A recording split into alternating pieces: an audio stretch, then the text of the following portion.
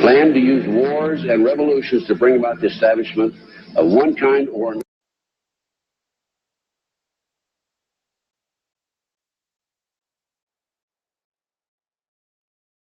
Convince the authorities the documents were a genuine copy of a conspiracy by which the Synagogue of Satan had controlled the Illuminati at the top, planned to use wars and revolutions to bring about the establishment of one kind or another of a one world government, the powers of which they intended to usurp as soon as it was established.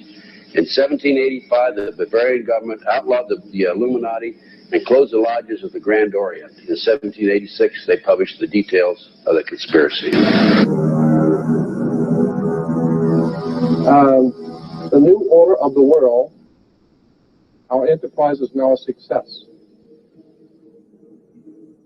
He said these blind slaves say they are free and highly educated, even as they march behind, notice this word, signs. Have you ever taken time to analyze a sign or a billboard or a logo?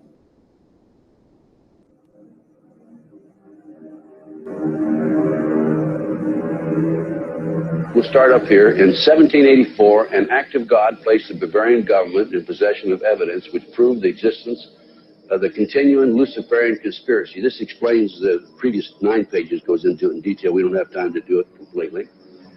Conspiracy. Adam Weishaupt, a Jesuit-trained professor of canon law, defected from Christianity and embraced the Luciferian ideology while teaching at Ingolstadt University. In 1770, the money lenders who had recently organized the House of Rothschild retained him to revise and modernize the age-old protocols designed to give the Synagogue of Satan ultimate world domination so they can impose the Luciferian ideology upon what remains of the human race after the final social cataclysm by use of satanic despotism. Weishaupt completed his task on May the 1st, 1776. It's a communist holiday, isn't it? May 1, 1776. The plan required the destruction of all existing governments and religions. In 1776, Weishaupt organized the Illuminati to put the plot into execution. The word Illuminati is derived from Lucifer and means holders of the light.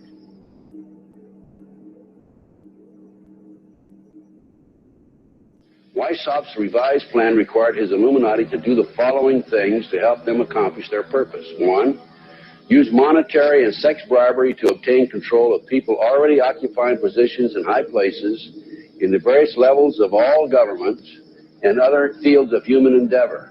Once an influential person had fallen for the lies, deceits, and temptations of the Illuminati, they were to be held in bondage by application of political and other forms of blackmail and threats of financial ruin, public exposure, and physical harm, and even death to themselves and their loved ones. Number 12, told those present that they must use their wealth to have candidates chosen in public office who would be obedient to their demands and would be used as pawns in the game by the men behind the scenes. The advisors will have been bred, reared, and trained from childhood to rule the affairs of the world. Number 13, control the press. Number 16, infiltrate into the secret Freemasonry to be used for their purposes. That's been documented many times. Number 17, expound the value of systematic deception, use high-sounding slogans and phrases, and advocate lavish promises to the masses, even though they cannot be kept. I will not forget the wound to our country and those who inflicted it. I will not yield. I will not rest. I will not relent in waging this struggle for freedom and security for the American people. So I don't know where he is. Nor, I just don't spend that much time on it. We will not tire. We will not falter.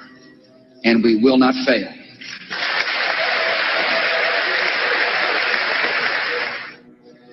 Terror is bigger than one person. And I remember he was telling me how you're going to see soldiers looking in caves for people in Afghanistan and Pakistan and all these places. And there's going to be this war on terror, of which there's no real enemy. Who knows if he's hiding in some cave or not? We hadn't heard from him in a long time.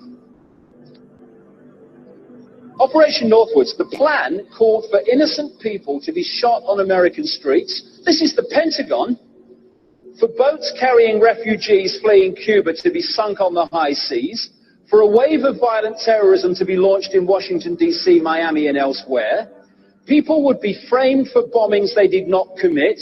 Planes would be hijacked using phony evidence, all of which would be blamed on Castro to justify an invasion of Cuba 40 years ago. An aircraft at Elgin Air Force Base would be painted and numbered as an exact duplicate for a civil registered aircraft belonging to a CIA proprietary organization in the Miami area. At a designate time, the duplicate would be substituted for the actual civil aircraft and would be loaded with selected passengers, all boarded under carefully prepared aliases. The actual registered aircraft would be converted into a drone, remote-controlled plane, their word for it. Takeoff times of the drone aircraft and the actual aircraft would be scheduled to allow a rendezvous south of Florida. I mean, he's been tested unlike any other president. This 9/11.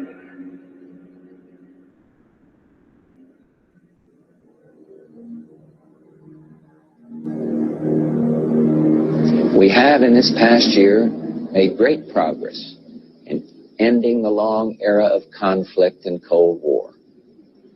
We have before us the opportunity to forge for ourselves and for future generations a new world order, a world where the rule of law, not the law of the jungle, governs the conduct of nations. When we are successful, and we will be.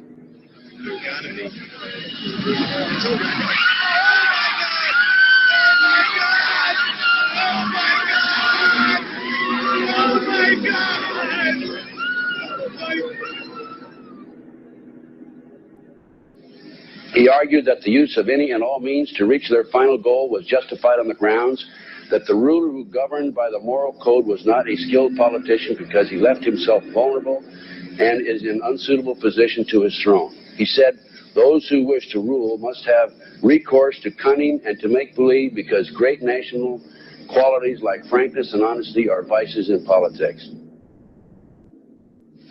Fellow citizens, will meet violence with patient justice, assured of the rightness of our cause, and confident of the victories to come. In all that lies before us, may God grant us wisdom, and may He watch over the United States of America.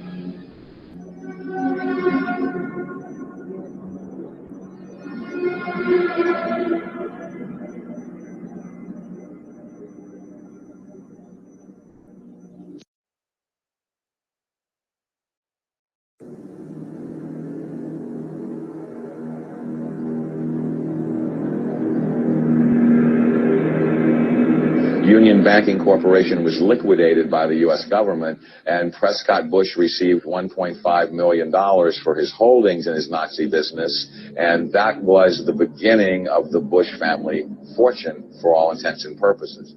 George Bush takes his inspiration from what he learned in Skull and Bones and from the Thule Society that Hitler and Goebbels and Goring cut their teeth in, Bohemian Grove, these evil organizations that perpetrate the ugly things that these criminals are doing to this country for which they must be held accountable. They are the most violent, dirtiest people on the face of the earth. Somewhere, Americans are going to have to take their country back and start finding out who are these people. Who are these people we call our representatives, the Bushes. George Bush, the president, his father, went around the country talking about a new world order. The people who are running this country from behind the scenes do not care a thing about Americans or bloodshed anywhere.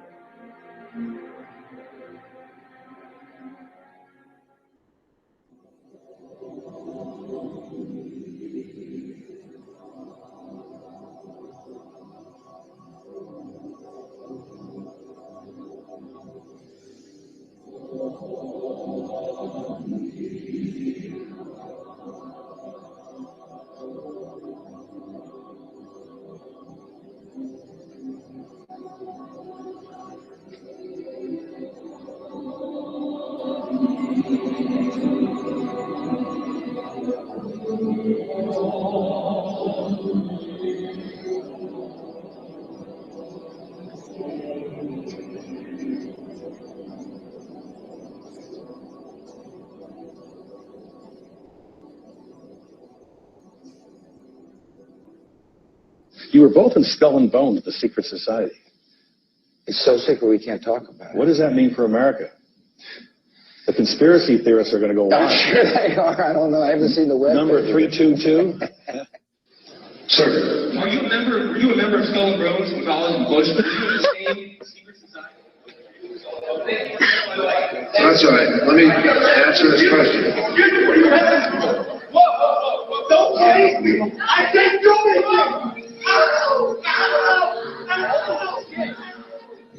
And what you're looking at here, staggeringly, is a group of people, some of the most famous people in America, in long gowns.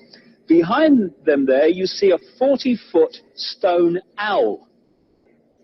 And there's the fire between them, next to the lake at Bohemian Grove. Now, one might wonder, understandably, why the people that run the banking, political, economic system and the media in America should be dressed in long robes, doing a ceremony to a 40-foot stone owl. I think we should be told. No doubt you'll be hearing about all the differences between John Kerry and George W. Bush. But we've discovered they do have something in common. During their respective college days at Yale, they both belonged to a group called Skull and Bones. He's come pretty close. She was part of a team that successfully recorded part of the initiation ceremony that takes place in the Tombs courtyard. Okay, you have the doorway here. Yeah. Okay, then to the right you have a hedge, and then you have an evergreen tree. If you follow that line straight back, courtyard's in there. Okay. So that's where they have the ceremonies in the outdoor part of it. Part of it was indoors. So we only got to see the outdoor part. Right. We only got to, and to listen to the outdoor part. God only knows what went on indoors. And what did you hear? What was it you know? You managed to get this unique it was disgusting. It was gross. I mean, they were pretending to murder people. What was the tone of it, though? Was it jokey? Or was it quite... No, it wasn't jokey at all. It was sick. It's about the only thing to describe it. It was sick.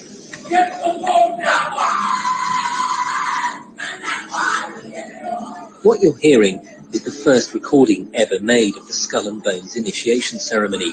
It has never been broadcast before.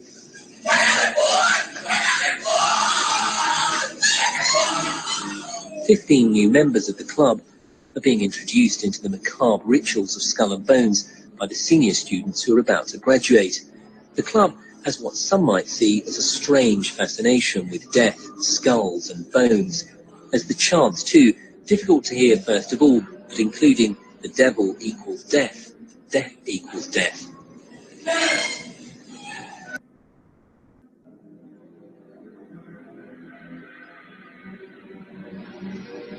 But when you get into a secret society of spirit worshippers, then, and especially when you're invited there by the direction of the higher-ups in the spirit world, you never get out of there alive.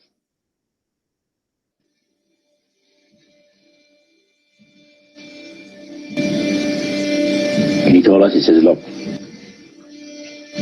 we worship spirits.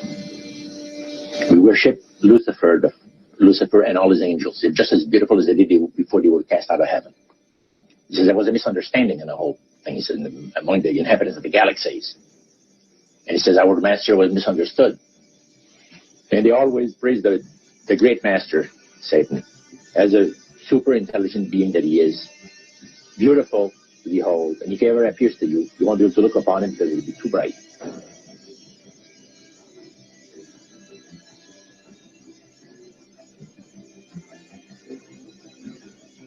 What have Herbert Hoover, Art Linkletter, Jack London, and Richard Nixon all had in common? Well, they've all been members of the exclusive all-male Bohemian Club in California, where every year at this time, the elite from around the country get together for 2.5 weeks of fun and games. Among its members are businessmen like Leonard Firestone and Edgar Kaiser, and political figures like Gerald Ford, Henry Kissinger, William French Smith, and George Shultz. President Reagan, Vice President Bush, and Defense Secretary Weinberger are members of other camps. Richard Nixon is a Bohemian, and so are high-ranking executives of such companies as Eastern Airlines, Standard Oil of Indiana, and Bank of America. Privacy is one of the Grove's most cherished virtues. Members may not photograph, record, speak, or write about activities at the retreat. While many public officials are Grove members, the press is a distinctly unwelcome guest. We're from ABC News. Well, get back there. Get back there. Can we talk to somebody in the... Get back there. You see, for over 120 plus years in Northern California, in Sonoma County, on a 2,700-acre secluded redwood grove, leaders from around the world, prime ministers, chancellors, presidents, governors, again, the heads of industry, banking, academia, the media, Hollywood, travel there to engage in bizarre, ancient Canaanite, Luciferian, Babylon mystery religion ceremonies. We were inside 4 hours. That's only one day out of the 2 weeks that they meet there for the admitted Summer Fire Festival of the Bohemian Club.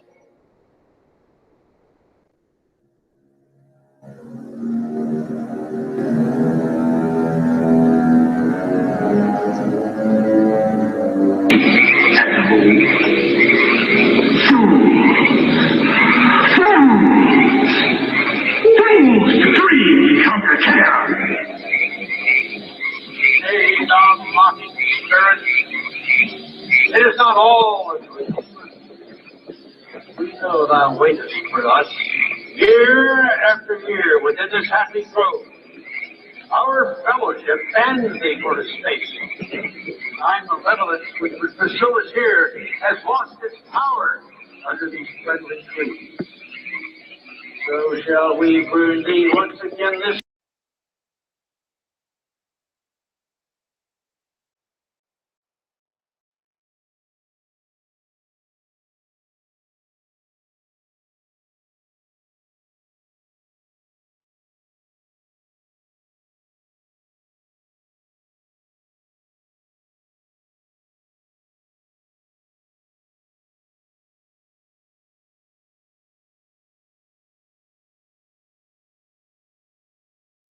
Hail, fellowship's eternal flame. Once again, midsummer sets us free.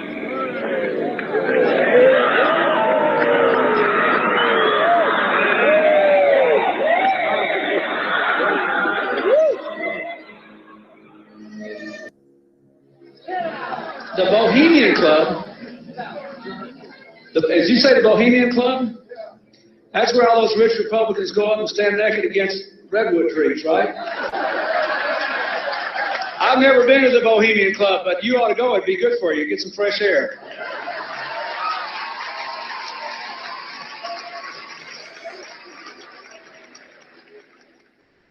One last question. I read a Washington Times article many years ago where you had a comment about the organization, and then now it's been in the Wall Street Journal, it's been in a lot of different newspapers, and that's the Bohemian Grove.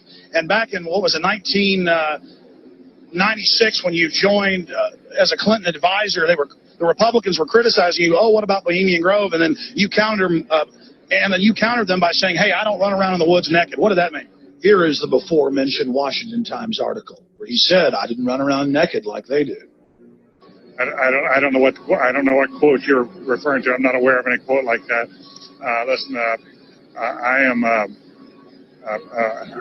happy member of the Bohemian Grove. I like the folks who come there, and it's really inappropriate for me to talk about the group beyond that. Thank you. Have you been there for the ceremony with the cremation of care? Frankly, I don't think that's something I need to talk to you about. Really? That's right. Well, I'm Alex Jones, and I snuck in there in 2000. I'm the guy that blew it wide open and got the video. It's been on national TV. Well, I disrespect you for that. You do? I do. But there's a lot of big public officials going in there. Don't we deserve to know? You took I don't know anything about you, and I don't know anything about your film. But if you go in there with an understanding, you violated that understanding by releasing that film, and I don't respect you for that. Really? Well, we have public officials. I'm sorry. You took an understanding when you went in there that you would not do that film. And did you have an understanding when you went in there? No. Did you crash it? Yes. Yeah, and it has no trespassing signs there too, doesn't it? No, they put them up after. Oh, I'm sorry. I'm sorry, sir. I've been there before. I know what the circumstances are, and I'm sorry you violated the understandings. That was not a gentlemanly thing to do. But what about the ritual? Is the ritual genuinely?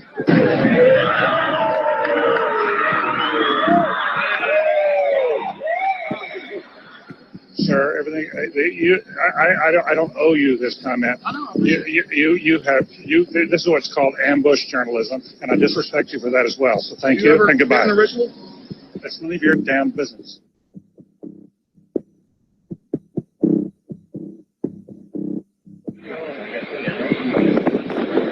Wow. Prince of all mortal wisdom, owl of Bohemia, we beseech thee, grant us thy counsel.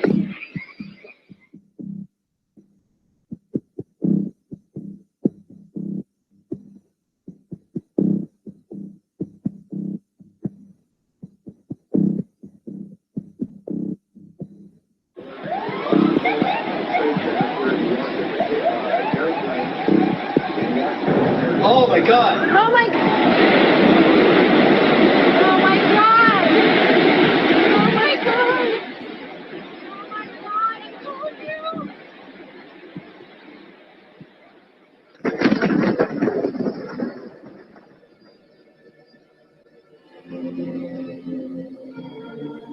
you! Today our nation saw evil, the very worst of human nature.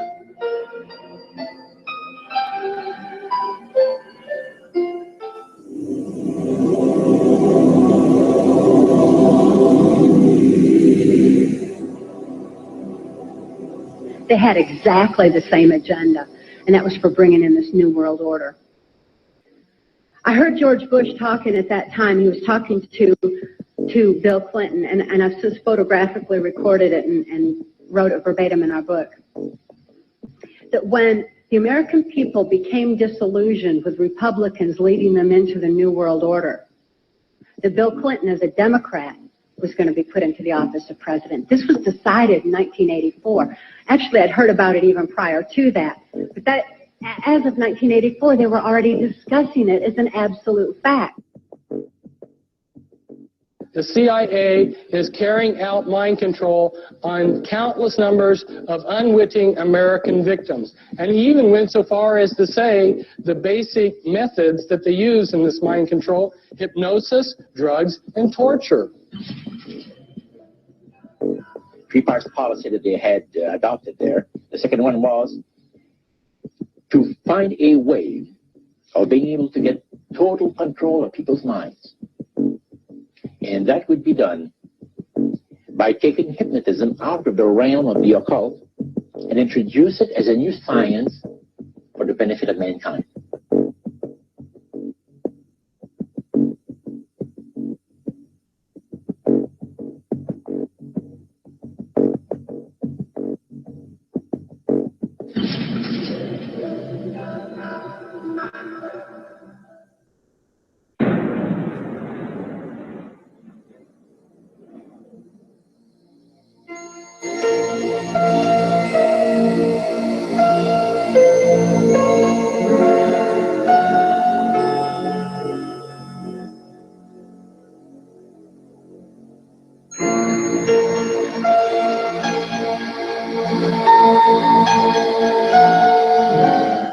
Reflecting a policy of genocide either against the Tibetan people themselves or against their culture.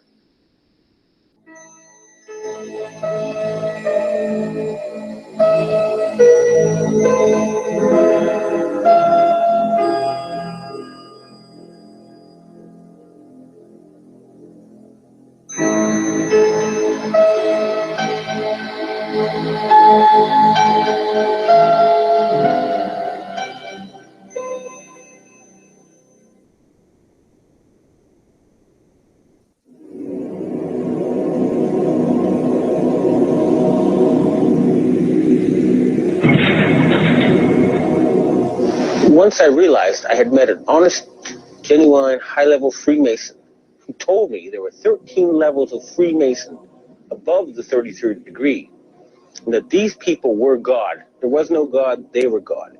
So I asked them about their plans to kill people, and they said, yes, there are too many people on the planet. We need to get rid of several billion. And war doesn't seem to work, so we're going to use disease and starvation.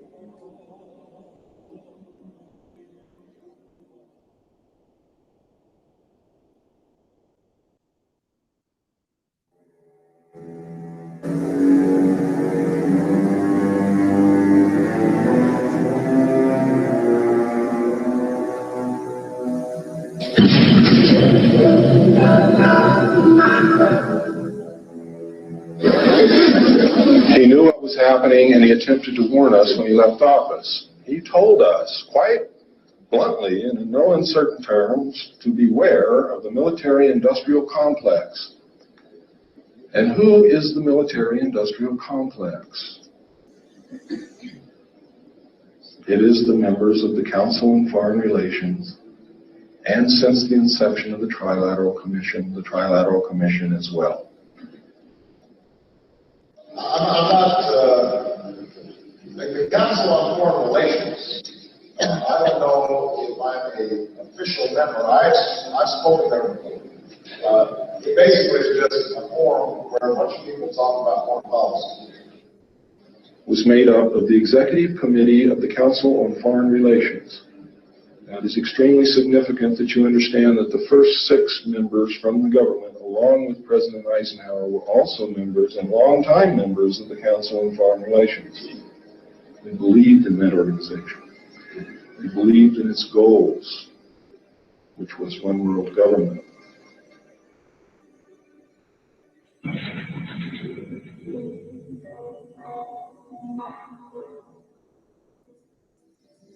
Number 15, create industrial depression and financial panic, unemployment, hunger, shortage of food.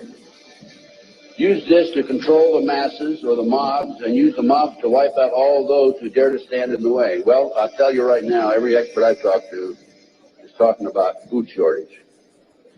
And it's coming, I'm convinced. Well, what were they? Because I'd never seen anything like that. And his statement was that if he told me, I would be one of few people. Their disposable coffins, they were stacked. He told me 15 high.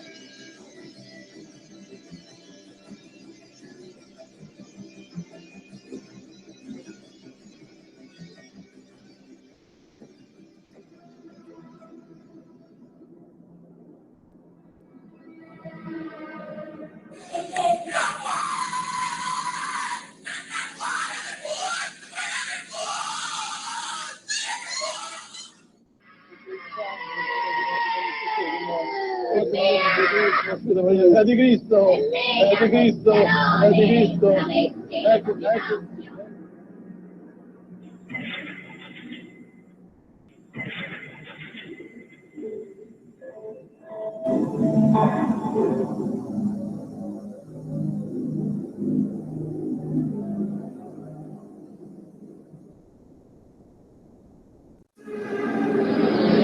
One of the driving forces behind this movement, the Illuminati, is the satanic cult movement in this country today. So I began my little journey forward. And one of the matters that I developed information about was an individual I learned about was Aleister Crowley. He likes to have his name pronounced Crowley to rhyme with holy. And the Satanists today, and for the number of years in the past, have basically used his philosophy and his writings as a guide. He had so many Masonic degrees that you could fill up 5 pages of a book with them. This guy was probably the most highly honored Mason in the world. He styled himself the wickedest man in the world.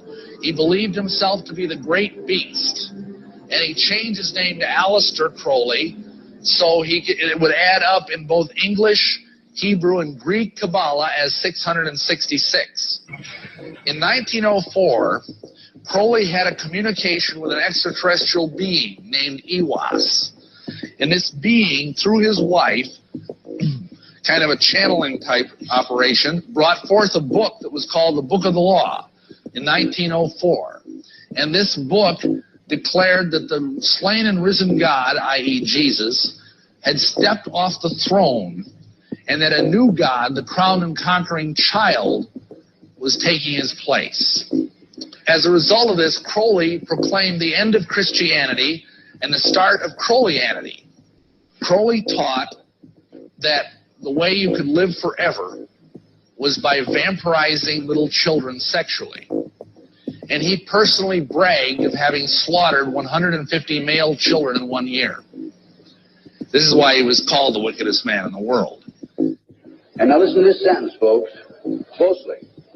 For the highest spiritual working, one must accordingly choose that victim which contains the greatest and purest force.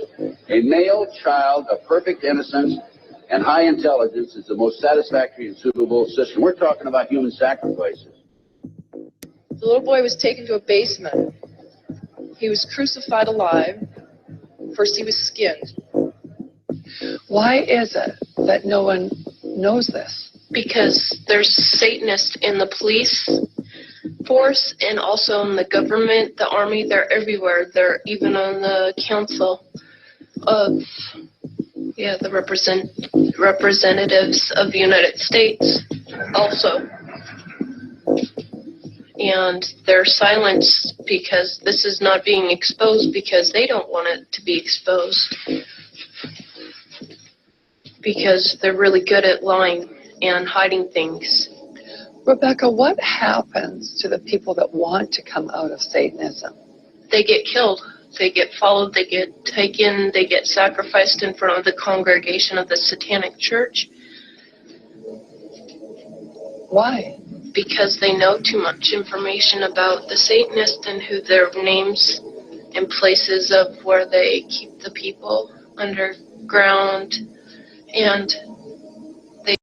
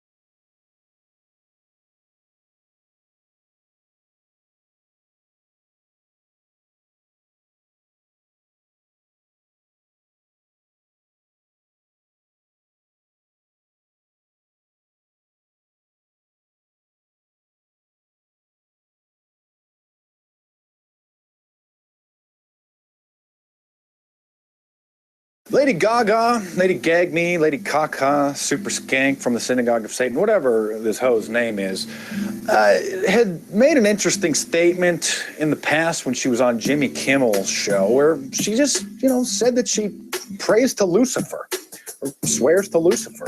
Yeah, well, sometimes they don't want to, and they're, Gaga, we can't get, the frequency's weird, and, it's sounding a little bit strange, and I'm like, if you don't get this right now, I swear to Lucifer, I'm gonna, I get a little bit mad, and I'm like, if you don't get this right now, I swear to Lucifer, I'm gonna, I get a little bit mad. Lady Gaga's 15 minutes of fame have all but faded away, and she's been replaced with newer super skanks like Kesha and Rihanna, but I thought I would highlight this just to show, in case you needed any more pieces of proof, that she is a satanic skank from the Synagogue of Satan, and in my opinion smells like an STD.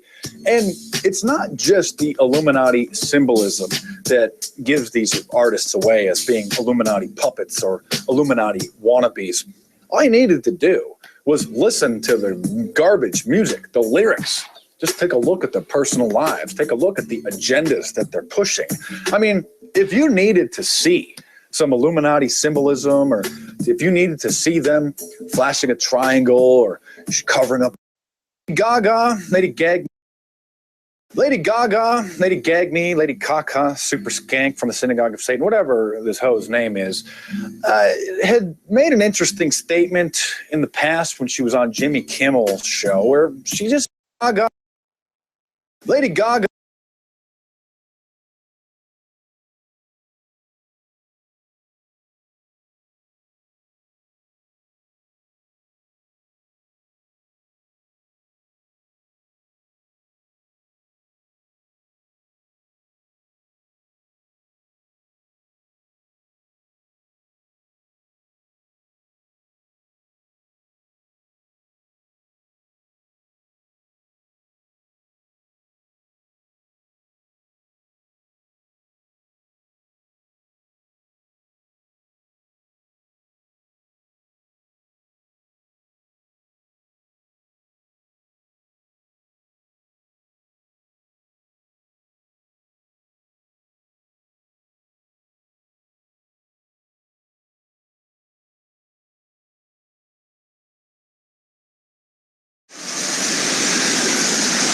Look at the guy. The Virgin Mary and the Soji God. Those are the idols.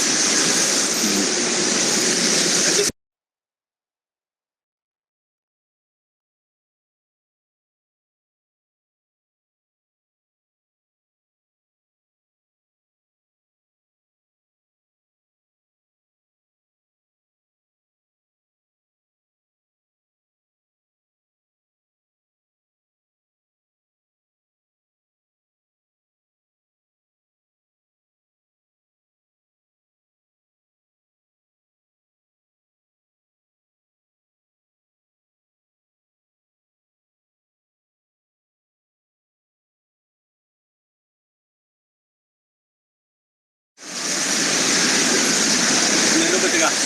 The Virgin Mary and the Soji God. Those are the idols. And this is supposed to be Michael, the guardian angel. What is it? It's not even Michael.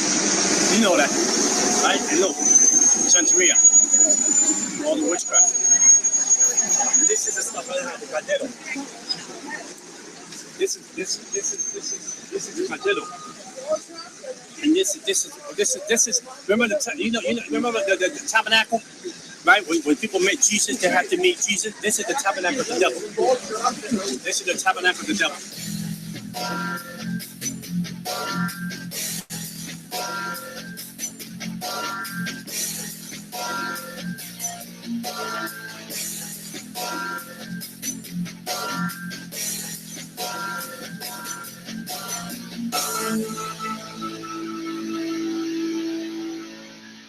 I grew up in a neighborhood that, first of all, the first killing that I experienced feet away from me when I went to go and get a gallon of milk was only 10 feet away from me. They shot the guy like 7 times. They shot him 7 times. As a young boy, I seen killings after killings after killings. In order to survive in the streets of the South Bronx, you had to be a killer. You have to be a murderer. You had to be smart. You had to be slick. My father's side, it was all witches and warlocks. We lived on witchcraft. We had a contract direct with the devil himself. My father, I remember when I was younger, like 8, 9 years old, I would see him go into the room to worship the devil, and I could feel the presence of the devil come into that room. And my father would worship and speak in tongues and demonic tongues and worship and put flowers and put candles and put water. At 7 o'clock at night to 5 in the morning, I was really going to demonic church. I was going to witchcraft church. I was being trained to be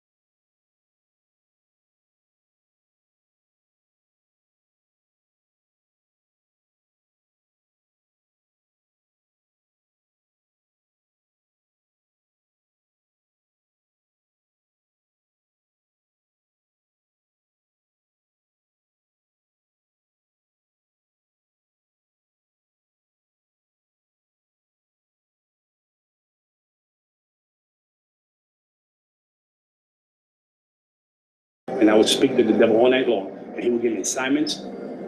I would go to 5 clubs or 5 lounges a night to look for people to recruit to the dark side. I would tell people their fortune. I would tell people their lives. I would tell people things that they did, things that was going to happen to them. That they didn't have no clue who I was. They didn't know who I was. I just had the demonic powers. I had a taste for blood.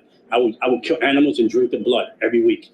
If I didn't have money if I didn't have time to buy an animal, I would cut myself and drink my own blood. The ring of the people that I was with, there was in this demonic world, doctors, lawyers, principals, judges, police officers, they were all into witchcraft. There was all, even singers today that are very well known.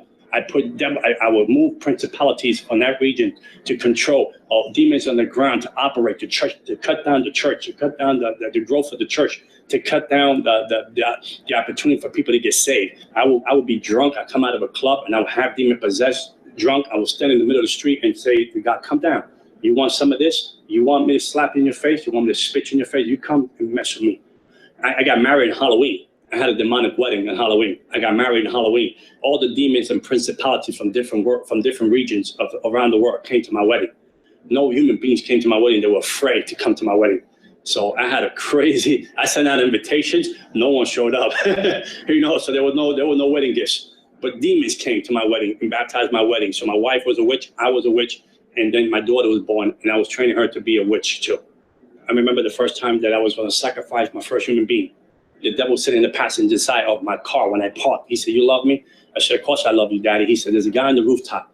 He's going to try to take you and take your money or hurt you. You kill him if you love me." So when I went up there to the rooftop, I lived on the 12th floor. I remember that. And when I went up to the rooftop, I remember the part that he was hiding behind. He was hiding behind the stairway, and this guy was like 6'5".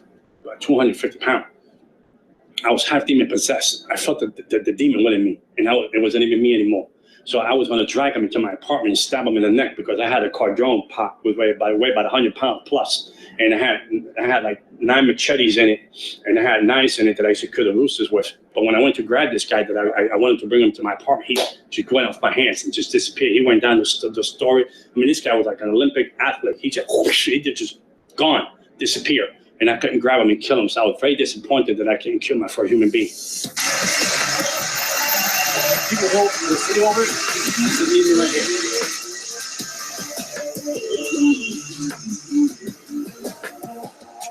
There's a demon that runs the gates of hell. This is the one I was telling you about that is in my book. It's a little demon.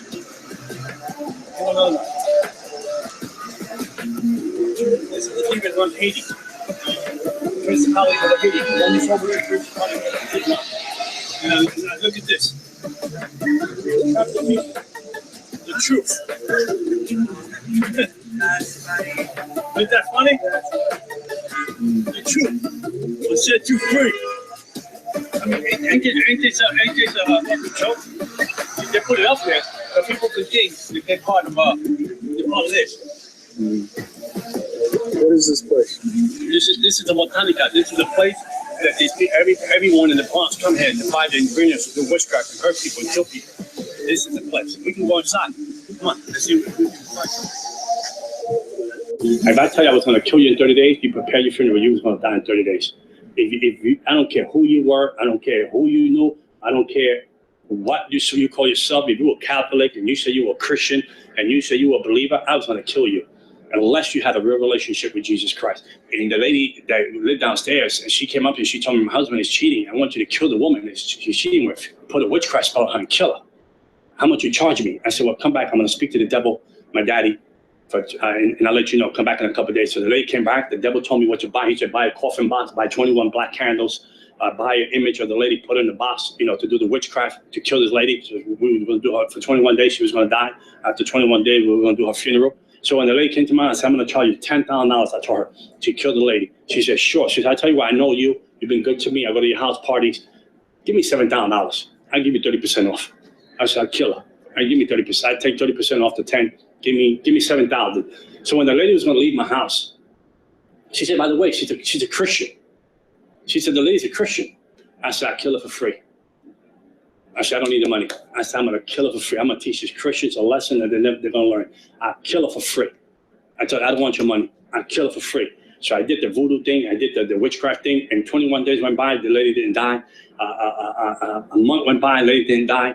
And I was like, wow, what's going on? I mean, my reputation's on the line. So I called the devil, I called the demons that was son. I increased the witchcraft. I increased the witchcraft. I doubled the witchcraft on it so she can die like overnight. Nothing was going on. I was home at night and the devil shows up. And I feel the presence of the devil comes into my house. And then the devil told me, we have to abort the plan of the lady that you want to kill.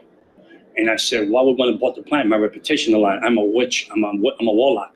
If I don't kill the lady, they're going to think that I don't have any powers. The devil said, you don't understand. The God that she serves said, don't leave her alone. Don't touch her. And I said, who's this God? She said, the God that she serves. So I was so angry. I was so saying, no, but let's get one more week. Let's kill her. And he said, no, the God that she serves said, leave her alone. From the witchcraft that I did to the lady, she should have been dead in less than 21 days. How you doing? How you doing, man? Let's go grab him when I see it. This is Jezebel. This is Jezebel religion. This is how it works. See, these statues here, this don't mean nothing, but it's a demon behind. So in order for me to identify to this has to be created because I can't identify to a spirit. I can't identify just because the spirit we don't have nothing in common. I'm humanity. But spirit is immortality. But spirit is a spirit of demon. I can't relate to it. So in order for me to relate to it, he has to put this guy in the middle so I can relate to it because it's human form. He looks like a human being. There's a story behind this guy, so I can relate to it. So the demon operates to him. Understand? Same thing with these guys. And then they give themselves names and days and birthdays. These are how the American Indians get caught up with demonic forces and they get caught up into the occult.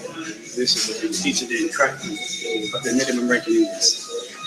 But there's a statue that the people they use to camouflage the demonic ways and demonic religion. There's nothing here that is holy. There's nothing here. The only thing that's holy here is us standing here. What happens in this place? Like what? Here in the back, they do witchcraft, they do voodoo, they do witch spells in the back, they do curtains in the back. Over here, they all these demons, they want you to buy these statues so you can take a demon home. They select the prayers. So they make you believe that you pray to God. Look, see, I used to use this book for selected prayers. They make you think that you're praying to God, but these prayers are not God. They're not godly prayers. There's nothing in the Bible. They say nothing about the Bible. The crucifixion. We had a book in New York, in America. I was the third person to get this book that has symbols of the book, of different demons, of different principalities, of different way of killing people through witchcraft.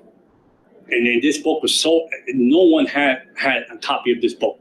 You couldn't have a copy of this book unless the devil signed off on it.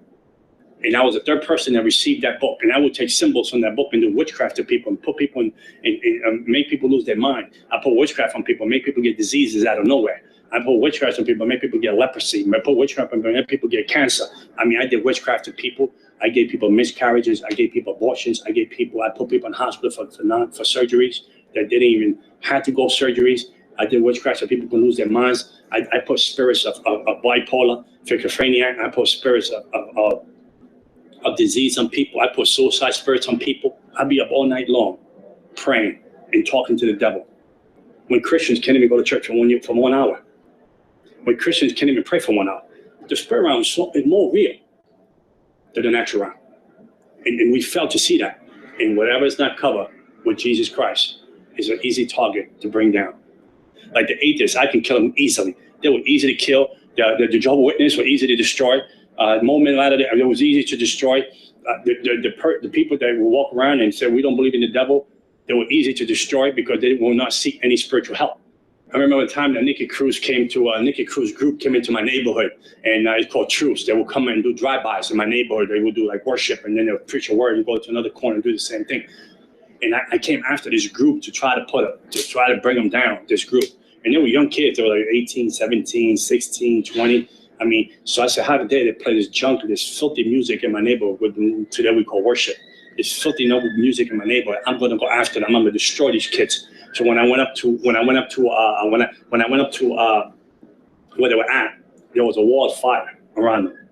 I couldn't penetrate and touch them. And there was something pushing me back. Every time I tried to throw demonic forces again, there was something that would just push me back.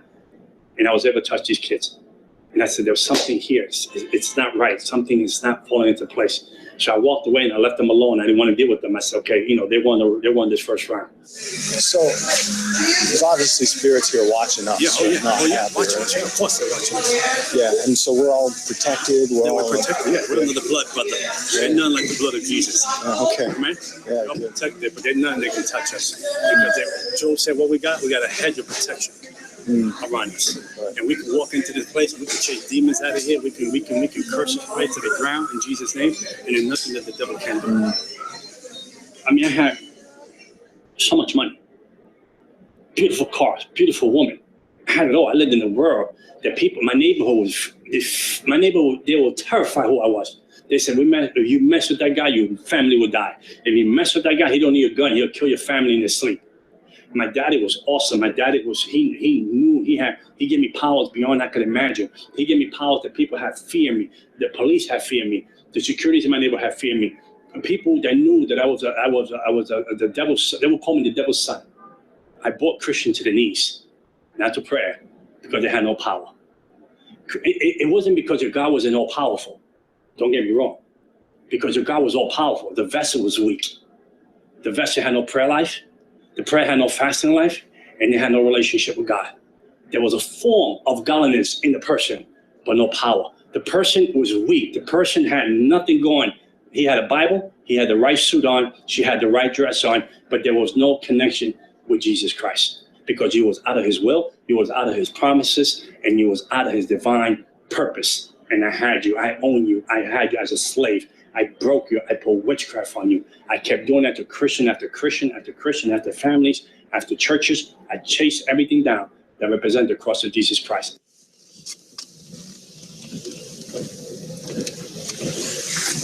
Very demonic place. So that place has an effect on the whole neighborhood, you're saying? Oh yeah, of course. Oh, that just had this whole region on lockdown. That's the devil's throne. We just went into the devil's throne. That throne been there since the 80s. And then they go there, spend $100, $200 buying all these things, and then they broke they're on welfare, public assistance, but they got money to buy all this junk. They think their life is going to get better. They think that their life is going to improve. They think that they're going to make progress in life. They think that they're going to break generational curses. They think they're going to break, vex spells, voodoo. They think they're going to break all that. And basically, God said, "I come, I do it for you for free. Just give your life to me, and I'll set you free." But they don't want that. That's too difficult for them. That's too complicated for them. But they can walk into a place like this and drop $200 to think that their life is going to be free, and they're going to live a life in abundance. I had contact with the principality that runs Haiti. His name is Candelo. I had contact with him. I had contact with demons in Miami. I had contact with demons in Africa. I had contact with demons here in New York City, principalities that run the crossroads of the world here on 42nd Street. Okay, there's a different principality that run the crossroads of the world here on 42nd Street than the ones that try to run here in this neighborhood. I didn't have a conscience. I remember I did witchcraft to my brother and I put him in jail for 5 years. The witchcraft I did to my own brother, my own flesh and blood. I did witchcraft to him and put him in jail for 5 years. I did my other brother, there was a warlock. He came into my house one time with an attitude and the demon jumped on him. And he ran out the house. He couldn't hold the pain in his stomach. My mother can bear witness to that. I did so much ceremonies in my body. I did so much ceremonies in my body. The last ceremony I did was not only sell my soul to the devil. I did a ceremony that I had to swallow animal blood and gunpowder. It was called Sansi. Sansi is a ceremony of Haitian and French that you do the ceremony with a demon. So when I go to people's houses and eat, they can't put witchcraft on the food. I did that kind. I did all the ceremonies you can do. I knew I would go to demon church. And every year, we would have a meeting, a secret meeting. All the high witches and warlock would have this meeting to find out what principality we was going to usher out and bring in to run the region. We were more organized than the church itself. The kingdom of darkness was more organized than the Church of Jesus Christ. We knew how to do ceremonies. We knew how to do things before the year was over to prepare ourselves for the next year. When Christians couldn't go to church and pray for 1 hour. When Christians couldn't go to church and have a consistent relationship with God. I even took a sabbatical from witchcraft, and the devil punished me, took my eyesight for 1 year. I was completely blind for 1 year, registered with the Commission of the Blind. I was completely blind. They was training me to use an eye-seeing dog, and they was training me to use one of these sticks that you use that you walk the streets with. My mother took care of me for 1 year. My eyes, went black, and a mist of gray went over my eyes. I was completely blind. And when I gave my life back to the devil, after 7 surgeries, the devil gave me back my eyesight. And I could see again. And that was my punishment for taking 1 year off. I wanted to take off. The devil said, you want 1 year off? I'll give it to you. He took my eyesight. And that's the world I lived in. If you mess with the devil, he'll kill you, he'll kill your family. There was a fear that will grip you beyond measure, that you could not leave this religion. You could not leave Santeria, you could not leave Palo Mayumbe, and you could not leave spiritualism. The doctors could not explain how I lost my eyesight. Meanwhile, Christians, and I was like, why Christians do bad, and Christians sometimes miss the mark, and the only thing that shows up in their house is grace and mercy. When you show up with the devil and you do something the devil don't like, he kills someone, he kill your family member. And I remember the devil warned this lady, she said, you can't be with that person no more. And she didn't care because she was in love with the person. The devil demon possessed a homeless guy in the street. He took a hammer, hit her 17 times over her head, killed her. One day I was sitting home and it was amazing. I came from a nightclub the night before. I was sitting home watching a show called Jerry Springer. I know, a crazy show. People beat each other up. I get joy out of that. I was getting joy out of that, laughing. For the first time, I heard a voice say to me, son, I'm coming soon. What are you going to do with your life? I heard a voice, shot from across the room. And I thought it was the TV that was talking to me. And I said, no, it can't be the TV because these people are beating each other up. This voice. I knew the voice of the devil. I was sitting with the devil like I'm sitting with you today.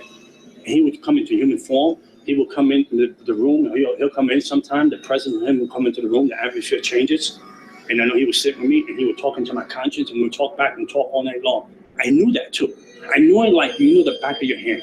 I knew every demon, every principality that ran the region, ran everything in America, everything in Canada, everything that ran. I knew every principality that ran, every occult, Wicca, New Age, Buddhism, Islam, Santeria, spiritualism. I knew every principality that ran. I had a contract with every principality with them. I had straight A marks for every principality, every demon on the ground, the devil, Jezebel. I had new demons that I can't even tell your name because you won't know who they are.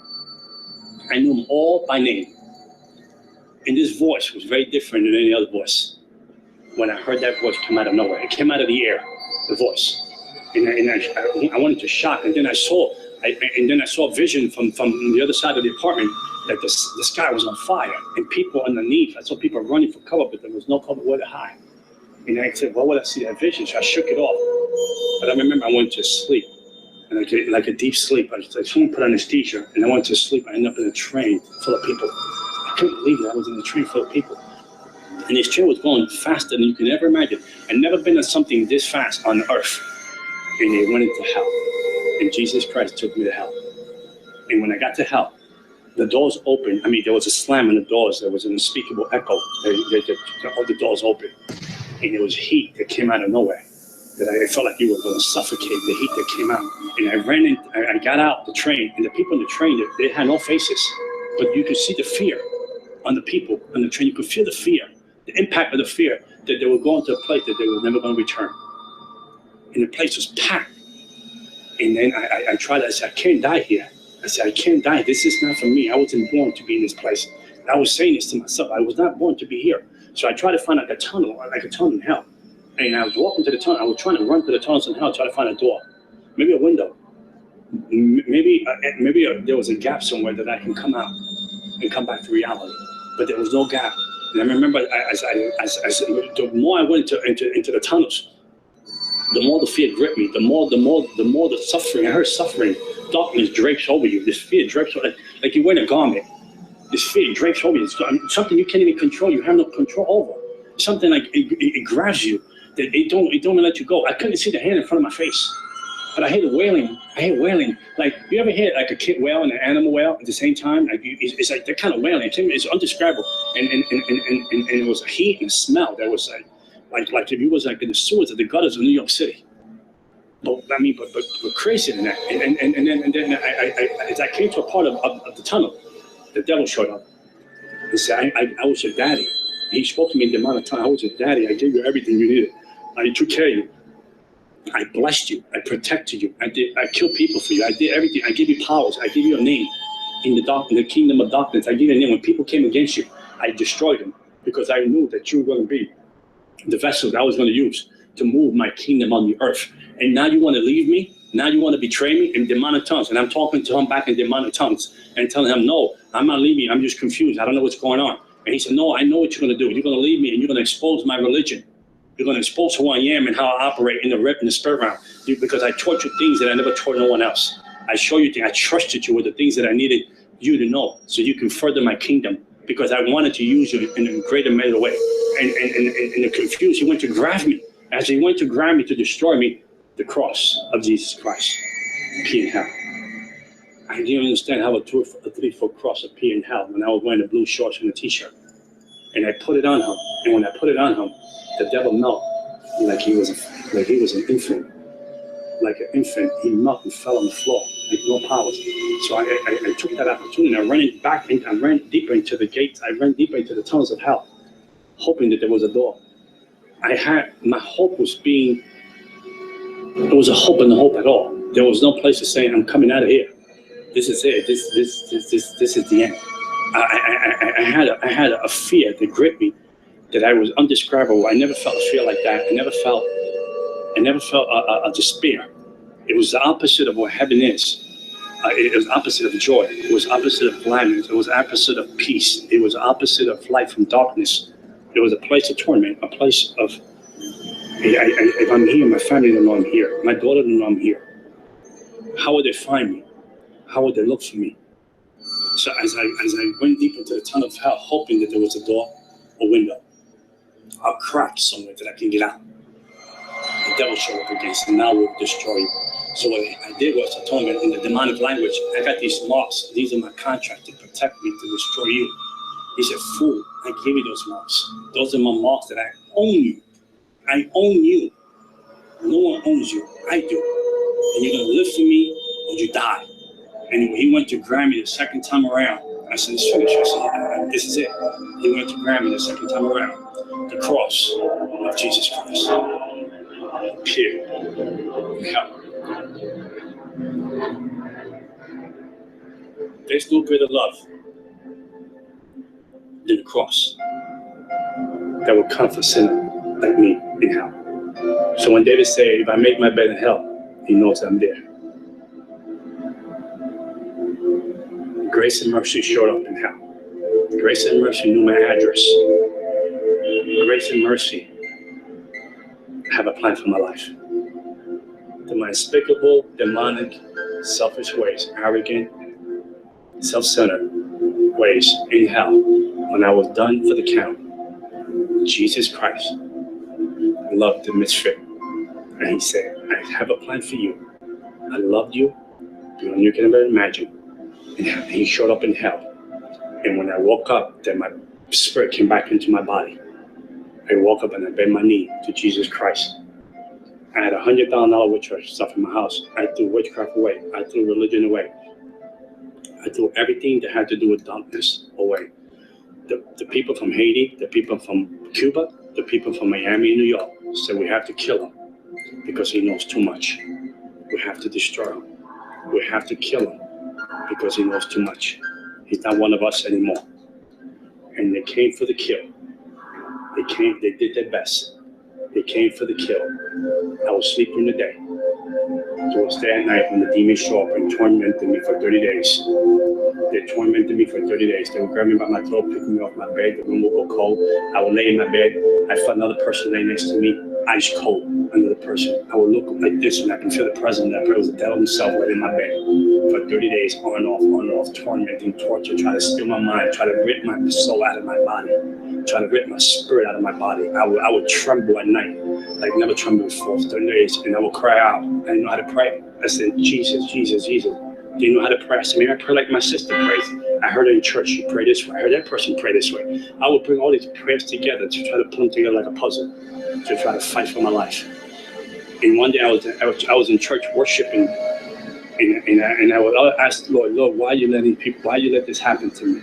And one day I heard the voice of God again. He said, I wanted to see how much you love me. And he said, I wanted to see how much you trust me. And ever again, I was tormented by the devil. And I became an evangelist for Jesus Christ. 14 years serving the Lord, and I will never trade it for nothing in the world. And I know Then somewhere in Hallelujah Boulevard, there's a mansion for John Ramirez. And one day it says, welcome home, well done, faithful servant. And I tell you, there's nothing. And I'm not talking about Christianity. I'm talking about relationship with Jesus Christ. He is my Lord and Savior. He is my beginning and end. No weapon formed against me will ever prosper. I died when Jesus said I go home. Not because of a witch, not because of a person, not because of heck, voodoo, vex, incantation, none of that can separate me from the love of God. $100,000 of witchcraft, selling my soul. Mark's here. Mark's here, Mark's here. But the biggest mark is here. It is the love I have of the cross. And nothing like the cross of Jesus Christ. And I tell you this, and I end with this. I was cursed, I became blessed. Because the one that was blessed became cursed for me. And that's switched daddies. And my daddy sits in the universe. And he loves me beyond I could imagine. And that love now I can give to my daughter. And my daughter today, she's a born-again Christian, graduate from college, psychology major. And I know that God's going to use her in a greater way. Because the baton that I have, I will pass to her, the right baton this time. And I know she'll do a greater exploit than her daddy. And before I leave the earth, people will know that John Ramirez was here because he served Almighty God. Amen.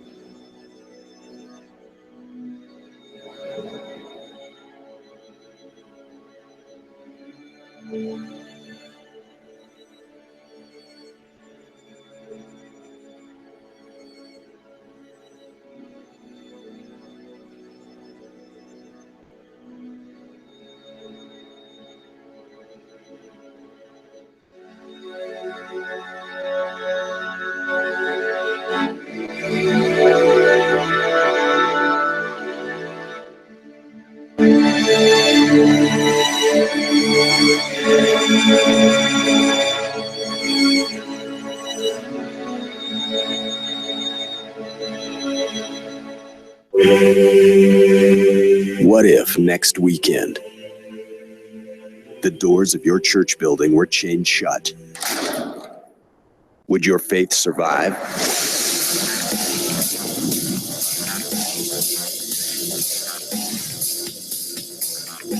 Has Sunday morning church attendance replaced a vibrant living relationship with Jesus Christ? Have we lost the essence of true biblical Christianity?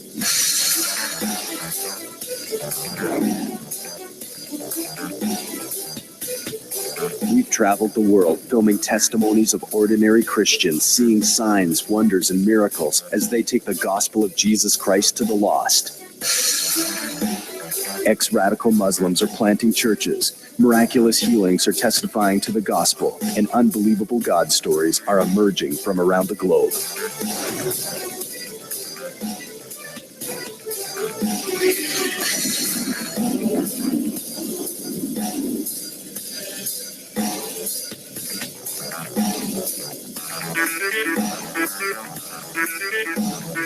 I believe that Jesus died on the cross for more than good Sunday morning services.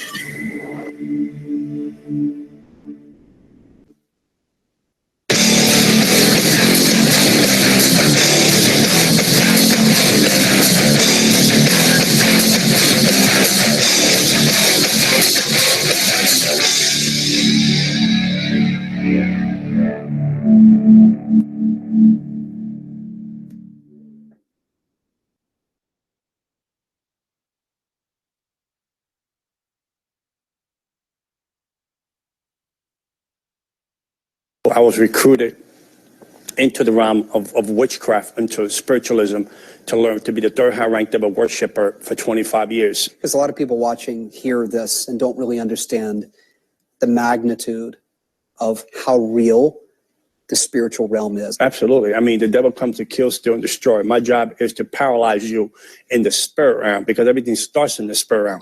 If I can paralyze you in the spirit realm, then whatever has to happen in the natural won't happen. So I will operate in the spirit realm. The spirit realm is more real than the realm that we are in now, because everything starts in the spirit realm. It's more real than the oxygen you breathe. What's happening in the spirit realm? There's a war taking place. I have to keep you away from the plan of God, no matter what, at any cost. You keep saying you. So when you say that to me, I'm understanding you to mean that when you were in Satan's army, I'm going to just say it like it is. Oh, absolutely. You would actually take on the role of a soldier for the devil. Yes. to do what in the spirit realm? In other words, to do witchcraft, to do tarot card readings, to do spells, to paralyze their neighborhood, so the cross won't reach that neighborhood. So the people in that neighborhood will know that it was a spirit of poverty, a spirit of prostitution, drugs. I feed that spirit in the neighborhood to control that neighborhood, so the cross of Jesus Christ will not come into that neighborhood. If you're a believer, to make you believe that the Christ you serve wasn't real, he was a fantasy. The cross is a fantasy. The cross is a figure of your imagination. I was very good at that. I had like a PhD doing that. Wow. And then after I discredit the cross, because I have to discredit the cross, because if I can discredit the cross, you have nowhere to run to. Sure. So you were vulnerable. You're in the middle of nowhere. So now I can come and attack. It's like a lion. He chased the hurdle. He goes after the weakest prey. And then he attacks and focus on that weakest prey, so he brings us down. So I have to separate you from the cross. So I'm able to separate you from the cross and to make it a figure of imagination. I knew that there was gateways and portals that you were open because you were struggling. So I would hold on to that and then bring you down. Well, I would sit in the church. I would go to church as a demon man and sit in the church and break the unity of the church, or break the unity of the spirit going on, so people won't get saved. Wow. What was your goal? What was the game? What was the end game? Move up the ranks as a devil worshiper. Move up the ranks, make my daddy proud. Did you fulfill my assignment? Did you actually see things you couldn't explain take place? I would sit with the devil like I'm sitting you with today. I would talk to the devil all night long. He would manifest in human form. He would come into my house. The presence would change. The atmosphere would change. The room would change. Your presence was there. I saw my soul to the devil. I got the marks in my body here. I got the marks here. I got the marks here. I got the pentagram carved into my flesh. So I would sit with the devil all night long and speak to the devil, because the devil wanted fellowship. Now, John, you can appreciate that's hard to believe. I'm not questioning you. I'm saying that people watching right now are saying, wait a minute, I see that in the movies, but this doesn't happen in real life. Right. How do we respond to that? I mean, you really saw the devil. Yeah, absolutely. Sat with him, sat with demons, principality. There's two worlds. There's a kingdom of darkness, there's a kingdom of heaven. There's people that seen angels. There's people that had encounter with Christ. So if you can see that, then there's a devil. Sure. There's an opposite. Right. If you can't just believe part of the Bible. Exactly. You can't believe in miracles and not expect to see them. You can't believe in that Jesus raised from the dead. Right. And not believe in that kind of real supernatural world is what you're describing. Right. And you saw it. I saw it. I lived there for 25 years. I mean, Jesus talked more about demons, cast out more demons. Wasn't that a third of his ministry? Exactly. Why do we not see more of that today? Because the church is preaching people happy. They're not preaching people free. Say that again. The church is preaching people happy, but they're not preaching people free. Christians are coming in bondage, in shackles, and strongholds, and generational curses in the pastors. And no disrespect to anyone's ministry, because I'm a Christian. I'm a believer. I'm on the side. I'm on the right side. But I can't preach you free, but I'm preaching you happy. Right. You know, it's like a sugar rush. I'm giving you a sugar rush, but I'm not really, you're not being healed. You're not being delivered. You're not being set free. Right. Well, there's a place for that. I mean, I would agree there's a place for that kind of ministry. But equally, there's a place for someone to be able to speak into a circumstance with real experience, who has experienced, lived, been deep in the demonic world, and can say to someone that is just trying to live happy, it's not a matter of state of mind. It's not a matter of just feeling happy. You've got some gateways in your life that you've got to shut. Mm-hmm. We've got to do some spiritual surgery, if you will, exactly, to get them out of the ditch that they're in. That's what you're describing. Right. And that's your ministry. And that's my ministry. That's my ministry is to come to set the captives free. People have forgot to know that there's a devil to fight. There's demons to cast out. There's a world of darkness that we're in a battle for souls. Sure. Who's going to win souls? Jesus is going to win more souls, or the devil is? It's really what it's all about. Exactly. You know, it is a battle for souls. So spiritual warfare is needed. I mean, the Bible says it's clear. I mean, when I read the Bible, it comes so much to life. It said the kingdom of the light. I used to project. I used to leave my body home, and I should project to go to different neighborhoods and put curses in the neighborhood, because whatever you can curse on the spirit realm is able to come out of the natural. And the only neighborhood that I was not able to curse, who was a Christian that were praying for the neighborhoods. They had a circle of unity, praying for the neighborhoods, and they used to chase me out to prayer. Wow. With one accord, one unity, praying in the spirit, casting out demons, healing the sick. People need to see the power of God against the power of darkness. And I would submit that most people watching have never really experienced the power of God. No. They've never seen what you're describing. I mean, I came from a kingdom of darkness. I had $100,000 witchcraft stuff in my house. I had human bones in my house. If I would tell you I was going to kill you in 30 days of witchcraft, I was going to kill you in 30 days of witchcraft. So today, Jesus had erased everything and took my mess and made it a testimony. Wow. And now I'm educating the body of Christ that there's a devil out there that we need to fight. I'm educating the church, the spiritual warfare. We need to stay free. You know, not only, yes, we're freed by the cross, we accepted Jesus. Accepting Jesus gets you into the game, by the way. Mm-hmm. It doesn't, it gets you into the game. Now you have to walk out your Christianity. Mm-hmm. You don't get saved, in other words, and it's all happy from there. Right, it's not all happy. You get saved, and then the real battle starts. There's devils that's trying to stop your purpose and your destiny. There's devil that's trying to give it an abortion. An abortion by how? By you have a purpose and a destiny that's in you, that God already put in you. He's trying to abort that baby. He's trying to abort that purpose and destiny so you won't reach the cross. You won't reach God's very best. Where there's high crime, prostitution, killing, that's not just the work of people that make bad choices. There's an actual spiritual influence, a demonic force at play in that city. Maybe it's on somebody's job. Right. Maybe it's in a home. I mean, the spirit realm is alive, and it's not just bad decisions that people make. It's not just choices that we make. Right. You're saying that sometimes what someone watching right now might be facing might in fact be a demonic attack on their life. That's one thing bothers my mind. Right. Everybody's angry with God. Well, everybody wants to blame God. When everybody wants to blame God for everything. Sure. But no one's blaming the devil these days. The church, everybody's blaming God. I didn't get my boyfriend. I didn't get a girlfriend. I didn't get married. I didn't get a car. I didn't get the promotion. Everybody's blaming God. Right. No one's blaming the devil. Do you believe that people watching right now that are facing the challenges of life, and not just everyday challenges, but grips, their bank accounts empty, they are fighting every day with their spouse, they just went to the doctor and found out they had a diagnosis of some disease, maybe they have inflammation that won't go away, maybe they're angry all the time, they're frustrated all the time, they're depressed, they see no hope, all they see is negativity. Do you believe that the devil could be work right now in their life? Oh, absolutely. You know, let's put it there. If it was something natural, you can fix it. If it's something natural, it's easy to fix. You can put it together. It might take you some time, but you can get a remedy for it and get it fixed. Whether it's a cold, sickness, whatever, situation in your life, situation at work, situation in your marriage, you can sit down with your wife, talk it out, you can fix it. But if it's something that you can't fix, that is over your head, but you try every situation possible to fix it, and you can't fix it, then there's something more at play. There's more to it. It's called supernatural. The devil studies you. The devil is more real. The kingdom of darkness is more real than the oxygen we breathe. He studies you. He have an assignment. The Bible said the devil goes as a roaring lion to see who he can devour. In the book of Job, God asked him, where do you come from? He said, I roam the earth back and forth, looking for an opportunity to see who I can bring down. So the opportunities, you can give your opportunity to God, or you can give it to the devil. Wow. Choose who you give it today. You can give your life to God, or you can give it to the devil. So whatever circumstance you give to, if it's the circumstance of darkness, it's like people, have you ever seen families, this guy's a baseball player, some become a baseball player, generational blessings, but there's generational curses too. They, my father was an alcoholic, now I'm an alcoholic. Right. So devil knows where to hold on to. He knows where is the weak link. He knows what is the open door in your life. So if someone is struggling with addiction, if they can't seem to break free of it, you're saying that could be demonic influence. Oh, absolutely. 99.9%. If it wasn't, he could get free in the natural. If I'm struggling with something natural and I'm struggling with something natural, I can get free because it's natural. I can overcome it. What do you say to people where they ask the question, isn't it just a state of mind? Maybe I'm just chemically addicted. Maybe I can't break free just because it's just, I'm addicted. I pray for this young man, right? He was 26 years bound in schizophrenia. 26 years, chemical imbalance. He's free today. Manifested. I mean, from his medication, he had 9 medications of different kind.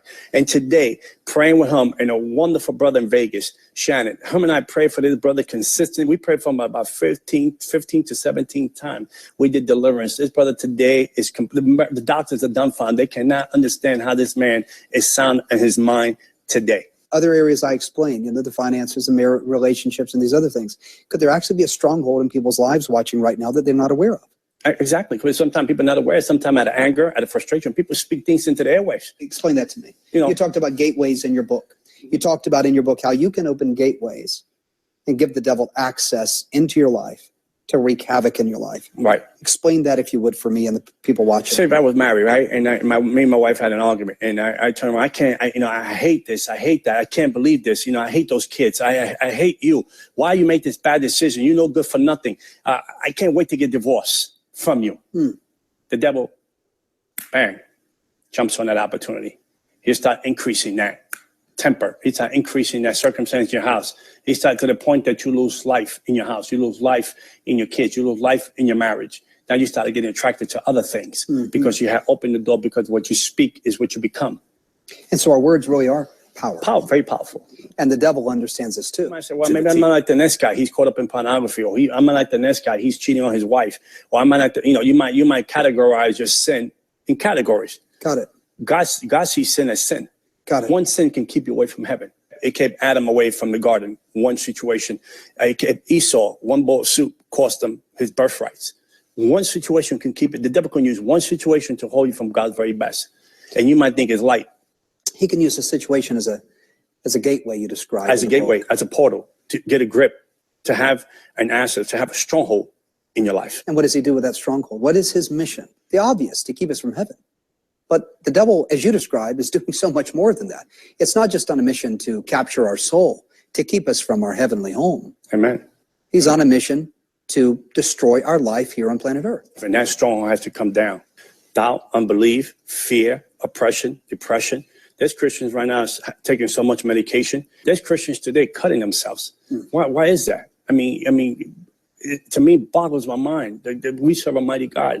Not that we have to live a perfect life, because we're not going to live a perfect life, but even in my storms, I have peace. There's Christians that walk around, they don't have no peace. Identifies the issue.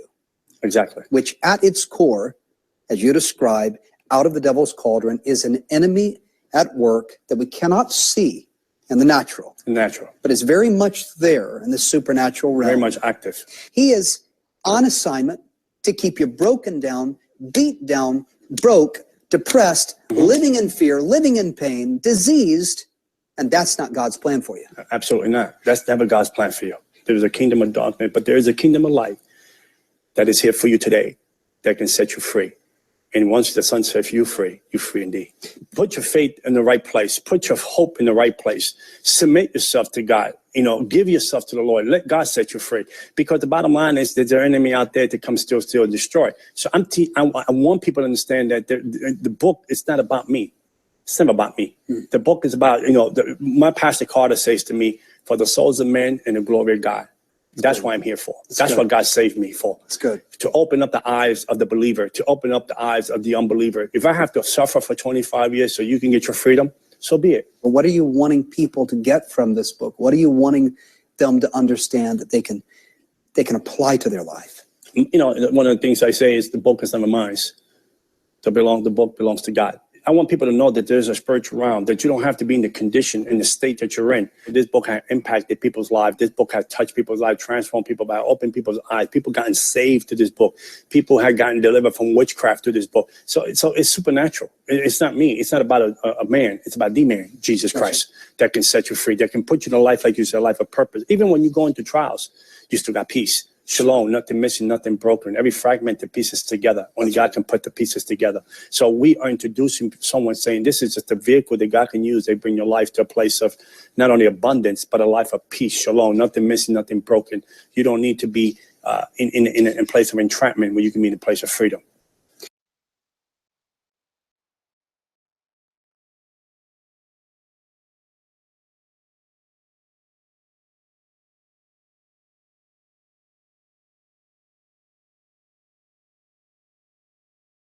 The devil's number one holiday. It's Halloween. The devil's holiday is Halloween.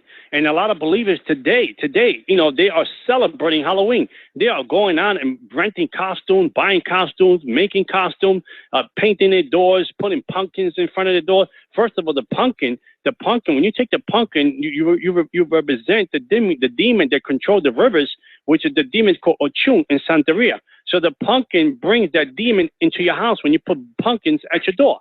You see, so that demon operates with pumpkins. So when you put pumpkins in your door on Halloween, as believers, you are giving the devil a entry. You're giving that principality, the demon that runs the rivers. Her name is Ochun, which is a type of Jezebel in the Jehovah religion. You're bringing the demon into your home. You're giving it access to your home, access to your family. And the most remarkable thing that the devil taught me was, I love when they celebrate Halloween. I love when they get dressed. I love when they celebrate my holiday because they come intertwined. You come intertwined with darkness. I don't care if you're reading your Bible 20 times a day. When you turn around and you celebrate Halloween, or you open your door to Halloween, or you open your life to Halloween, or you open your family to Halloween, the devil has you by the throat. The devil has a stronghold on you by the throat. And one of the things that the devil has shown at the time that I was in the enemy's camp, the devil has shown me that the reason he loves Christians to celebrate Halloween, because the Bible says it brings a 4 to 5 generation of curse in your family. That's one of the issues that the devil knows, because and then if he knows that you can celebrate Halloween as a believer, he knows that the next generation in your family will celebrate the same thing, because it brings the generation of curse, will bring a ripple effect in the spirit realm, will attach itself to your other family members.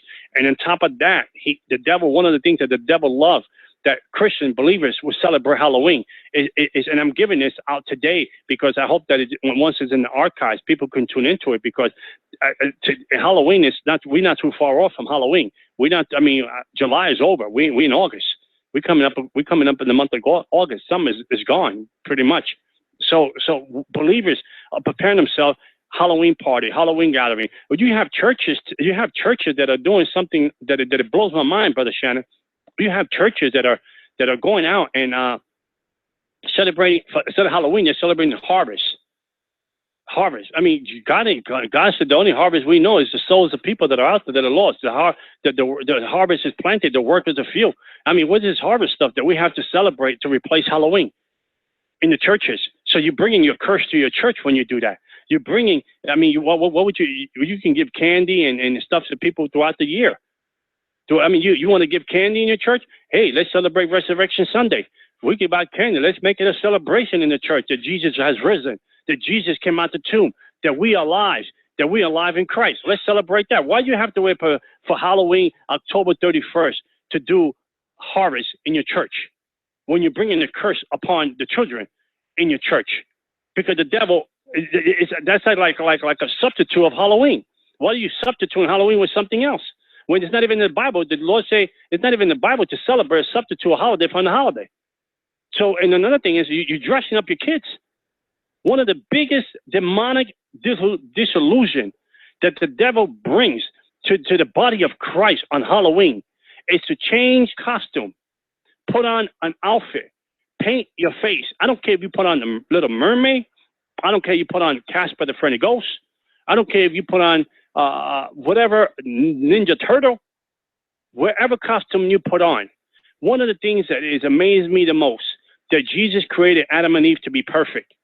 He created them in the garden. Everything was perfect. And when the devil got into the garden and touched them and convinced them and confused their mind, that he changed their identity. He changed their identity. And one amazing thing that the devil does to many Christians today, when you put on a costume, he changes your identity of who you are in Christ. By putting on a costume that you're not, you open yourself up to the most demonic attack on Halloween ever you can ever imagine. So you're no longer in Christ. Your identity is changed. The devil is the biggest identity theft stealer of mankind. Amen. The devil is the biggest identity death stealer of mankind. There's Christians that are walking around that don't have no identity who they are. They don't have no identity who God has called them to be. They don't have no identity who God created them to be. They don't have no identity of what their purpose. You stop Christians out there in the street and you say, what is your purpose and your destiny? I don't know. But they know how to celebrate Halloween. And I guarantee you that if you ask those believers that they want to be honest or transparent, have you ever celebrated Halloween? Yes, I have. And if you're celebrating harvest, you're celebrating Halloween. And that's the danger of believers today, that instead of us affecting the world is affecting us. Instead of us affecting the world and bringing them to the church, we're bringing the world into the church. And now the church is entertainment. The church is an amusement park. The church is the circus. We need to entertain people to keep people. We need to entertain people so they can come back. No, I don't entertain anybody, because I bring the cross of Jesus Christ. God will do the rest. And Halloween is one of the if you go back to the history of Halloween, and I'm talking about the history years after years, the most demonic attack, the most people missing,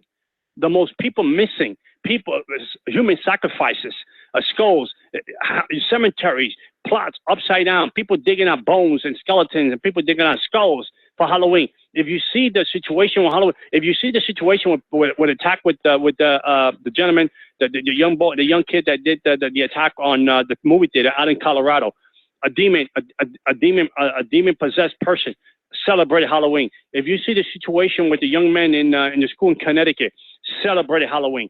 It's Halloween. It's like the opposite, and I shouldn't say the opposite because I'm just trying to give you an analogy.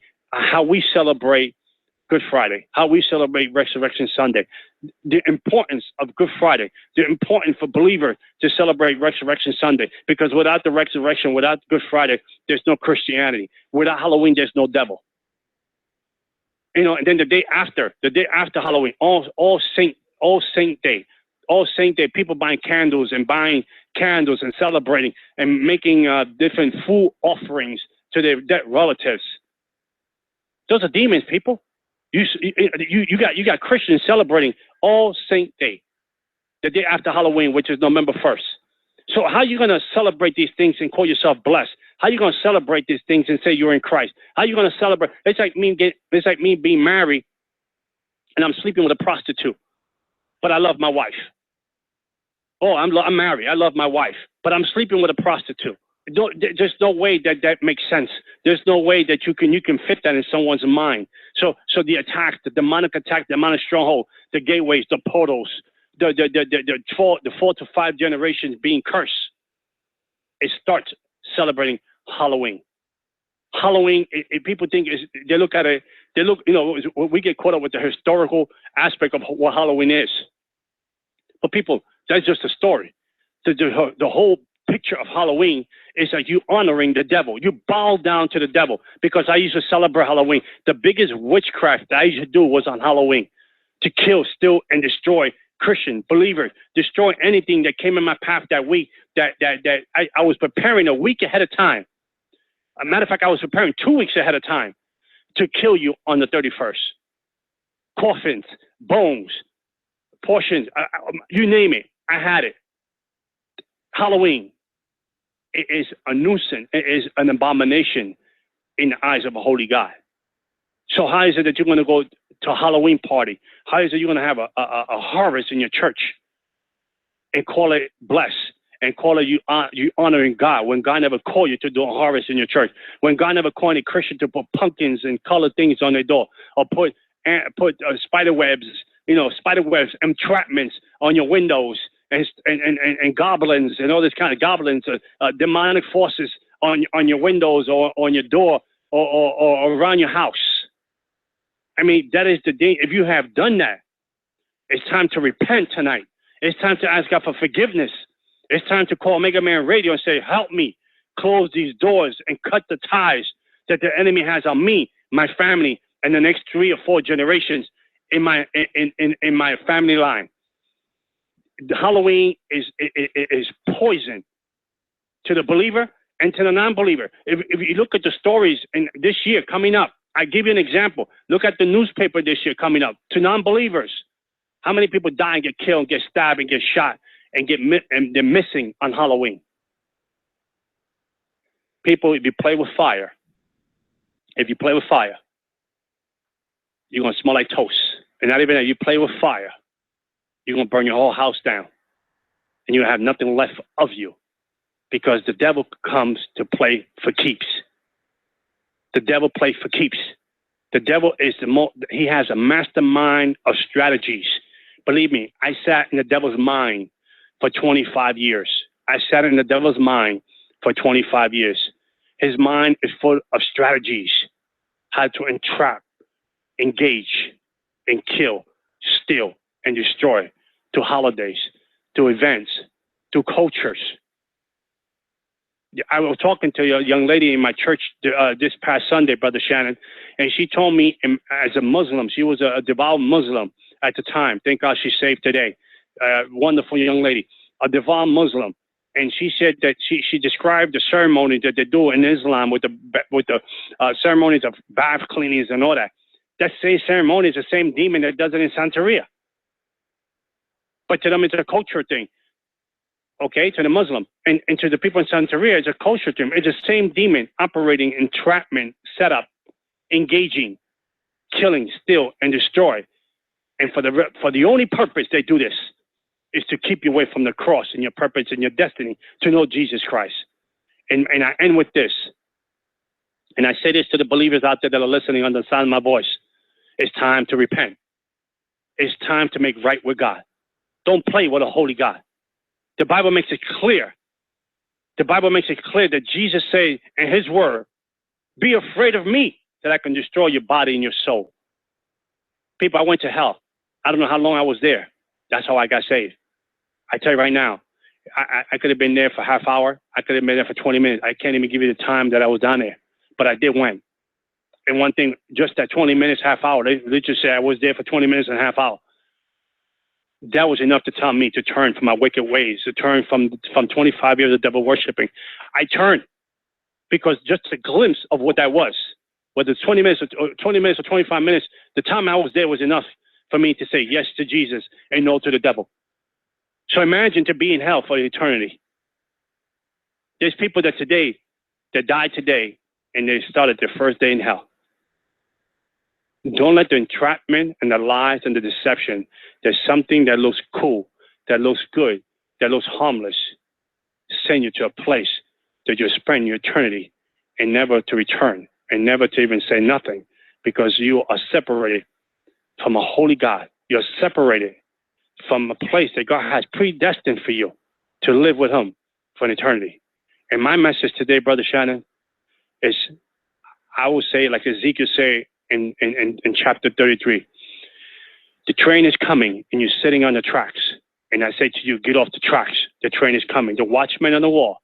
And that's what I'm talking about. So your blood today is off my hands because I told you what Halloween is about. Now, if you want to celebrate it, that's up to you. If you want to do harvest in your church, that's up to you. But I sounded the trumpet, and I'm telling you today, whoever celebrates Halloween is cursed beyond you can imagine. I leave you with this. It's time to repent. It's time to turn to Jesus Christ. Amen. Turn it over to you, Shannon. Amen. Good word tonight, brother.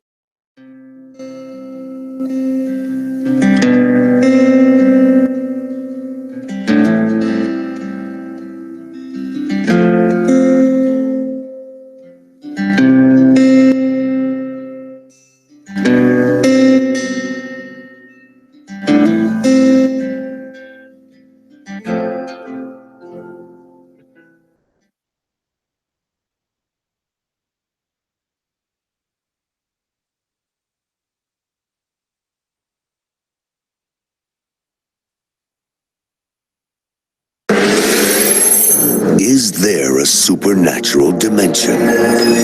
A world beyond the one we know? Is there life after death? Do angels exist? Can our dreams contain messages from heaven? Can we tap into ancient secrets of the supernatural? Are healing miracles real? Sid Roth has spent over 35 years researching the strange world of the supernatural. Join Sid for this edition of It's Supernatural.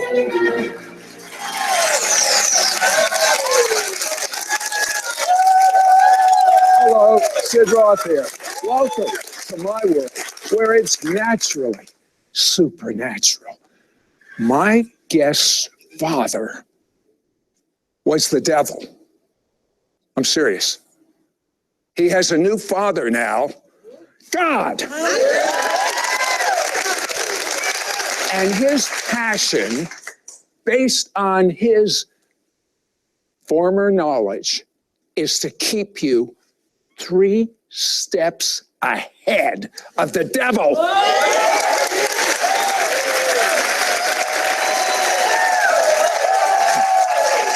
You know, all of us have had real challenges in our lives, but John, you really had challenges. Your father practiced something called Santeria, which is just a demonic religion, I assume. Yes, it's the #1 demonic religion in the world today.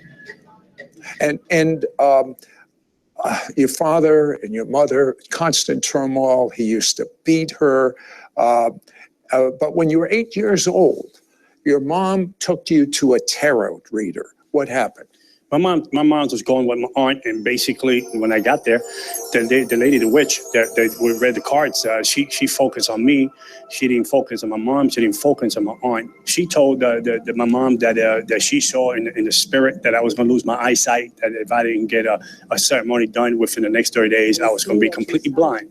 So my mom panicked, as every mother would, and my mom allowed me to get the cards read. The lady read, and they went on. And a couple of days later, they initiated me to the dark side at the age of 8 years old.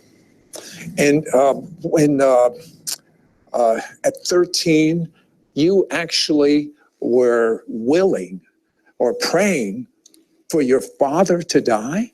Yes. Yeah, I remember I have 2 other brothers, and we would stay up all night. And he beat my mother all night long. So he'll beat my mother all night long. So we'll be in the room. Sometimes we run out the room to try to help our moms from beating her. And he would throw us around, and then we'll go back into the room. And so one day I sat in the bed and started to pray. I was just praying. I wasn't even praying to God. I was just praying, saying, I hope he dies. I hope he dies. I hope someone kills him. And at the age of 13 years old, my father got shot at the age of 33 in the face for a woman at a social club when he had a good wife home. Did you feel guilty about that? I was rejoicing. To be truthfully honest, I was rejoicing because I know the torment and the pain in my house and the silent pain to go to school and put up a face as a young boy and act like everything was okay home, to put up a face and knowing that there was none but torment in my house. You began to really grow in the demonic. Why did you feel Satan was your father? My father was a devil worshiper.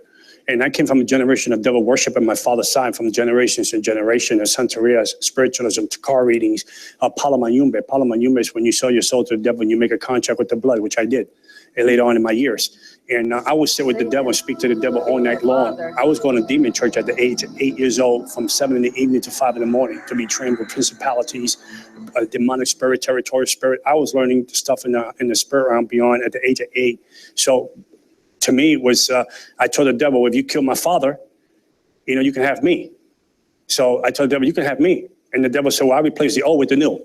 Yeah, but God had a secret weapon, a beautiful woman, and she invited you to church. What happened? Actually, she was a backslider. Oh. she was a backslider, so God got 2 for the price of 1. So what happened when you went to that church? Well, I went to the church. I asked the devil permission. I asked the devil, could I go to church? He said, go to church. Those people are weak. They don't have no strength against us. They don't have no power against us. You can go to church. But I was really after the girl, because she's a pretty girl, and she lived in the neighborhood, so I didn't have to move my car around, so we can go eat anywhere. So I thought that was a good deal. But God was setting up a game plan, for my life. Well, you really got upset one time with the pastor. What happened? Well, the devil, I went to church a little too much without asking permission anymore. And then the devil showed up in church. The devil showed up, and I hear the devil whisper in my ear and tell me, I didn't tell you to come this Sunday. I didn't give you permission to come this Sunday. It was strange because the pastor did an altar call in the middle of the service. Usually they do that like at the end of the service. So I got up. I said, well, if I go by the pastor, the devil don't go after me. He will leave me alone. So when I went up, a whole people came up to the middle. So I was like one of the last ones to pray for. I said, well, I stay here. By the time he come pray, I don't want him to pray for me anyway. But by the time he get to me, he's tired and the devil's gone. That was my plan. But when he came up to me, the devil possessed me right there. And I grabbed him by the throat and I picked him up in the air. And I said, today's the day you're going to die. And then all this foul stuff came out of my mouth and people jumped out of the sheets. And big men jumped out of the sheet, tried to grab me down and peel my hands off the pastor's throat. He was turning purple. But he goes home and he prays a prayer, an unbelievable prayer. Listen to this. John cried out to God, if you are bigger than my God, with a small g, although he didn't know it at the time, than my God that I serve, show me tonight, or just leave me alone. When we come back, we're going to find out what happened from that prayer.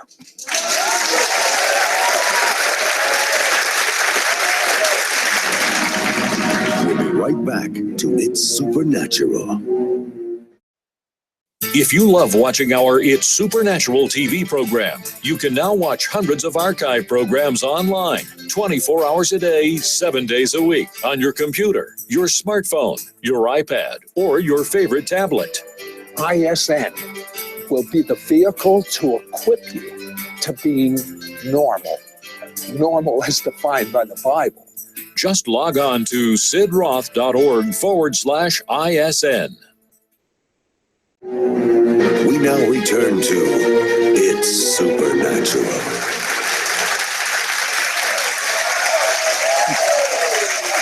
Well, I'm here with John Ramirez, and John, his whole life was devoted to his father, the devil. He literally had that relationship with the devil. And a pretty girl says, let's go to church. He goes to this church. He almost kills the pastor. The devil just had total control over him. He goes home and he cries out to God, if you are bigger than the God I serve, show me, or just leave me alone. After you prayed that prayer, what happened? I just sat on the bed. It was just something that just came out. It wasn't even planned. And because I really didn't want to be a Christian, I thought Christianity was not for me. It was just something that it was my taste, my cup of tea. My thing was devil worship. My taste, my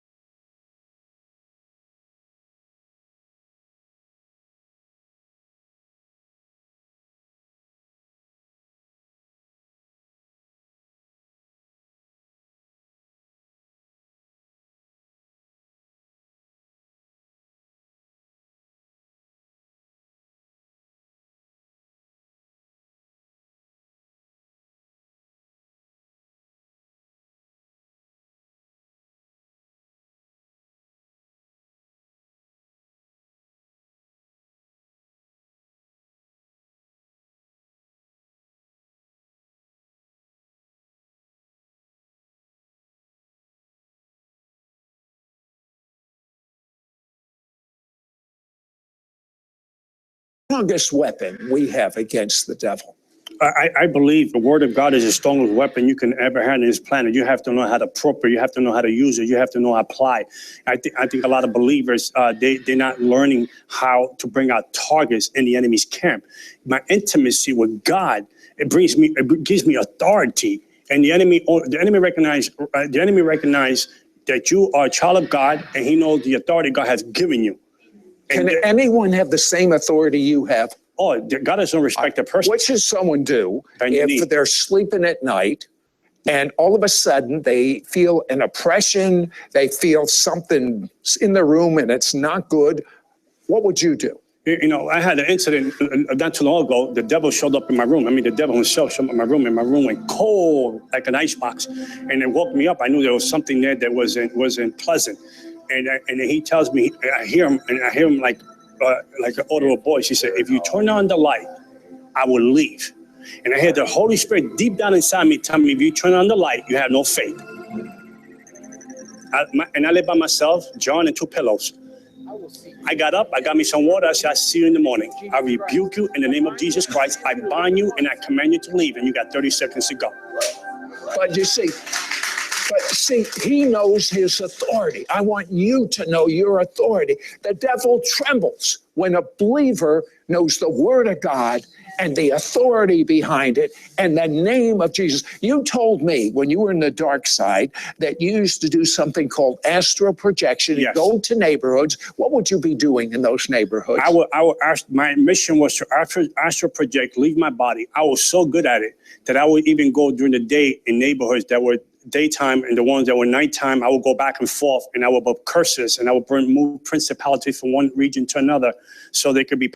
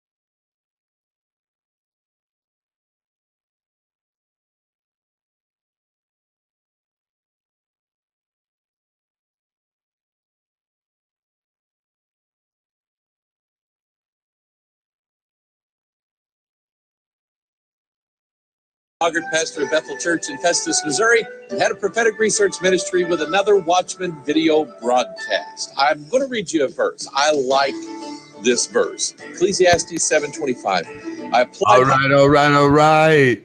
Search wisdom and the reason of things, and to know the wickedness of folly. Right. Yeah. Here we go, ladies and gentlemen. If you know anything about Bible, you know that Solomon wrote Ecclesiastes. The book. End of his life, God had allowed Solomon to basically have everything that every man could want. He had wine, he had women.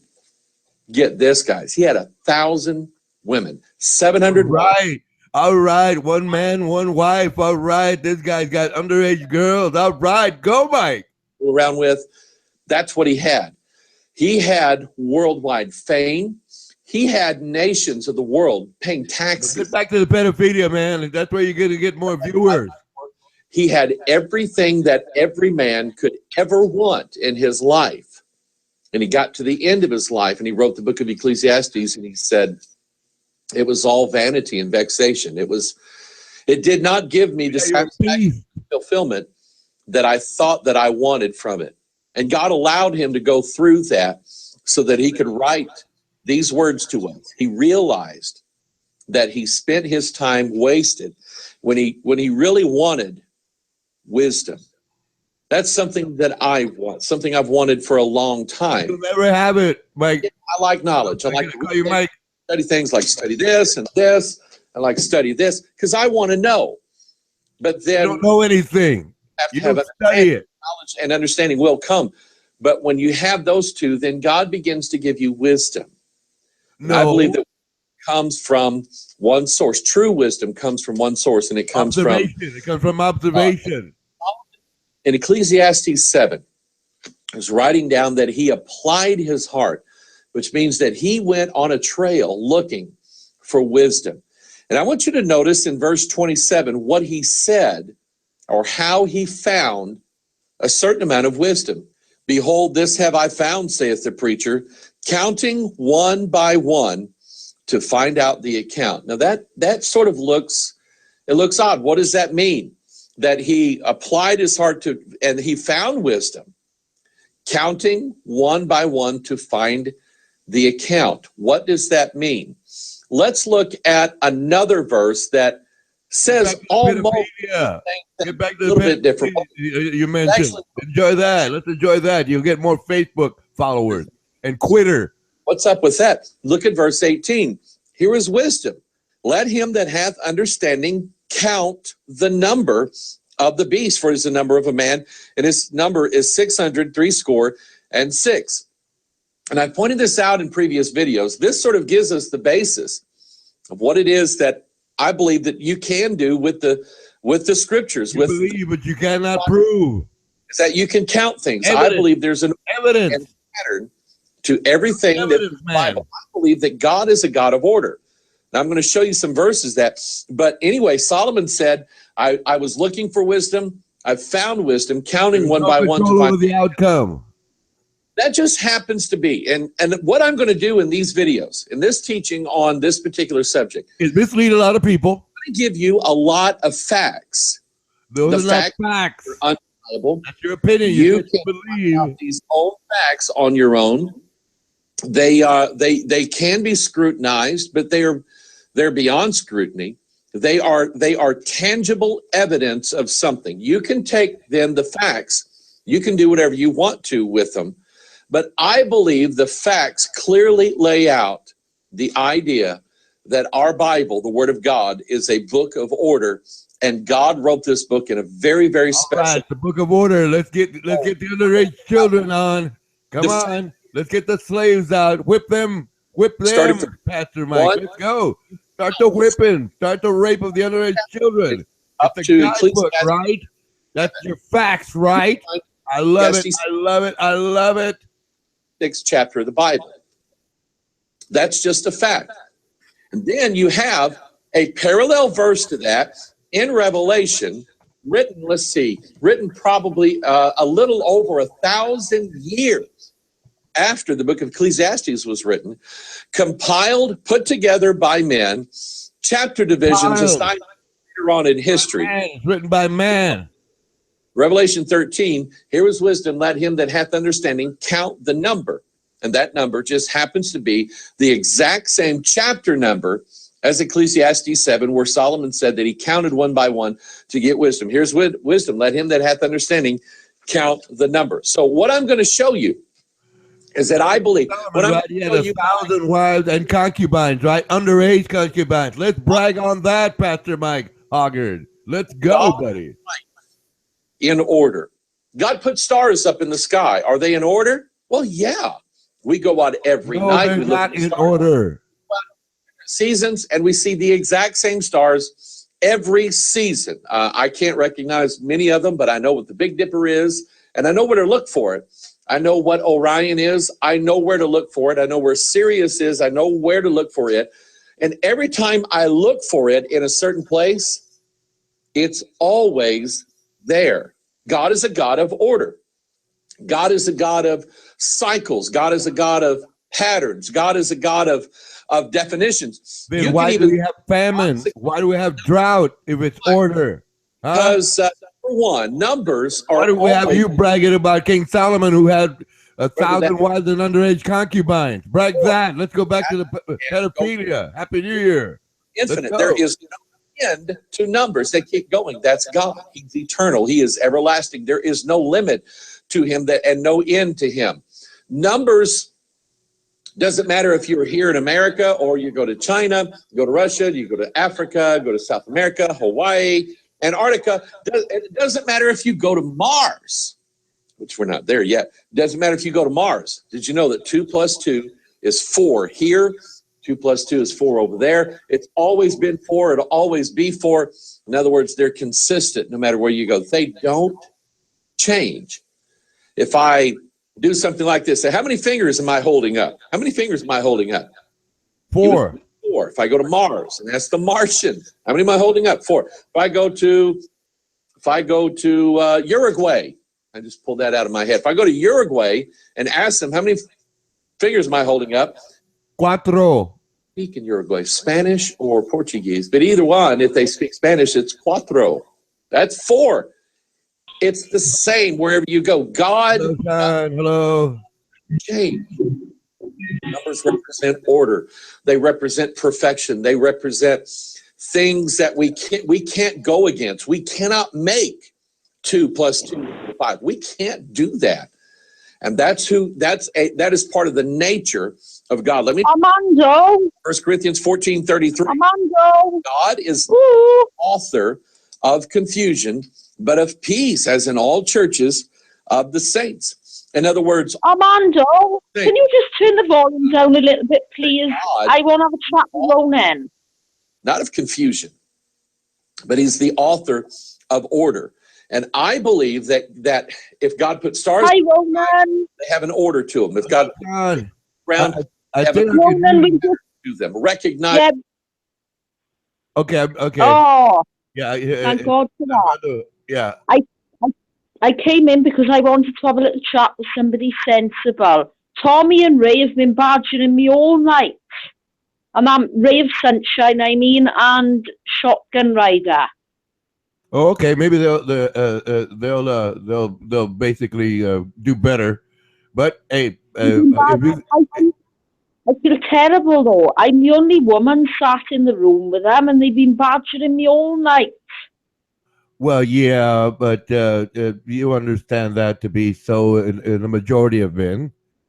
So I'd like to, be able to help you, but I can't change them. But hey, I'll be happy to listen to you. I thought I'd come in and have a little chat with you instead. Okay. So they could leave me alone and stop bugging me for 5 minutes. Alrighty. Yeah, that'd be fine. So how long have you got to go before New Year's? With some what, please? Sorry, how long have you got to go before New Year? Before New Year? Yeah, New Year. Sorry, I'll speak slower. My apologies. It's like I really love the accent, but I'm just slow to pick up on the words. It's embarrassing for me. So I sincerely apologize for that. It's okay. No, it's not on you. It's on me. It's like when ladies in the grocery store, I'm going about looking for whatever, right? And I come to the end of an aisle, and the lady comes across, and basically, it's like a major thoroughfare and a minor thoroughfare when you're driving on the road, right? There's a stop sign or a yield sign on my end, my side of the road to the actual traffic, and the lady is going by, and then I stop, and she says, "I'm sorry." That really bothers me. That's always bothered me because it was not her fault. She's not doing it intentionally. She basically has the right of way. I'm just comparing shopping aisles to roads, and she has the right of way. And the ladies say, "I'm sorry," and I'm very uncomfortable with that because it's like she didn't do it on purpose. She didn't see me coming and purposely hurry up or slow down to cut me off. Right, and a couple of times I talk. Well, I like talking to the ladies, and I tell them, that really makes me feel very uncomfortable. It's like you're saying I'm sorry, and I know why you're saying I'm sorry. And then I go on, but a couple of them actually stopped and asked, "Well, what do you mean?" I said, "Well, it's like I just explained to you," and then I tell them it's the thing that goes on that's been going on, that men are in power because they're just physically stronger. That's the only reason men are in power. They're physically stronger. They're not better. Science has proven that the female passes intelligence to the child. The science has proven that. Okay, and I was explaining. Excuse me. And I was explaining to the lady that I know why they say I'm sorry, because they always have to be able to protect themselves. And my line is, men lie to control, women lie to survive, because obviously because men are physically stronger, and you understand enough history to realize that it's all been the same thing throughout. Women are subservient. Women are subservient, not because what as men like to say, they're dumb or slow or don't make up their minds. The classic lines. The classic lines, right? And that's what, like I said, that's what bothers me. It's really annoying. It's really annoying. Well, annoyance is lower than bothered. Okay, it bothers me. But it bothers me. But I do understand, and I've talked to a couple. I call them girlfriends, right? And our girlfriends, you go out. I know, and I tell them, I know you have to maneuver around the people in your group. Your father, brothers, cousins, male cousins, and you ladies, basically chat with each other. You don't realize it, but subconsciously, and you plan for this. You protect yourselves by calling each other bad names. It's not that you're meaning ill of the other because you're bestest of friends. It's because you're trying to basically harden other's emotions. So when you do go into public and those men behave exactly as you expect they will behave, right? That you'll be feel more secure because you'll be ready for those onslaughts. And it's like I said, and like I said, the ladies at the store, and I tell them, it's really annoying. I can't feel bad because I know how things go, but I'm not going to behave, according to the same manner that the majority of men around me behave, because they're basically very immature that way. It's like the argument. I heard it a couple of hangouts ago. Men were talking. I found is this the conversation that was going on? And I was in the background saying, why do I always have to be the sensible one and be the referee and try and get in the middle of you lot? Please go ahead. Yeah.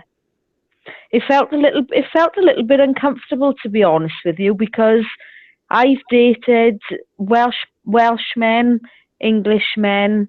I've never dated a Scottish man or an Irish man, but I've dated Americans as well. 2 American guys, and I'm in constant contact with both of them now. They're good friends of mine. And I was saying to Tommy and Tommy is Shotgun and Ray of Sunshine earlier on, and I was explaining to both of them that I just found that the 2 Americans showed me a lot more respect than what the British men did.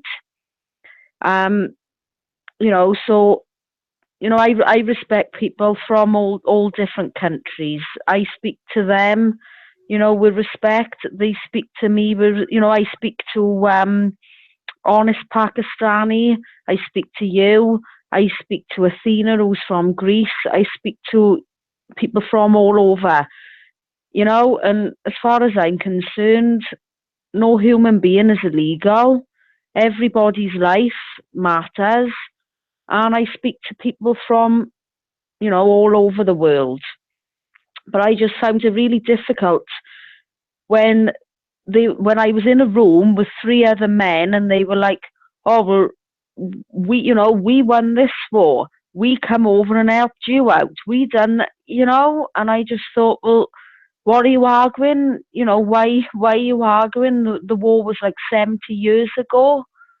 And, you know, I don't see the point in arguing with people. I just want to talk to everybody and get along with everybody. And there's nothing I love more than sitting here talking to you, you know, you lot, and all of you sharing recipes and telling me how you live your lives, where you come from, and I think is great. And I think most of the things we do the same anyway in Wales. You know, for instance, cheese on toast, we call that Welsh rabbit. And Tommy was saying that they called it something else. I can't remember the name now. But it's like we all do the same things, but we've got, you know, different names for things. And, you know, we've got, you know, like different car companies. Obviously, you've got General Motor Company in the States. You know, we've got Ford, Vauxhall. Obviously, you have Ford in the US as well. But I just find it really fascinating and interesting to talk to people from all over and really learn about them and, you know, and their way of life and cultures and different religions. And I find it really interesting, you know, and it just got a little bit uncomfortable when I was sort of sat in the middle. And they were all, you know, well, we won this war, we don't, you know, and I was like, come on, give it a rest, calm down. So. Yes, but what would they talk about? No, I'm leading up to something, Sean. But please, just enjoy the conversation that we're going to have here. What is the reason for behaving that way? I suppose it's the alpha male, and they wanna, you know. Right, I'm trying to think of the words. I know what I want to say, but I'm trying to think of the word. But that's okay. Say anything you want. Is the alpha male and is trying to outdo each other as well. You know. Right. Can you see what I mean? I know exactly what you're saying. Yeah. I'm better than you. I'm better than you because we won this war, and then they come back. We won this war, and it's always the same thing. I mean, it's just actually it's part of nature. Yeah, that they would want to outdo each other, you know, for ultimate control. But what they don't get is that when you are socializing, it's not, you know, a battle of wits or physical skills or knowing the history. It's the assumption that, well, yes, we all understand what the history is. Now, what can we do better from that? And they can't get away from that. What can we learn from it? And how can we move on in life? Because obviously we don't want to be dragging up the past of what happened 70 odd years ago. You know, we all know what happened in World War II. You know, a lot of innocent lives were lost, all because one man was evil and wanted to control the world. And I think a lot that had to do with it as well. He had but it's constant, Sean. It's constant. Okay, I'm asking a woman's opinion here, and I value that very much. Here, I'm going to set this up first. You get a group of men together, all of them establish. Here they call it a pecking order. You know, who's the best alpha male, right? And they find any resource they can. I'm smarter than you. I'm stronger than you. I can politic better than you. I'm handsomer than you. You know, whatever. I got more money than you. And each one of them, based on their own assets, right? Whether it's looks, money, physical strength, you know, position, or It doesn't matter. Whatever, each one of them is going to use what their tools, if you will, to establish the ladder, the pecking order. Okay, now here's where I'm going to ask you. You get a group of women together. How do you establish that order, so to speak? Like I said, I need that. I need that from you, because I know, I know what it is. I know what it is, right? But I may be wrong. Right? I may be wrong. So that's why I'm asking. What happened? Yes, go ahead, please. With women, I think it's a similar situation. I'm just going to move a minute because I'm echoing. Right, is that better? Am I echoing now? No, that's better. No That's echo. much better. Yes, much better. Right.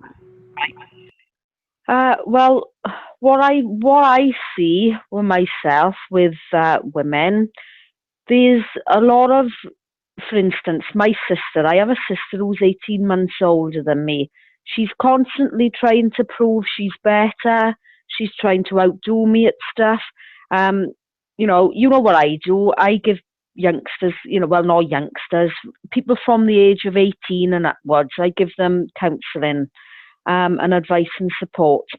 And my sister does a similar job to what I do. She works for the youth offending team and is like, she doesn't want my mother to give me any more attention than what she's getting. She always strives to be the best, and she always wants to be put up there on a pedestal. And I'm like, I got on so much better with my two brothers than I did with her, because with my two brothers, there was no competing. We all got on really well. When I grew up, my two older brothers, they're not that much older than, well, my sister is 18 months older than me, and then my brothers, my oldest brother is about, well, he's 40, I'm 34 next week. And I've got another brother then who's 38, and me and my two brothers got on really well. But with my sister, there was this constant battle with her all the time. She always had to try and outdo me and prove she was better. And when I picked up with my daughter's father and we had a baby girl, she was very, very jealous and she tried to take over. And I was like, whoa, now, hang on a minute. You haven't got to be like this. But I think what it is with her, I think with women is a lot of jealousy towards other women and insecurity, but if I ever found that a woman was doing really well out of life, I'd just say to them, well, good for you, well done, and all the rest of it. But I don't know, it's just, perhaps it's just me, but I find women are just jealous and they constantly got to try and outdo each other. And, my lipstick is better than yours. And that's probably why I've got a lot more male friends than I have female friends. Mike out. Okay, how is that different? Because you just said the key phrase that I'm going to echo back to you is they're constantly trying to outdo each other. How is that different if we apply it to men? Mike out. Right, well, it's not really. If you've got a group of men together like wolves in a pack, they're constantly trying to fight each other, aren't they? And I suppose it's the same with women. If you get a group of women together, but I'd say with women it's more bitchiness and jealousy. Okay, yes, it's so. So could we say that men are also jealous of each other? No, I think with men it's more macho, isn't there? I can do this better. I think it's, yeah, I suppose that on both of the spectrums, they are quite similar. I think they're identical. Yeah. The difference is that women are jealous of each other because each wants all of the attention. Men are jealous of each other because each wants all of the control. Yeah. Right? Attention, that's why they call it a queen. Right? Yeah. Versus a king. I'm just using terms we both understand. Well, I can use other terms. I don't like getting technical that much here online. Difference is. But here we go. Here we go, Sean. Hello, Shotgun. Hello, Hank Hill. Hi, Tommy. Hey, guys. Hey, how you doing, Ronan? Listen, buddy, we can listen to this kind of conversation any day of the week, but not tonight. It's New Year's Eve. Don't fucking drag us down. Well,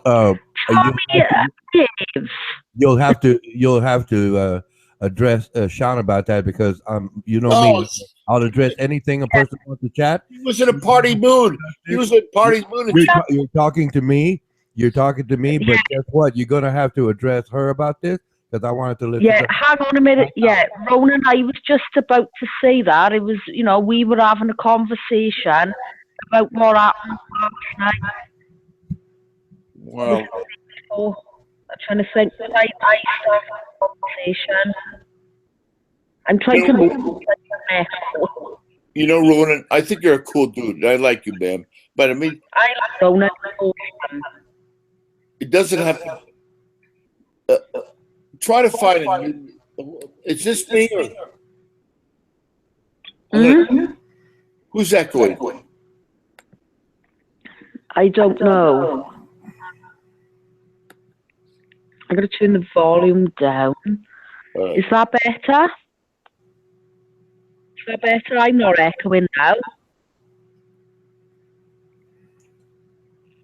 Ronan, all I'm saying there, buddy, is that your conversations are 99% fun to listen to on any other day but New Year's Eve. Don't get so intellectual on us tonight. I was talking to Sean Shotgun. If you understand this, you came in after her and I. No, I didn't come in after. Conversation. You'll have to address her. You can't talk to me because I was listening to her. Please, mic out. I am sorry.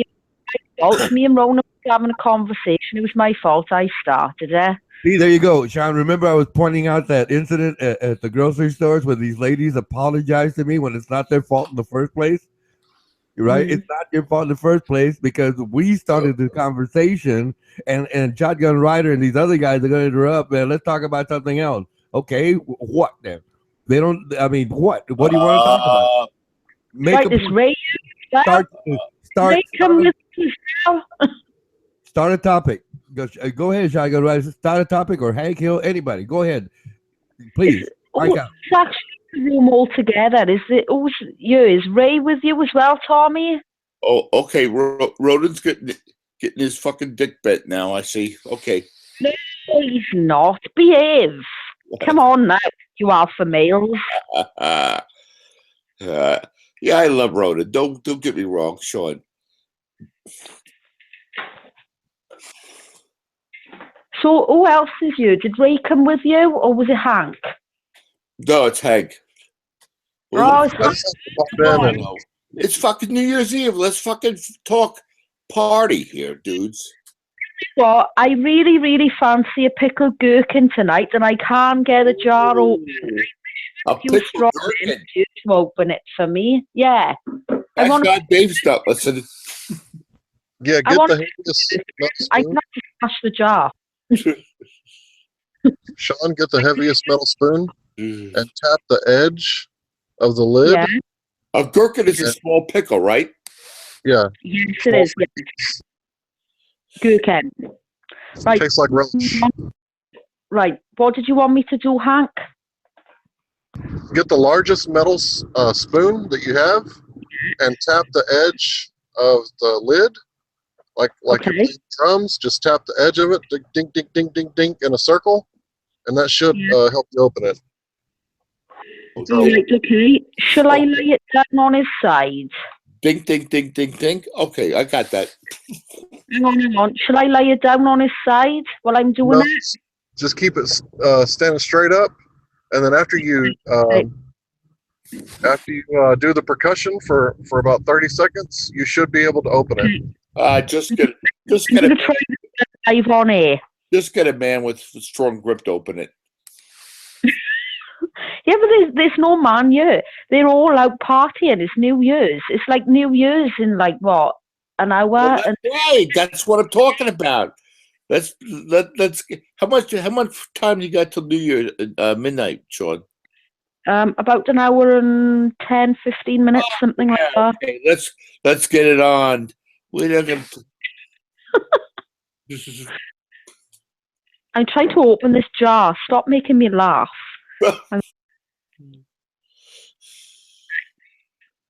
I'm going to have a go now, right? Live on air. What, the jar of gherkins? Yeah. Don't laugh. Try to tap the outside of the top, right, for about 30 seconds, yeah?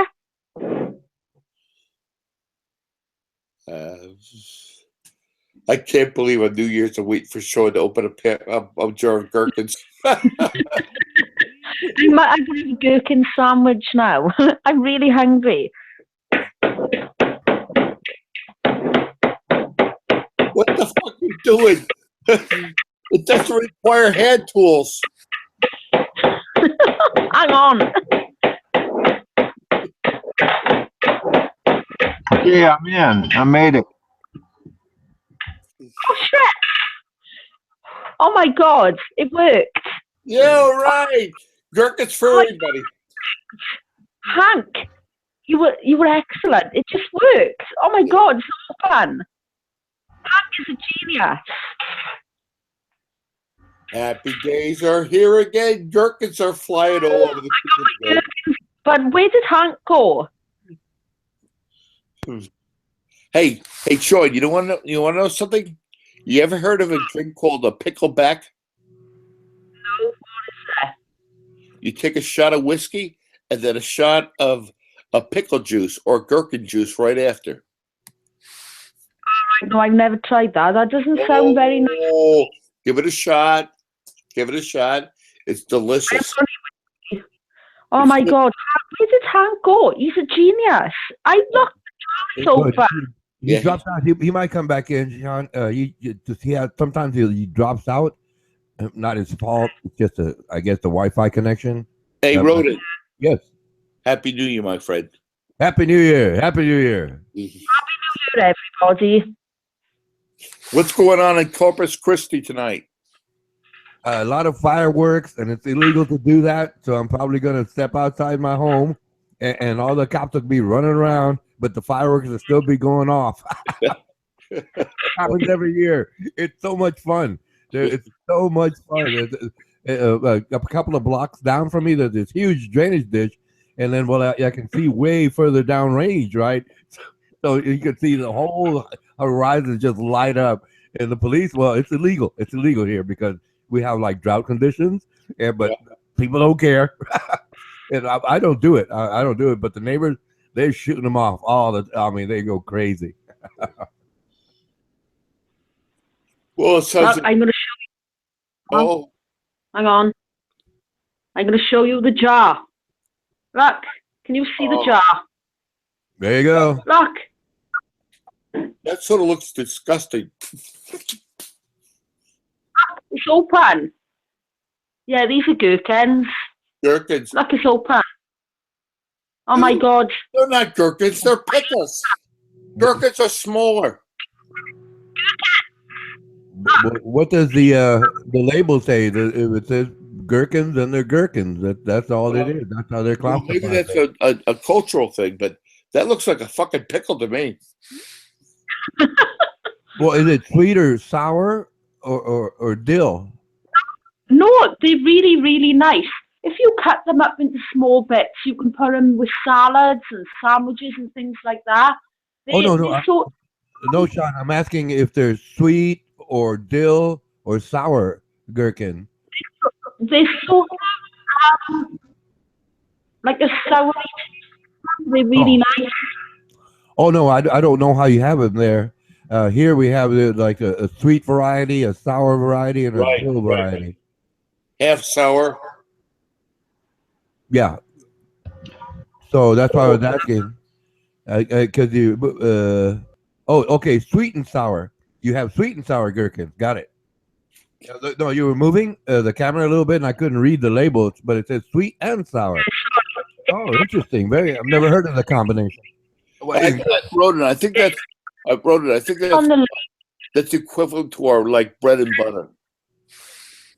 It says on the label, sweet and sour gherkins, but we have them with anything. We mainly have it as a savoury snack. I've never heard of anybody having it in a dessert or anything. Gherkins are used predominantly in the UK as a savoury snack. We have them in, sandwiches, salads, and things like that. And also, McDonald's, they use them on their burgers as well. Yeah, but Sean, most gherkins I know are like the size of my pinky. That looked like the size of a dildo. Excuse me, the size of your what? Pinky. Oh, your little finger, your pinky, your little finger, yeah, I get you. Yeah. I know. Gherkins are supposed to be small. No, these ones in the UK, these are humongous. We don't do small in the UK. What have I been telling you? Small and mighty.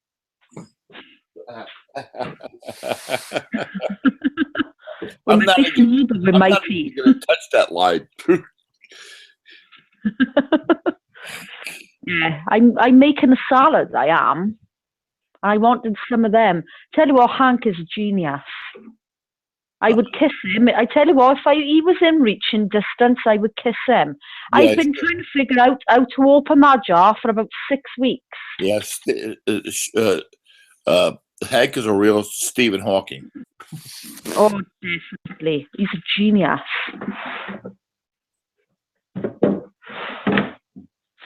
I could have had that fucking top off in 2 seconds. I bet, yeah.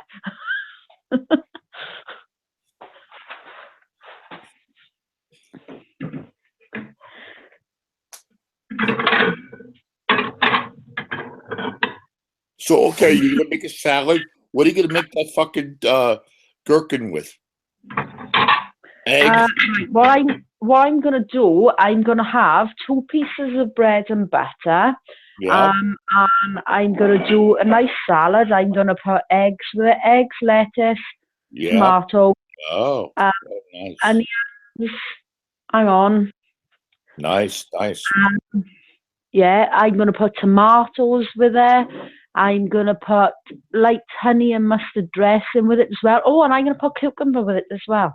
Are you going to have this within the next hour or so? Sorry? You going to have this within the next hour or so? Yeah. Don't know. Won't take me 5 minutes. All right. It sounds like a fart. Sounds like a fart machine coming up. No, I'll be fine.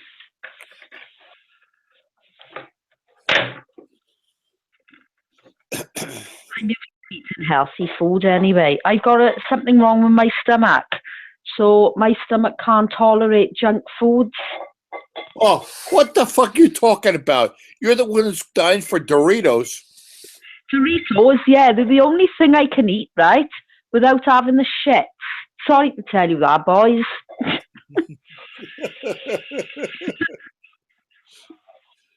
I'm just running some water.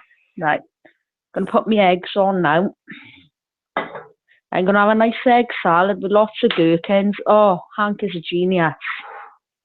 I'm going to kiss Hank tonight. Yeah. Virtually. I'm going to kiss him virtually then. Yeah, okay. Good for Hank.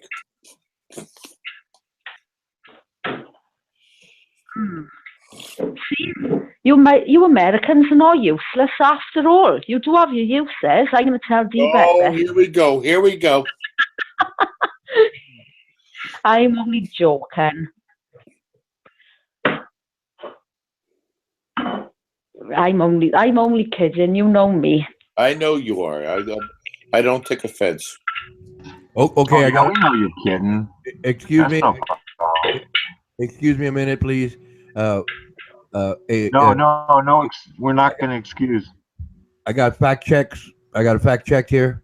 Oh, here we go. A pickled cucumber, commonly known as the pickle in the United States and Canada, are generally genetically as gherkins in the United Kingdom, Ireland, and Australia.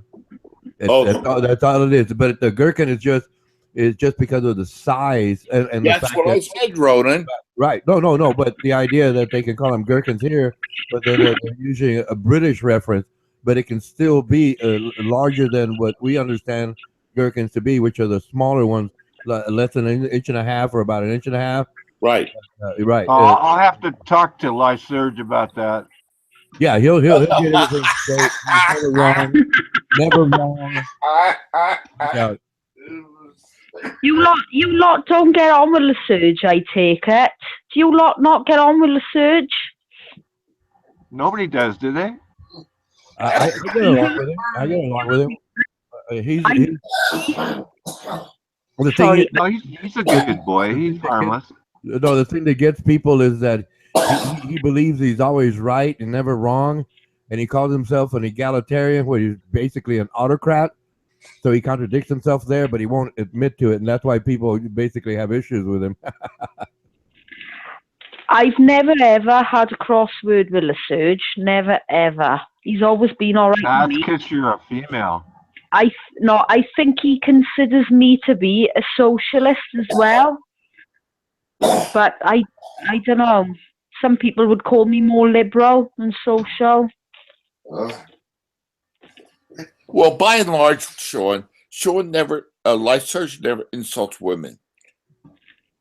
Yeah. Okay. He probably fancies me then. There we go. That's what it is. No, he looks down on women. He really does. Uncle May, I don't know if you know Uncle May. Yeah, I know. Yeah, one time he was in here with Lyserge, myself, I think it was Jay Tudor, a couple of other gentlemen, and we were talking along, and Uncle May basically brought up a statistic about New Zealand women, that they have 21 sex partners in their lives. Right, lives. That was a key term, but Lyserge wasn't listening to that. He said, "What horrors?" And then Uncle May said, "I don't get you, man. I don't get you. What is it about you?" And I said, "Well, what is it about you, Lyserge? You know, what's your problem with that? If it's a woman's choice to do that or not, that's her business." And he has that, I guess, insecure male mentality where he's condescending towards women. Now, the difference is that if you were in here chatting with him and he considers you a socialist, and Uncle May brought that up, he won't say that. Yeah. He won't man up, right? So I don't, that's where a lot of people, myself especially, have issues with it. If you're gonna say it one place, you can say it in another, or else you don't know what you're talking about in the first place. But like I said, you might get along if you just talk about socialism or liberalism, for example. But that's where Lyserge has problems, because he's got that. He's insecure. He's an incredibly bright man. He is a bright guy. I agree with you. Right, yeah, but to be proven wrong, that's where he really gets upset. That's where he becomes the autocrat. But he calls himself egalitarian. And I asked him, how could you be egalitarian if you look down on women because they decide to have multiple sex partners? And he won't answer that. And so that's where most guys, right? I mean, they don't see what I'm seeing, but they kind of understand it. And that's why they constantly disagree with him. Mike, I think Broden, I actually think that Lyserge is a very brilliant person. He's very highly intellectual, but sometimes his intellect gets in the way of the way he should be feeling as a human being. Oh yes, I agree. That's exactly what it is. That's exactly what it is. I mean, if you were to ask him something, he'd give you incredibly good details about those things. I've learned from that gentleman. I have. This is really cool talking about Lyserge, though. Well, he's right there in the chat stream, so it's not like we're talking behind his back. It's not. But he can't refute anything that I'm saying because he knows. Yeah. He's over there in the chat. He's kind of shy and everything, pussy guy, but he's over there. Oh no, he'll come up and deny it outright where everyone else knows. But if he's so-called that bright and science agrees based on consensus, then why should he try to deny what's established? But it's just because of his male, frail ego. But he, like I said, he's very bright man. I can't take that from him. My God. Sorry, does he ever come into chat to speak to anybody? Does he ever come on, any hangout chats like we're having a live chat? He just comes in to insult people. He's just one of those type of people. Oh, I don't think I've ever spoken to him in person. Poor guy. See, he's in chat now. He's in chat now when he called himself egalitarian, compared to when Uncle May brought up that New Zealand women have an average of 21 sex partners, and he called them whores. Now, he can't refute that because it's on audio, well, video, or whatever we want to call it here. So he's going to come in and try to talk all the way around it, except admit it. And that's the difference. That's where people have issue with him. Mike out. Mm. I think you should come to the UK and see how many. But you know what, Rod? I sort of dig that. I sort of dig the fact that he talks around shit like that. It opens up new perspectives for me. Oh yeah, I don't disagree with that. I do not disagree with that at all. Right, now it's time to cut up the gherkins. Here we go with the gherkins. Oh, I love gherkins. Do you know what? I could eat them. Oh, every time I go to McDonald's with my friends, I don't eat the meat. I just have the veggie burgers because recently they started doing nice veggie burgers. My friends take out the gherkins. They make me eat them. I love them. But they don't put gherkins in the McDonald's food, do they, over there? Well, yeah, they put it in the burger. Oh, they just got the dill pickles here. Great. What you have to understand is that what they call gherkins in England is what we call pickles here in the United States. Oh, okay. Yeah, sorry, we all have the same thing all over the world, I reckon, but we've just got different names for it. I think most of us were all the same anyway, no matter where you come from. Yeah, but those sweet pickles like you have in the jar, they're pretty good. They taste good, huh? Yeah, lovely. I'm munching on that. Really crunchy, yeah. Lovely. You can eat the whole jar tonight? You can eat the whole jar tonight? I'm not going to eat the whole jar. I'm probably going to cut up about 4 and put them on there. So they're really good for you as well. They are? Yeah, it's a vegetable, isn't it? Damn, I gotta go. No, I thought they had a bunch of sugar. They got sugar in them, right? I always swill mine off, Right? Yeah. I'll tell you what is what the sauce is now, right? Is all the salt, right? Is gherkins, water, spirit vinegar, sugar, salt, dill, onions. It's got seeds, and that's all it's got in it. Sounds good. I like pickled onions as well. Do you want Oh yeah, I love pickled onions. Oh. Shotgun like pickled onions? Oh, I'm sure. I like to just eat them like in layers, eat it down to the center, little tiny one. Oh, I just eat the old jar. Hey, Ray, oh man, really? Ray, I grew up in New York City. I like all sorts of shit like that. Yeah, me too. Those pickled, even you ever like the pickled cauliflower is kind of interesting. I like that. Oh, exactly. Pickled what? Cauliflower. Yeah. Cauliflower. Yeah, that's called piccalilli over here. It's in a jar. And yeah, piccalilli is called. Wow. Yeah, they come in jars and stuff. Yeah, heck yeah. And pickled beetroot as well. Oh. Oh, pickled beetroot. Yeah, my mom used to make it homemade. Oh man, good shit. Anything in a jar. Yummy. Hank is a genius for getting this jar open for me.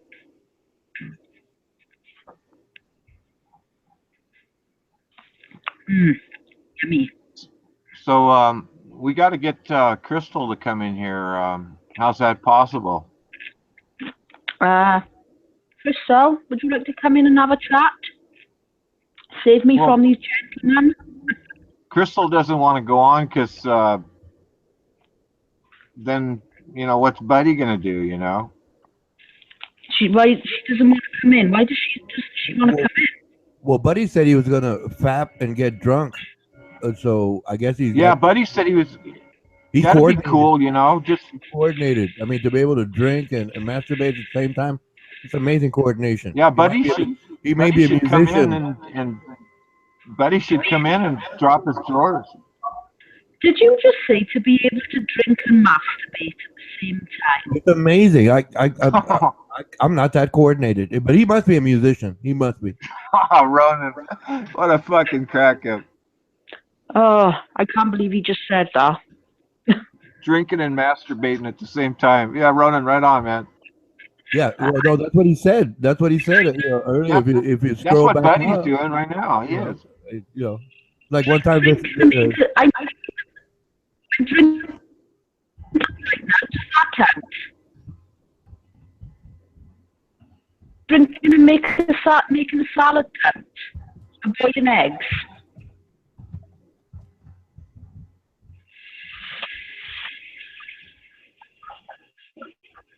So what else comes in jars that's good?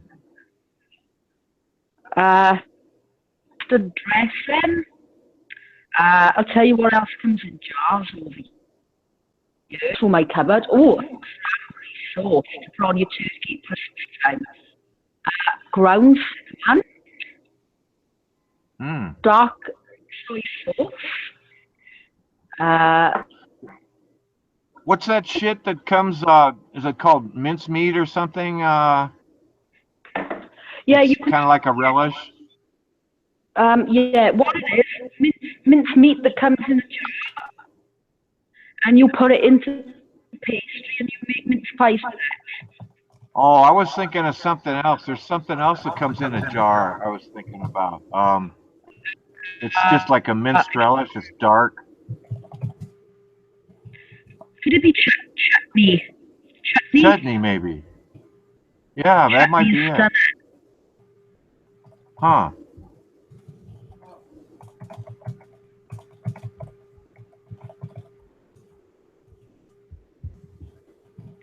Fireworks. It's not 12 o'clock yet.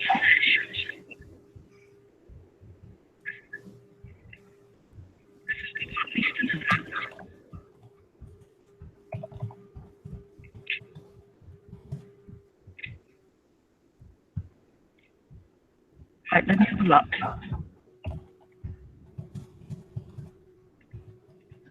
Oh, would you believe it's 12? We've got 25 minutes to get New Year in the UK.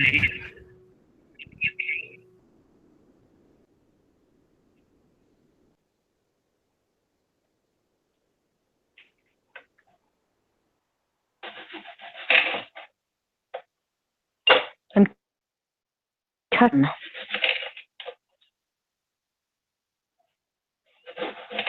Did everybody leave me?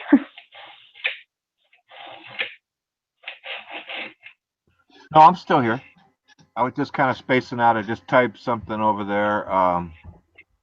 Fucking with Buddy.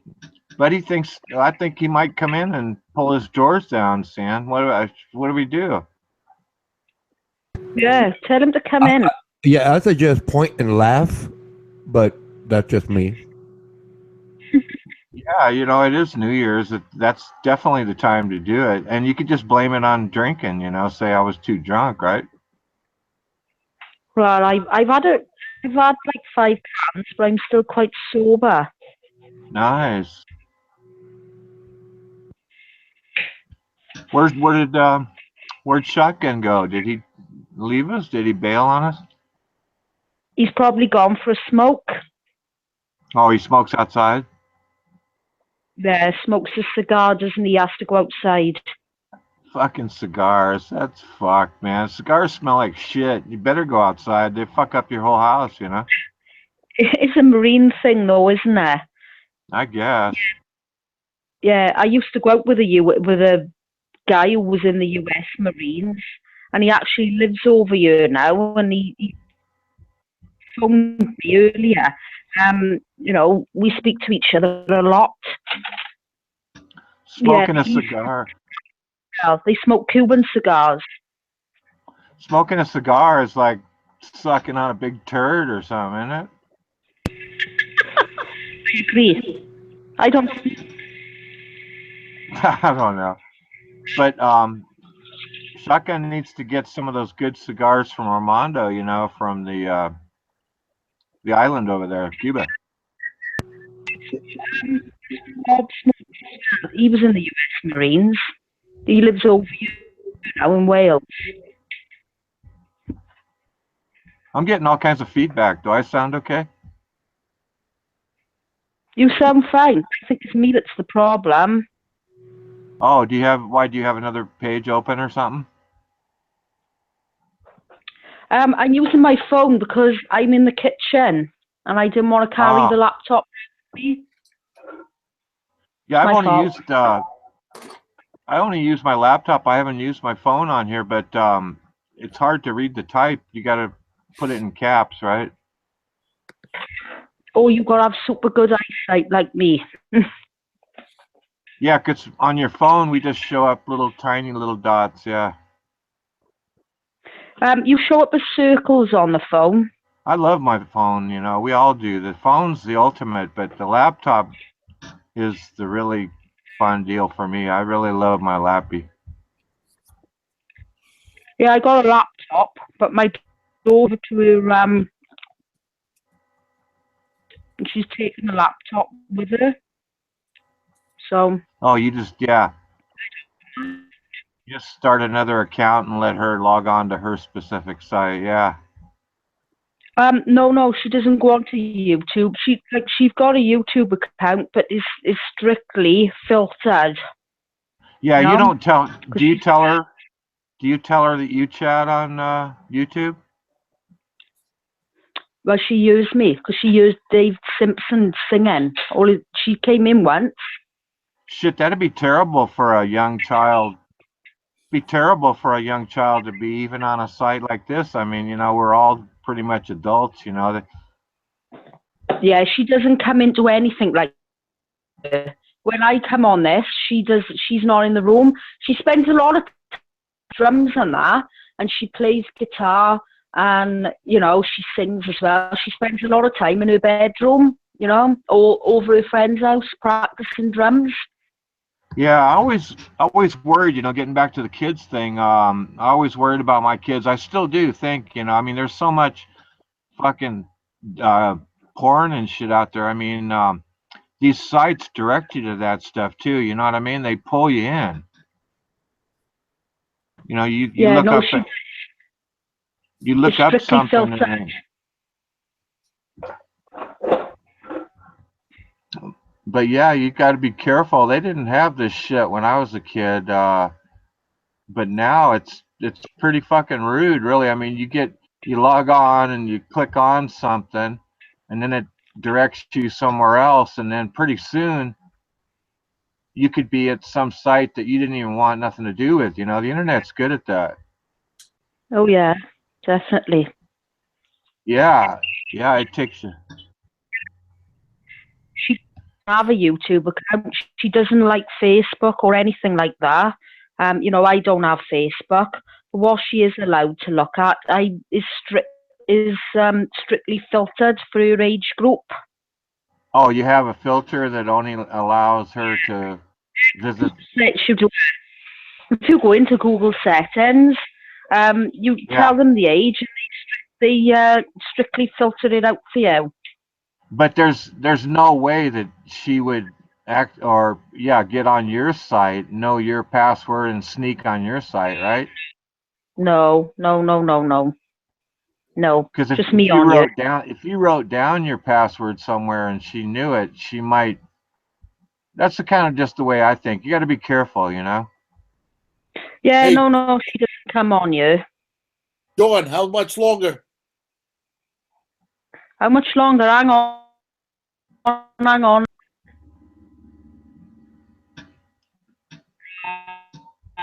15 minutes. Christ, I better put the telly on. Big Ben will be striking soon. Okay. I want the first dance. I'm gonna go beyond. Hang on. I can see. Even though you have gherkin breath, I'll still dance with you. Gherkin breath. Oh, shotgun. That's love. Right. Going on for Big Ben. It's only like 17 minutes or something, isn't it? I don't know. That was 20. Have you lot got BBC One? You've got the BBC, haven't you, in America? I'm gonna pull it up right now. Celebrate it together.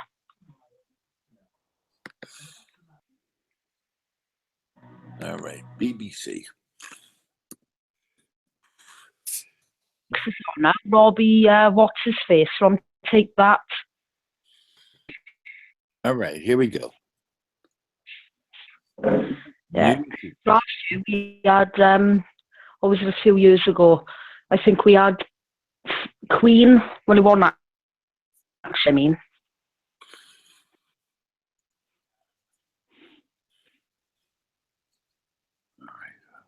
You got BBC One, everybody? I'm looking at BBC London Fireworks 2016. Yeah, you got it. That's what I've got on now. All right. Yeah, I knew the Americans have our BBC channels, but you have it for free. We got to pay a TV license, but I don't pay one anyway. You can't get it on your computer? I've got BBC One on the TV, but I'm actually breaking the law by not paying a TV license. But anyway, yeah. I'm not paying a TV license. No way. Nobody does. Right. What's a TV license? Right, a TV license. Right, we have to pay $145.50 a year. So that we can watch the BBC channels, because the BBC don't actually advertise. They don't have any advertisements at the end of their programmes or in the middle of their programmes. The £145.50 a year goes to pay for. Oh. There's a lot of people that don't pay it, though. A lot of people. What? So you just don't pay it and nothing happens? No, they send people around to your door. We just don't answer the door. Wow, they send people to your door to ask for money? TV licensing, they're called. If you Google it. Shit, they should just give it away for free. Yeah, it's funny how in America, right, you lot can get all our channels for nothing, the BBC and that, but we have to pay. Wow. So, I feel bad now when I log on to BBC. I'll feel bad. No, don't worry. No, I'm only kidding. TV license anyway. I'm paid it for you. None of us pay it. No way. I refuse.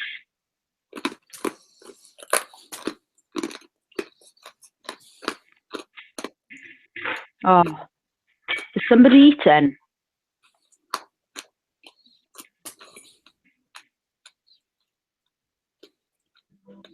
Oh, yeah, so we've got roughly, hang on. We got 15 minutes, so I better ram a sandwich down my gob. Right. Gherkin.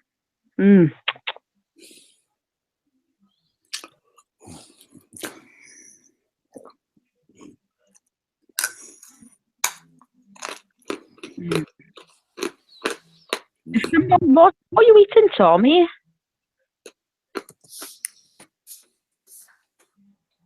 He's over in the regular chat. He bailed on All right, us. I thought somebody. I could use somebody. I can use somebody eating. No, I'm here. I'm here. Oh, I was okay. going to say He's here. he'll be back on now by 12 UK time. I told Sean I'm going to stick with her to New Year's. Yeah, well, you got first dance too, I heard. Right, exactly. Yeah.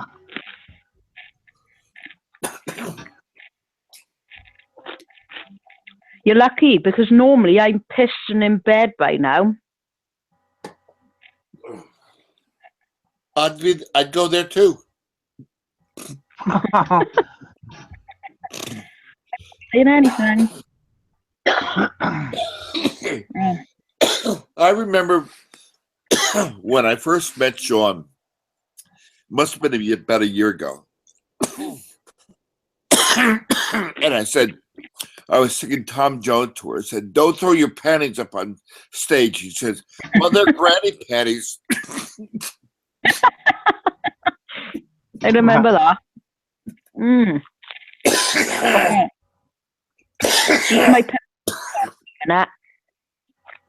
Have you got some kind of cold, Tommy, or have you been on them Cuban cigars again? What? What'd you say? I said, what did I have to say? I said, have you got some kind of cold again? Have you got the flu or something, or have you been on the? You know what? Yeah, you know why I'm coughing? I got for Christmas this thing called beer peanut brittle. Yeah. And it's delicious, but I'm coughing on it. Shotgun, you just need to just hawk up a big one, and just bring it on up, man. Open the door and hawk a lugger outside, and everything will be fine. It's not a question of a luger or anything like that. I'm just, yeah, it's too delicious. I may be eating too fast. I don't know. You need to get Armando to get you some of them Cuban cigars. Oh, I got him. I got my connection there, Ray. Romeo and Juliet. I get Romeo and Juliet's from Cuba all the time. How much are those things? Well, it actually cost me about $7 a cigar, but fuck. Yeah, but I go to J&R Tobacco and I can buy Dominican cigars for like a third the price. But every once in a while, like tonight, I'll smoke one of those Cubans. So when it gets down to the end, do you chew on it like chewing tobacco, or do you toss it?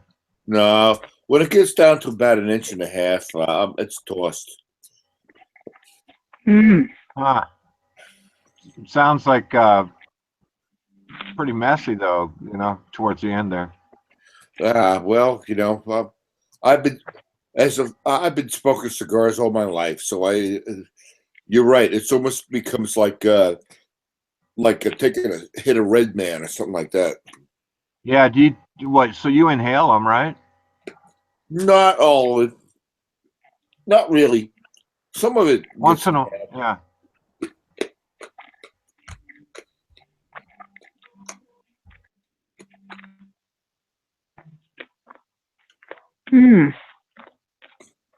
Tommy, who's Robbie Williams singing with? Who's that old man? What? Well, older. Are you watching the TV? No. Right now, all I see is the New Year's Eve fireworks. It hasn't started yet, so I don't know how to do this. Right.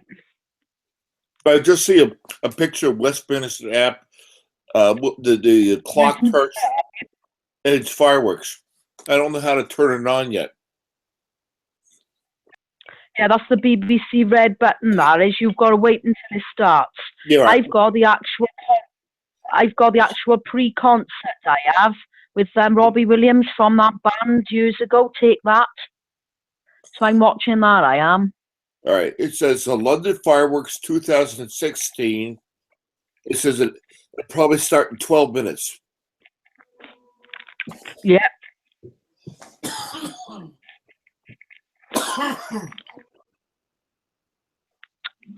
Oh, you need to have a drink, Tommy. Drink the water. No, I'm good. I'm good. Actually, you know what I just had? I just had a glass of milk. Oh, that stops heartburn. Yeah, well, no. Heartburn. That's a different story. I take some sort of medicine for that. It's called Prilosec or Prilosec. That's what it's called. Oh, I know. Yeah, it's similar to what we have over here, Peptac. We call it over here. So I take that. That's part of my morning regimen of pills, along with my blood pressure and everything else like that. So I don't really have heartburn. Oh, we got 8 minutes and 34 seconds left to go. Well, okay, fine. I wonder what I have to do. It says one BBC sign in, blah blah blah blah. New Year's Eve fireworks. Why don't you go on BBC Online live? All right, I'll do that. I'll cut this out and go on BBC.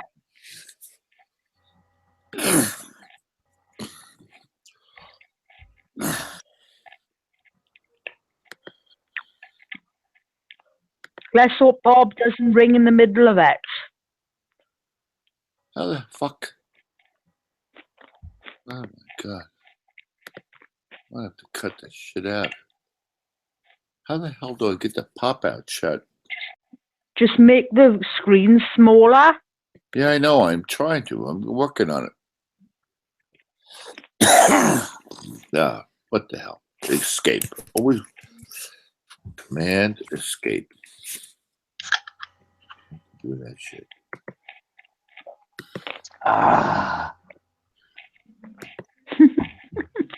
Fuck man. I don't know. Well, I think I'm going to twist one up. Is that okay with you guys? Yeah, twist it up. Twist it up. You don't think less of me if I twist one up? Share the blunt. Why would you take? Would you take a hit if I pass it? You mean? Yeah, on New Year's I would. Yeah, just one hit, you know. With you, Ray, on this date, I would. Oh, that's cool, man. That is fucking cool. This is awesome. It says I'm sat here in Wales on my own, spending my New Year with two. That's so cool. Cool is this? That's cool, Sean. Shotgun and I feel privileged, I'm sure. There ain't no young chicks gonna spend time with us, right, Shotgun?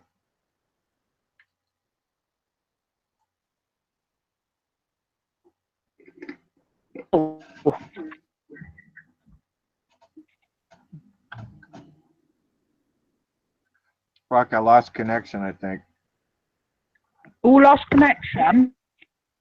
I did. This Hangouts takes a lot of whatever it is, you know, for me, where I'm at. Sometimes it fades away. Oh. Robbie Williams is singing Take That song now.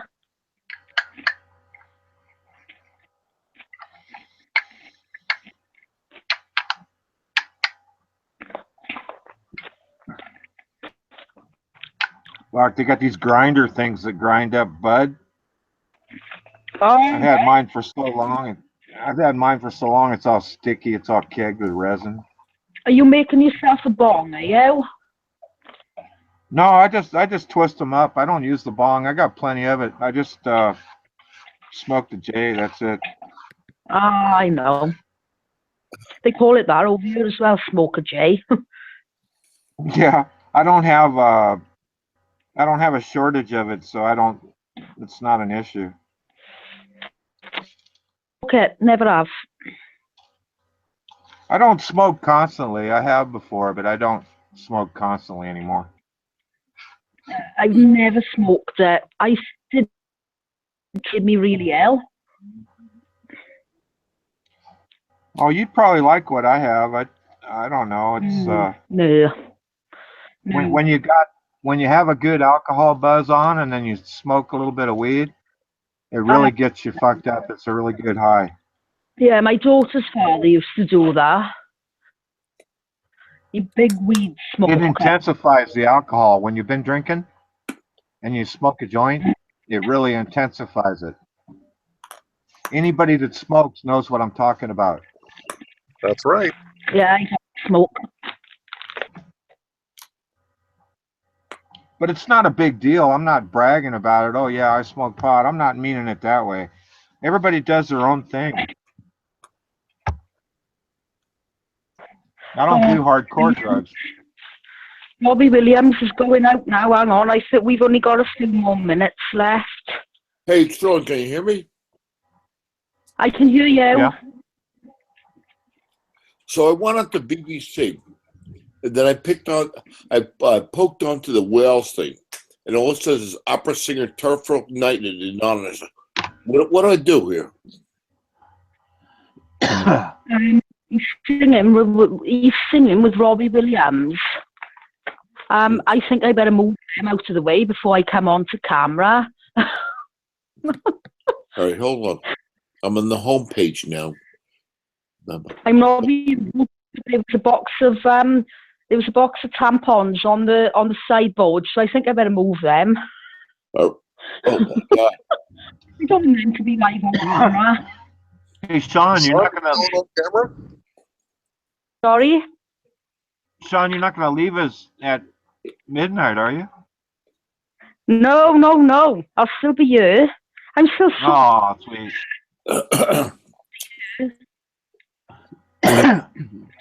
Yeah, Shotgun and Ray are taking out Sean tonight, huh? Right, Shotgun?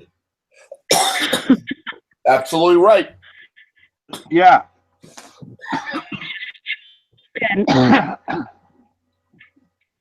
Sean, are you about to go on camera? I am. You make sure I'm in the room when you go on camera, okay? Okay. See you. 3 minutes, smiles. 3 minutes. Well, who's gonna do the countdown? Shotgun, you gonna give us the 10, 9, 8, etc. No. Live on. I'm coming live. Hang on. Shit, I just remembered I got a pack of firecrackers somewhere. I should probably look for them for here later. You racist bastard. They're called fireworks. Why do you have to be so racist and call me a cracker, you asshole? I'm just kidding. A cracker, yeah. I'm only joking. So, Hank, you're Lily White, right? Yeah, pretty much. I got red face Lily White, and yeah. brown hair on top. Hazel eyes. That's okay. Armando doesn't mind white folk. He kind of likes us. It's open. Hey, Sean, get yourself a new TV. That looks like it's from the fucking 70s or 80s. Something. Counting down. Ready? Go for it.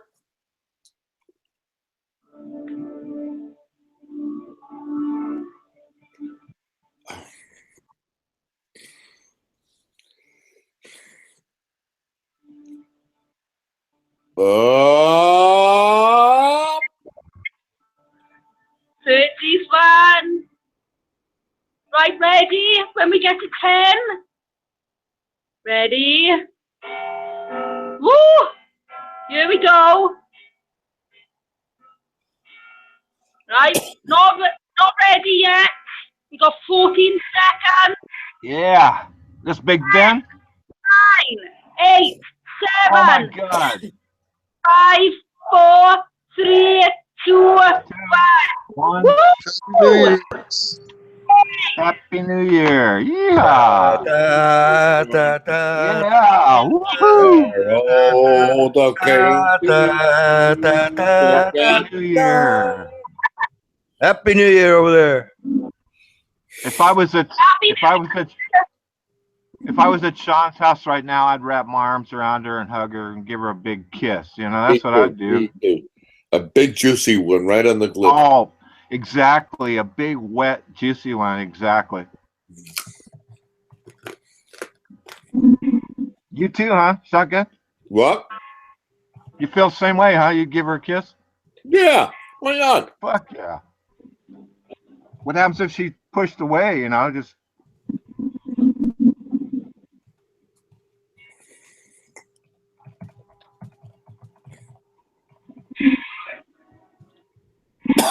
Don, where'd you go?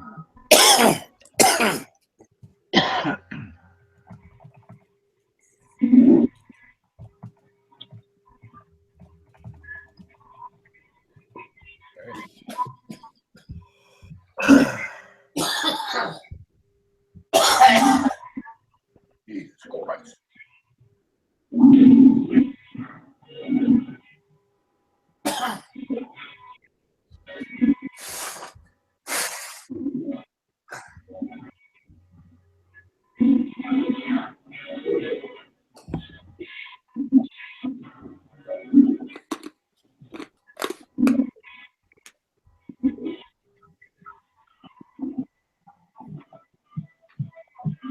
All I see is there's nothing on that screen. Does anybody see anything? Is that fireworks?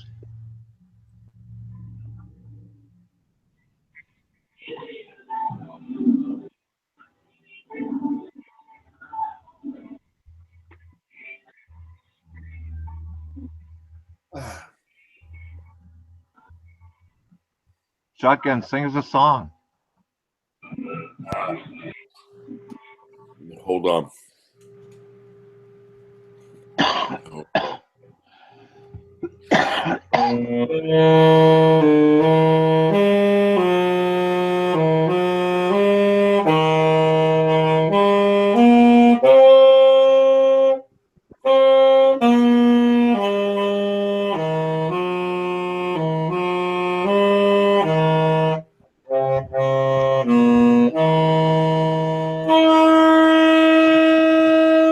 Happy New Year!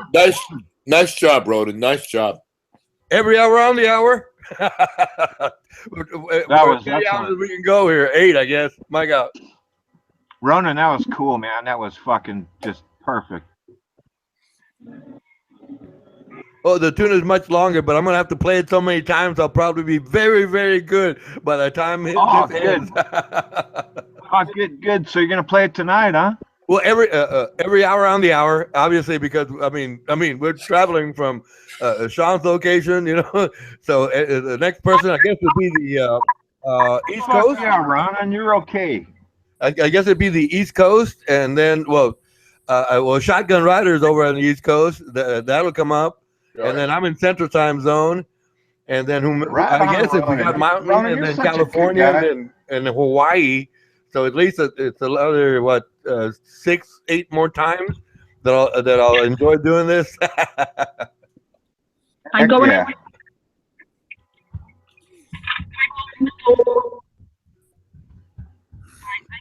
around the back now.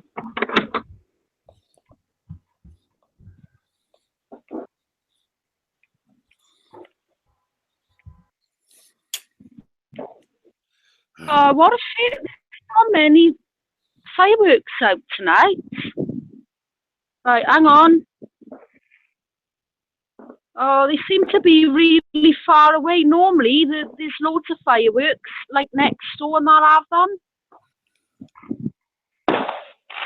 Oh, here we go.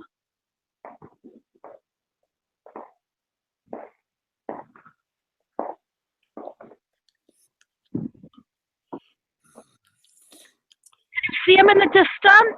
Yep.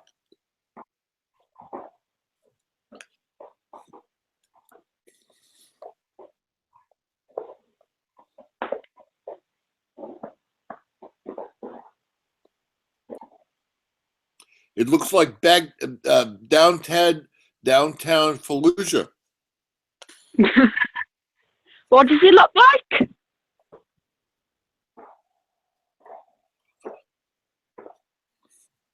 Oh, there's crap this year. Normally there's loads and loads, but there's nothing. There's like none out this year. What's crap? What is that? Just looking down at your village? Yeah, that's looking downwards, that is. Right, now I'm looking across. Do you guys have street lights there or no? I'm in my back garden at the moment.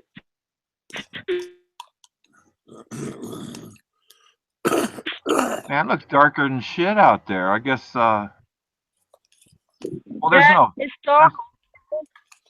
Yeah. It's Yeah. hard to. Oh, hang on. Something's going off down here. I'm going to zoom in. I'm going to try anyway. Yeah, Ray, with that kind of darkness, maybe you should be smuggling down some weed. No, I was thinking with that kind of darkness, she definitely needs some kind of protection, right? You know what I mean? We were talking about that. No, I'm out in the back garden in my dressing gown. I'm fine, honestly. Yeah, okay. Wow. Oh, you always got to be thinking, though. You always got to be thinking. Oh. Just somebody, I'm kind of worried. Somebody like LaSurge might be in my backyard at night and try to butt fuck me. I have to waste them. You know, you never know. Don't worry. Don't be worried about LaSurge. He's got a good mind, but I don't think he's got that much of a. No, I'm not worried. She's thousands of miles away. Yeah, LaSurge is a Canadian. He's a long ways from me. I don't have to worry. Yeah.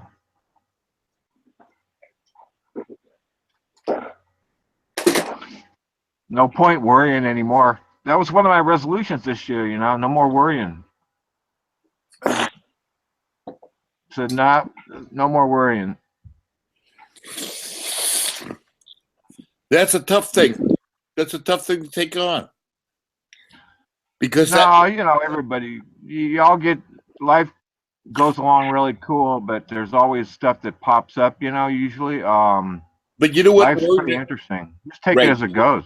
Ray, you know what worrying is all about? It's anxiety. And that's I don't worry much anymore, but I remember worrying before when I was working really heavy and had a lot of jobs going on and stuff. What are you worried about? I used to bring home my work and worry about, you know, I'd think, oh man, what am I going to do tomorrow? I'd try to lay it out in my mind. That's my point. It's anxiety. And anxiety and depression are not good for you. Just divest yourself of that shit. Yeah, right. I do now. That's why I'm laid back now. I don't let shit bother me, man. That's why I'm here with you goofballs, you know. Live in the present. That's all. Yeah. No, goofballs. I was only kidding. See, I act different when I get stoned, you know, as you can see. It's like everybody else, you know. Yeah. No doubt. I'm going in now because it's too cold to stand outside and I want to finish getting pissed. Plus, you know, talking to the computer, Shotgun, you're more of a pro than me. You've been on the panel way more than I have, and it's easier for you, right? Sean, did you ever point the camera at yourself? As far as what, Ray? As far as just being in front of your PC or your phone and talking. Brother, I get in trouble every day with this fucking thing. I get people, you know, right now, I was a fan of Petra's for a long time. She's pissed at me. I'm pissed at David. So I'm no fucking expert. Yeah, I just fucking with you. Yeah, but I mean, John, nice. I'm just trying to. Sean, you were outside. You have the high beams going on. Yeah, she's she's a babe, but of course I say that about all the women here. But I mean, you know, Shotgun. You look very lovely. Sean is a beautiful, beautiful woman. I love her. Yeah, no kidding. I agree. No, definitely.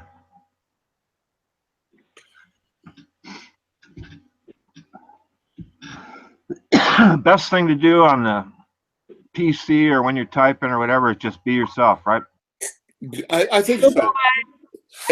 And Ray, don't lie. Be true to yourself. I mean, people are going to either like you or they're not going to like you. Yeah, but you really shouldn't. Yeah, that's true. Yeah, I was going to say you really shouldn't worry about if you got onto a site and you started communicating, and then pretty soon you end up all kinds of things. You know, the internet's pretty interesting. I don't know what I'm trying to say on that. Sean, you look very lovely. Thanks, the man. Thanks, the man. I'm in my. I was just paying her a compliment. I'm not hitting on her. I just said that she looked very lovely. We know you. We know you by now, Hank. Thank you, Hank. I kept my makeup on because I didn't want to scare any of you. Hey, Sean, you need a new TV, girl. That's a relic. My daughter keeps saying to me, "Oh, Mum, when are we having a new TV?" And I'm like, "No, we're not having one until this one blows up." Oh, you need a 55. You need a 55-inch Sony.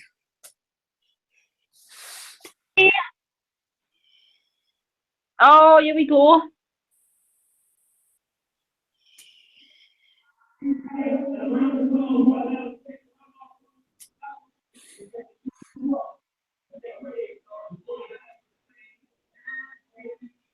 Here we go.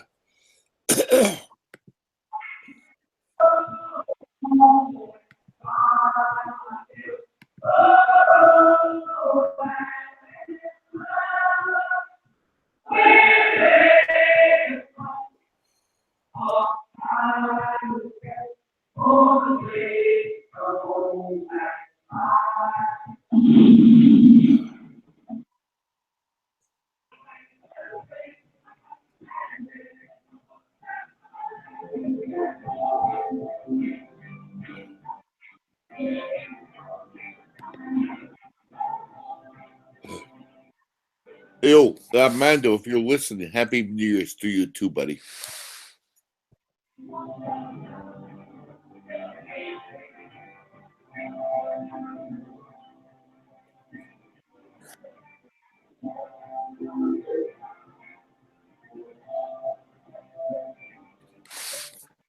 And I hope Armando didn't have too much money on Ronda Rousey last night.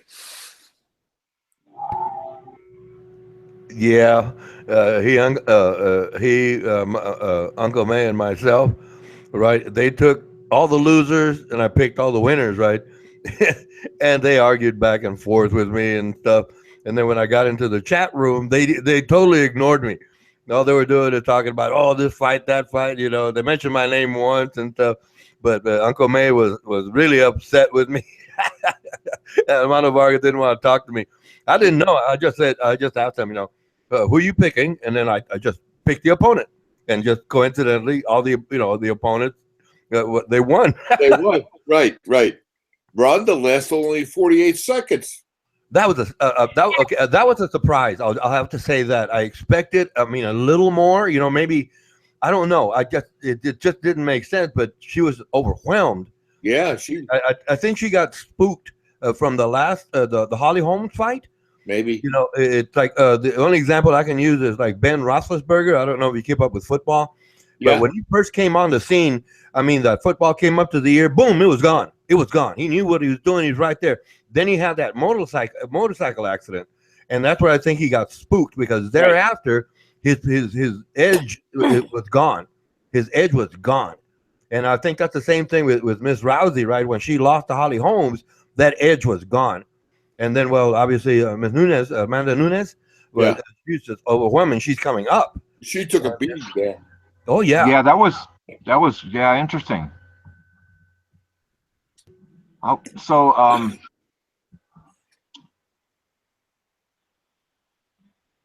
I on? Yeah, I'm sure. Am I on here? Yeah, my living room is only tiny, 55-inch TV, shotgun. What? I said my living room is only tiny. I can't. There's no way I can fit a 55-inch TV here. Having a new TV after Christmas. I'm having all the living room done You out. know what? You know what, Sean? Wow, that's cool. You know what's funny, Sean? I mean, people who live in trailers in our country, they still have 55-inch TVs. You stop laughing. It's not funny.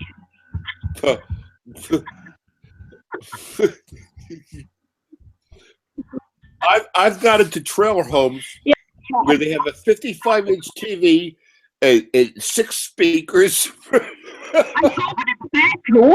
go in the bedroom if that's any help.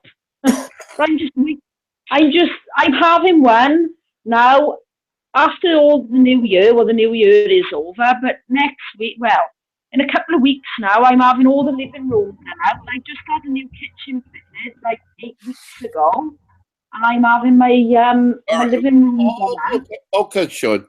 It doesn't have to be 55-inch, but get a flat screen TV. That thing probably weighs a ton. Shut up, will you? I'm having a flat screen TV, but I'm having it in a couple of weeks because the living room, the carpet has got to be ripped up. I'm having vinyl flooring put down. The walls have got to be painted as well. New curtains are going up. Now, and there's going to be a new TV in there as well. Nice, nice. It's been, I work full time, haven't I? I work full time. My mum as well. You know, it's hard getting things done. Well, I like your new kitchen anyhow. Oh, you saw it, did you?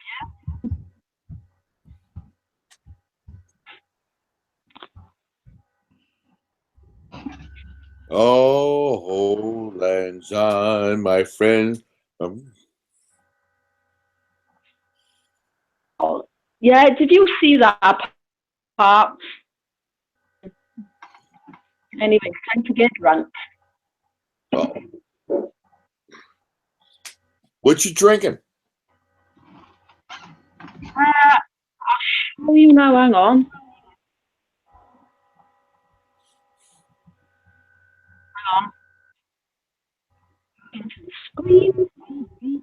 I bet you're drinking White Russians.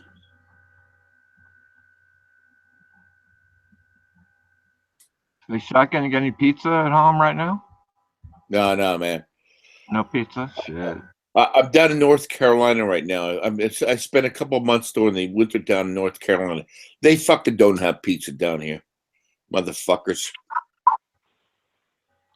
So you sipping on the brew or something, or shooting a little bit of whiskey, or? Well, tonight I normally don't drink anything but beer, but tonight I had a few shots of Jameson's.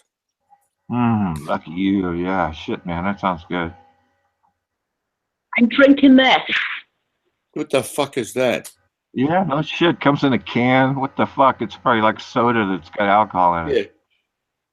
Yeah. It has got alcohol in it. It's lovely. It's from Aldi. Oh, it's a peach drink. No. Wow. What? That'd probably be okay. You put it on the rocks, right? That stuff on the rocks, or just straight out of the can, or what? I put it into a pint glass. Oh, it's a pear cider. Oh. Ugh. Wow. Ugh. Fuck, I want to puke already. Shit. Exactly. Pear cider. No. Pear cider. That's probably really good. I'm about to heave. If that's, yeah, I'd drink it if that's all there was, for sure. I'll drink anything like that, especially on New Year's. I'll go It's It tastes lovely. good, right, Sean? It's lovely. Pear cider. Put it in a blender with that stuff. Put that in the blender with your drink. Grind it all up. I bet you it tastes really good. Put that in a blender with a pint of whiskey. Stop being nasty now. Come on. Sean, you should be drinking White Russians. Cream, vodka, and a little bit of what do they call it? The fucking shit that goes in there. That would be good for you. No, what do they call that shit? I forget. But anyhow, you should do a White Russian. Seems like the best drink for you, not pear cider. I know White Russian, yeah. this cider comes from Somerset. This cider is British. It's lovely. Oh my God, it must be royal. Try some. Comes from Somerset. It's really nice. Don't you have Somerset cider over where where you live? Well, we have cider. We have hard cider, but doesn't mean I like it. Shucking. I figure just let her drink whatever she wants, Yeah, because, okay. you know what You're I mean? absolutely- you know what? You're right. You're absolutely right. That's funny. Yeah, people drink what they want. I don't know. But, yeah, that Jameson's is good, though, huh? Oh, my God. What does it taste like when you're shooting it down? Just beautiful. It's like heaven, right? I don't do it that much anymore, Ray. I mean, I only do it like on my birthday and holidays. That's what we all say, yeah. No, seriously, man. I had to give it up a long time. I believe you. I lost a marriage to fucking hard alcohol, so I don't do that shit no more. Oh, you were married then, right? Yeah. Oh, excellent. Yeah, you need that in life. You need that experience, or what, for sure, huh? And I would be married today if it wasn't for alcohol. So I learned my lesson. Can I ask it can. You're both men, and you're both men. I've got a friend. Well, I've got a friend who's sort of dating somebody. Now, I might as well say my friend Rachel. She's dating somebody, and he's 40. He's 48 in May, and lives on his own at the moment. What are the chances of him ever having a relationship? Because I turned around and said to her, Sean, hold on. Backtrack. What did you say about the guy that's dating Rachel? Right. Wow.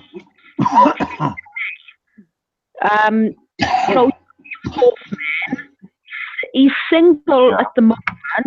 But what are the chances of a 48-year-old man being single all his life? He's bound. The point I'm getting at is that he's bound to have had a woman in his life at some point, isn't he? Coming to the age of 48. How old is she? She's 43. I don't know. I've seen a lot of people hook up that I've looked at and gone, wow, well, how the fuck did they get together, And I don't know. And some people, from the onset, go ahead, Ray. I'm sorry. No, I'm just saying that it doesn't matter seeing anybody hook up and they're happy. That's what it's all about. It doesn't matter the age part. Is that what? Yeah. No. I'm not on about the age. He's 48 in May. Bound to have had a relation, because he've never spoke about anything like this with her. And I said to her the other night, I said, well, he's come to the age, he's nearly 48. He is at some point along the line, he is bound to have had a relationship with somebody. Bound to have. Yeah. You know what? My thoughts on that is that more than likely, given their history, that the odds are against them. But then all it takes is that 10% of hope and love that could make it work. Yeah, you can make it work if you work at it too. You know, you don't want to. It's got to be. You got to work towards that. But he's bound, coming to the age he is. What I'm saying is, he is bound to have had a woman at some point in his past. He's not going to have been to the age of 48 and stayed single. Do you know what I mean? There's bound to have been some woman there in the past somewhere. He's bound to have had a. Well, being older like that and not having a mate before, then or never been married, being that old for a man, that's kind of weird. I don't know. I was married. Yeah, it just seems kind of strange. It does. You know, Sean, I would say that if he hadn't had any woman in the past, that would even be more weird. Yeah, I said that to her. I said he sounds a bit, I said, has he ever had a woman in the past? Has he ever been married or in a long-term relationship? And she said, well, I don't know because he's never told me.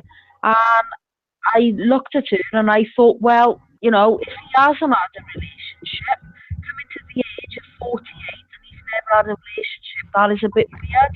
But he's never mentioned a woman to her. They've only just picked up with each other. Is he a mama's boy? No, his parents are dead. All right. Then don't worry about it. Let them fucking figure it out themselves. Yeah. But no. I'm just thinking, though, at the age of 40, he's bound to have had somebody in his life somewhere along the line. You don't get to the age of 48 and you've been single for like 40. I mean, you can't just have had one-night stands.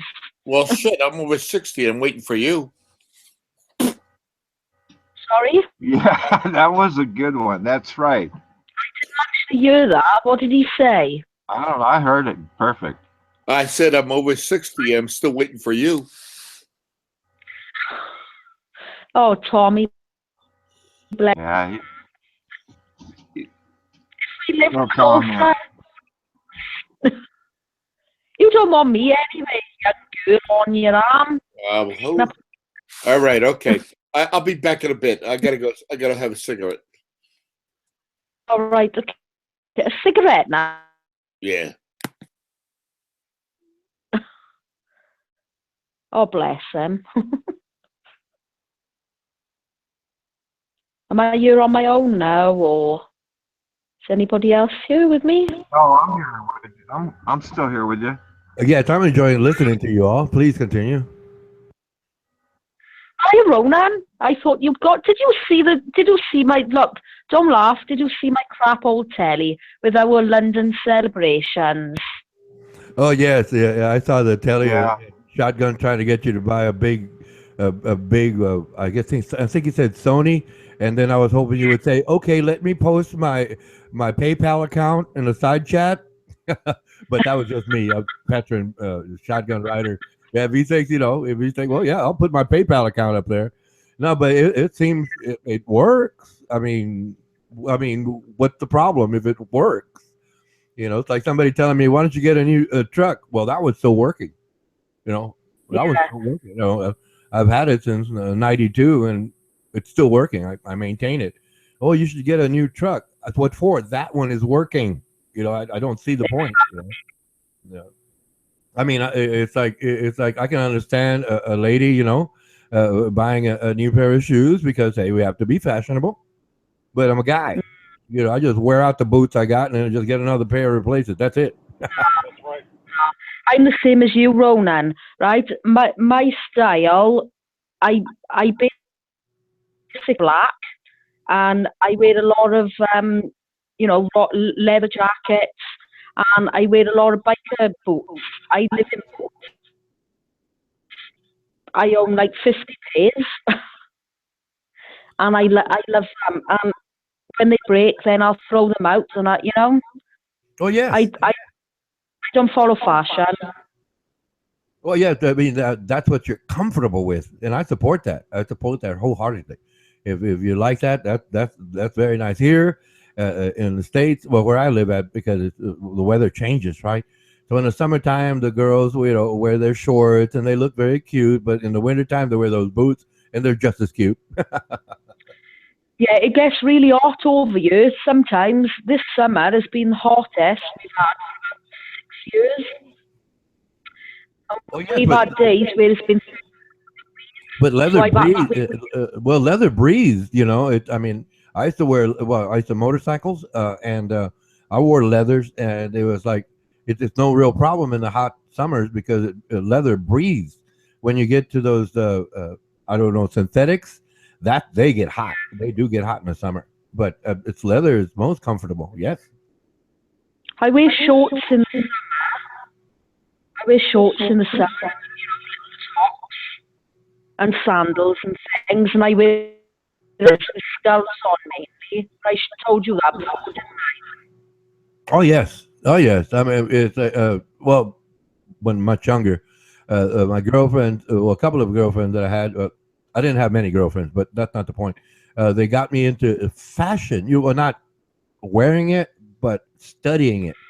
You know, and that we'd have very good conversations about those things, and I learned a lot, you know, just by listening to them. You know, that doesn't go with this, and I said, well, I'm a guy, right?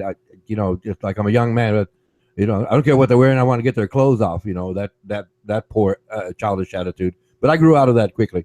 But the idea that I learned to like study it and say, oh, okay, I understand why that goes with something else, or a person who likes a certain style, like yourself, for example. Right, that fits them. They're very comfortable in that, and I like that. I really do.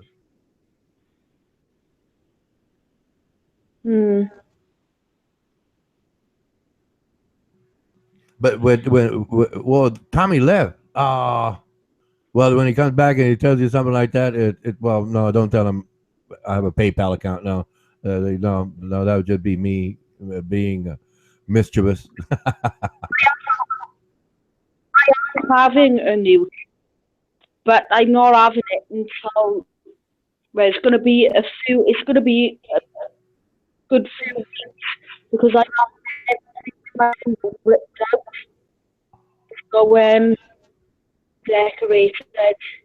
So it hasn't been decorated yet.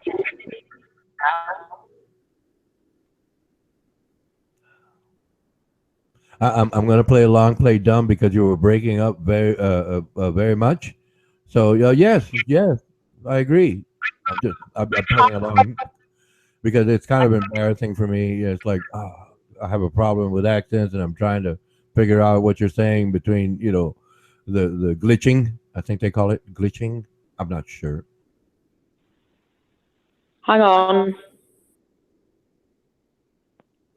Yeah, I was breaking up pretty bad there. Can everyone hear me okay now? Yeah, it's kind of okay.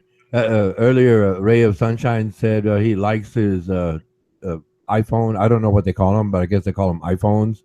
Myself, I've never owned an iPhone. I just have what they call just a regular landline, and I'm thinking, well, what's so good about them if he's always breaking up? I don't see the advantage of it versus vanity. Well, I can understand the vanity of it all, and I do see where people do need those telephones nowadays. I can see where people could use those things, but for myself, it's like, no, I've never really owned a telephone, and I don't like it. Never had a telephone, but for the fact that I had to use it in business or my family, obviously, it's very important to me. Was very important to me, and still is. And I can see that. I could really can see that, but then they're saying, well, that you've got to have this, and then I think to myself, why should I have something that doesn't work, consistently? It's not consistent, and that's where I say, well, no, because people have suggested I get one, but I keep telling them, well, you keep losing connections, and there's no point. If I can't, if I'm trying to, use it, and let's say it's an emergency and I'm breaking up, well, wait a minute, the emergency is still going.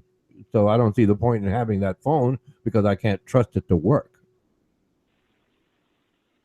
I'm actually friends messages now.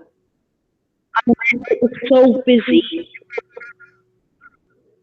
Oh. No, I'm still being polite because you're breaking up, and I like I said, it's embarrassing for me. So Like I said, I'm just playing dumb. Yes, you're right, Sean. Yeah, you're right. Can you hear me all right?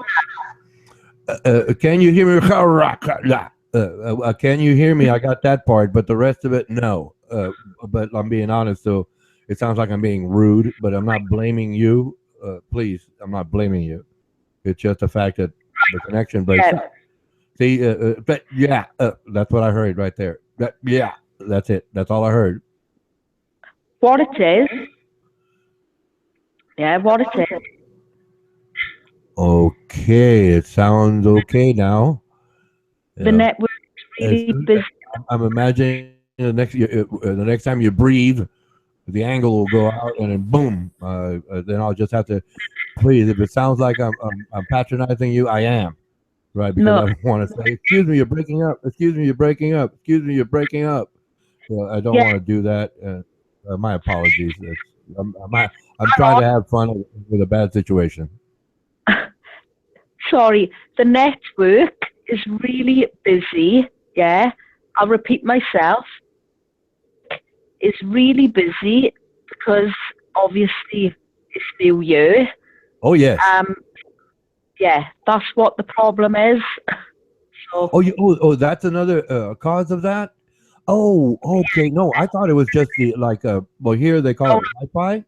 They call it Wi-Fi, and it's like when I talk to Wi-Fi as well. Our network is completely jammed. I can't even send. I'm trying to send text messages to people, and they won't go through because the network is jammed. It's so busy. Oh, yeah. Well, that's understandable. That's understandable. Everybody trying to connect with everyone they know and wish everyone a happy New Year. That's understandable. Yes. Yeah. It's like when they say a website crashes. I couldn't understand it initially, and I thought it was their problem. But it's the fact that just so much information is trying to get through that server at one time that's what they call the crash. Yeah, it's really busy at the moment. Well, it would be there where you're at, and I'm sure it's just as busy here. It's just it's just as busy here. But I'm not calling anyone. I mean, there's people I know that might call me or come by. I don't know, but I'm enjoying the moment for what it is right now. So I'm having a great time.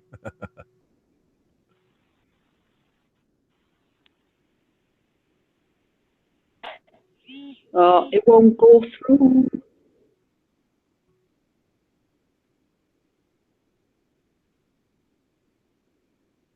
Is Hank Hill there? Hank Hill, you there? Or Ray of Sunshine? Anybody? I'm coming back. I'm going to leave you for 5 minutes. Okay, John. Oh, yeah. Okay. Okay. I'll be back. Okay, please.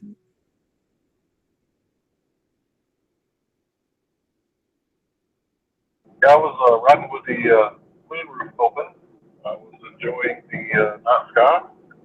My apologies, Hank. You're having the same problems. I'm going to patronize you. Yes, you're right. Yes, you're right. Mm-hmm, sure. Yeah, right. I don't know. Like I said, it's embarrassing for me. I know it's not our fault. I know it's not our fault. But out of just common courtesy, I have to try to make something up when you break up. So please understand this beforehand. Please go ahead. Can you hear me now? Over. No. Like I said, just go ahead. Just go ahead. I'll try to make out what you're saying, and let's just try to proceed best possible. I was looking through my moonroof in my car and enjoying the night sky. It's very beautiful tonight. Okay, enjoying the something. It's very beautiful tonight. Okay. The night sky. The sky. The sky. Okay. So it's no clouds? Where I'm at, no clouds. Oh well, I've closed off my windows because it's kind of cool here, so I can't really see outside. But yeah, I'll step outside later because I'll be hearing a lot of fireworks going off, and ride my bike around, talk to the neighbors a little bit, maybe.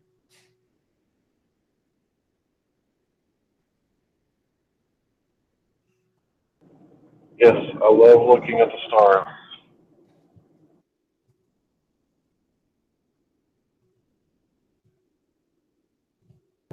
You know, a lot of people probably think that looking into alternative cosmology or quote unquote flat earth research is ridiculous, but I still have that wonder when I was a kid. You know, that twinkle, twinkle, little star, how I wonder what you are. Well, you know exactly what it is. You know, it's a giant ball of gas and some kind of nuclear fusion. You know, but for me, I don't know what it is, so I get to wonder still. Well, yeah, but I understand that sense of wonder, and obviously, "Twinkle Twinkle Little Star." It's a wonderful little song, but it does promote curiosity, and I like that about that song. And well, we as adults, I'm still curious. I mean, I want to know more, and as science goes, it learns more, and so that's fascinating to me. I can remember being like 2 or 3 years old and seeing the moon behind the clouds and not knowing what it was. And I asked my dad, "What is that light?" And you know, he was looking at the horizon, and I pointed straight up. He said, "Oh, it's the moon being hidden by the clouds." And you know, he could have said it's the moon being occulted by the clouds. You know, but our language is so different now. And growing up Christian or in Christian churches, at least, I was told the occult is a bad thing. And now I'm curious about the hidden things. I'm very curious about things that are hidden from the general population.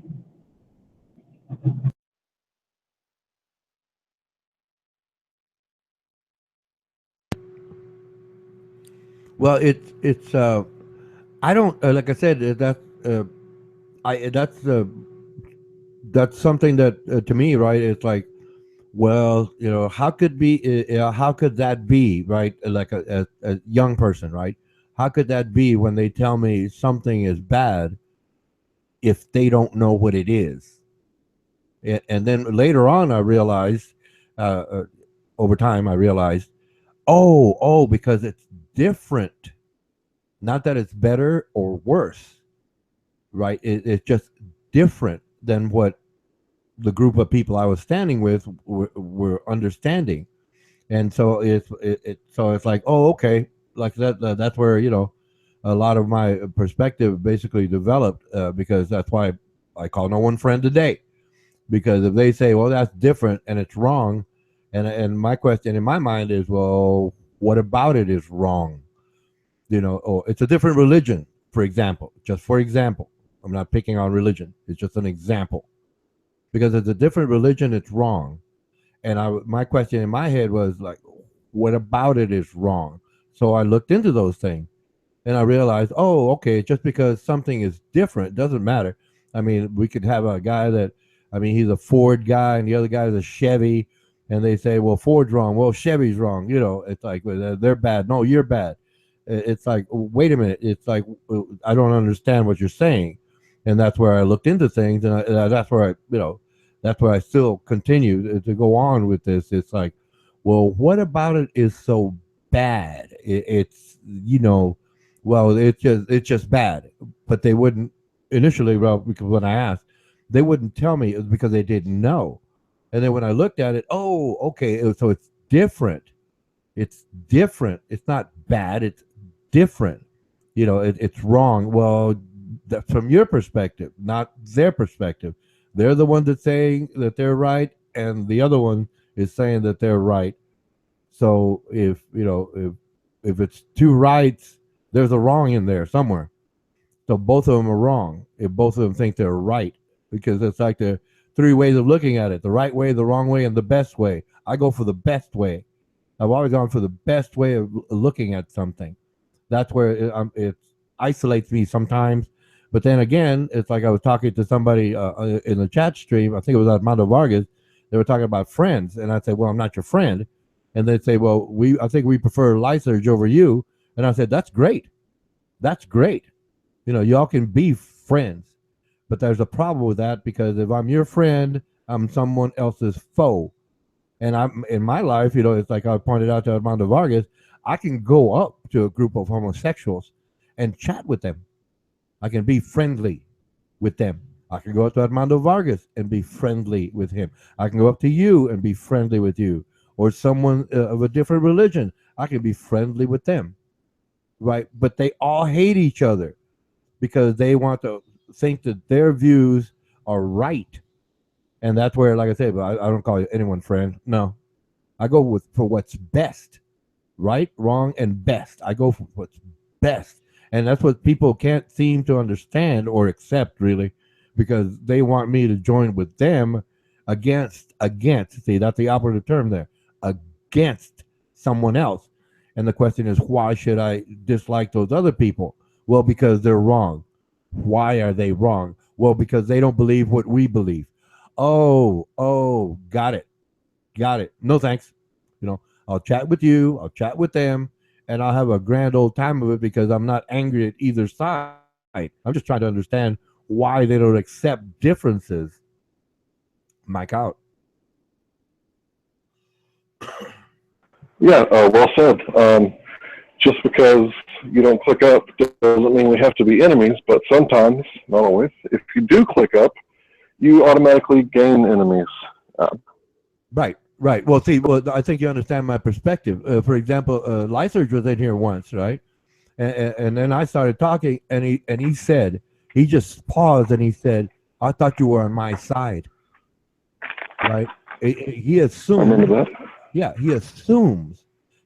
Anybody. I'm not just saying Lyserge. Anyone assumes there's an unspoken obligation there that I'm going to side with that person because they're friends, or I'm friends with them, right? It's no. If you're wrong, I'm going to tell you, hey, I disagree because such and such, or please explain it to me. Well, you're not my friend. Great. I said I wasn't your friend in the first place. So I just skipped all of those so-called chess moves and got to the point. And then, fine, I'll chat with you. You disagree with them, that's your problem. If you don't want to accept them because they're different, that's fine. That's yours. But I'm going to go talk to them too. And they've got information that I can basically get, and learn from. That I don't see the problem, but they do. You're on my side, aren't you? No. Well, you're on my side, aren't you? No. Well, they're wrong. Well, they're wrong. We're right. Okay. All righty. So y'all go ahead and fight it out. And I'm going to be over here happy talking to someone else because I just want to know what they think too. You know what, Hank? I'm going on now, but when I was a child, right, there was these different groups, right? Well, obviously, graduating class, we all had to be around each other for 12 years, right? Well, here in America, right, 12 years, right? Education system, right? So you meet these people and all this stuff, and then what I realized early on was each one of them would gather, right, in their own little groups, all the jocks, all the hip guys, all the basketball players. They had their cliques. I think that's a good term there. They had their little cliques, and I'd go talk to all of them. I'd go talk to all of those cliques. Okay, now jumping ahead, we had our 10th year reunion after graduation. Right, it's usually 10 years. Well, here, down here, that's what we have. 10 and then 5 after that, all the way, I guess, till the last ones are around. But and when I went to those class reunions, it was the same cliques. They didn't talk to each other. They all gathered, all the jocks gathered together, all the hipsters, the crazy daisies, the pretty people, the ugly people, whatever you want to call it, the get highs, whatever you want to call it. They had those different cliques, right? And I had always wondered, well, why don't you all talk to each other?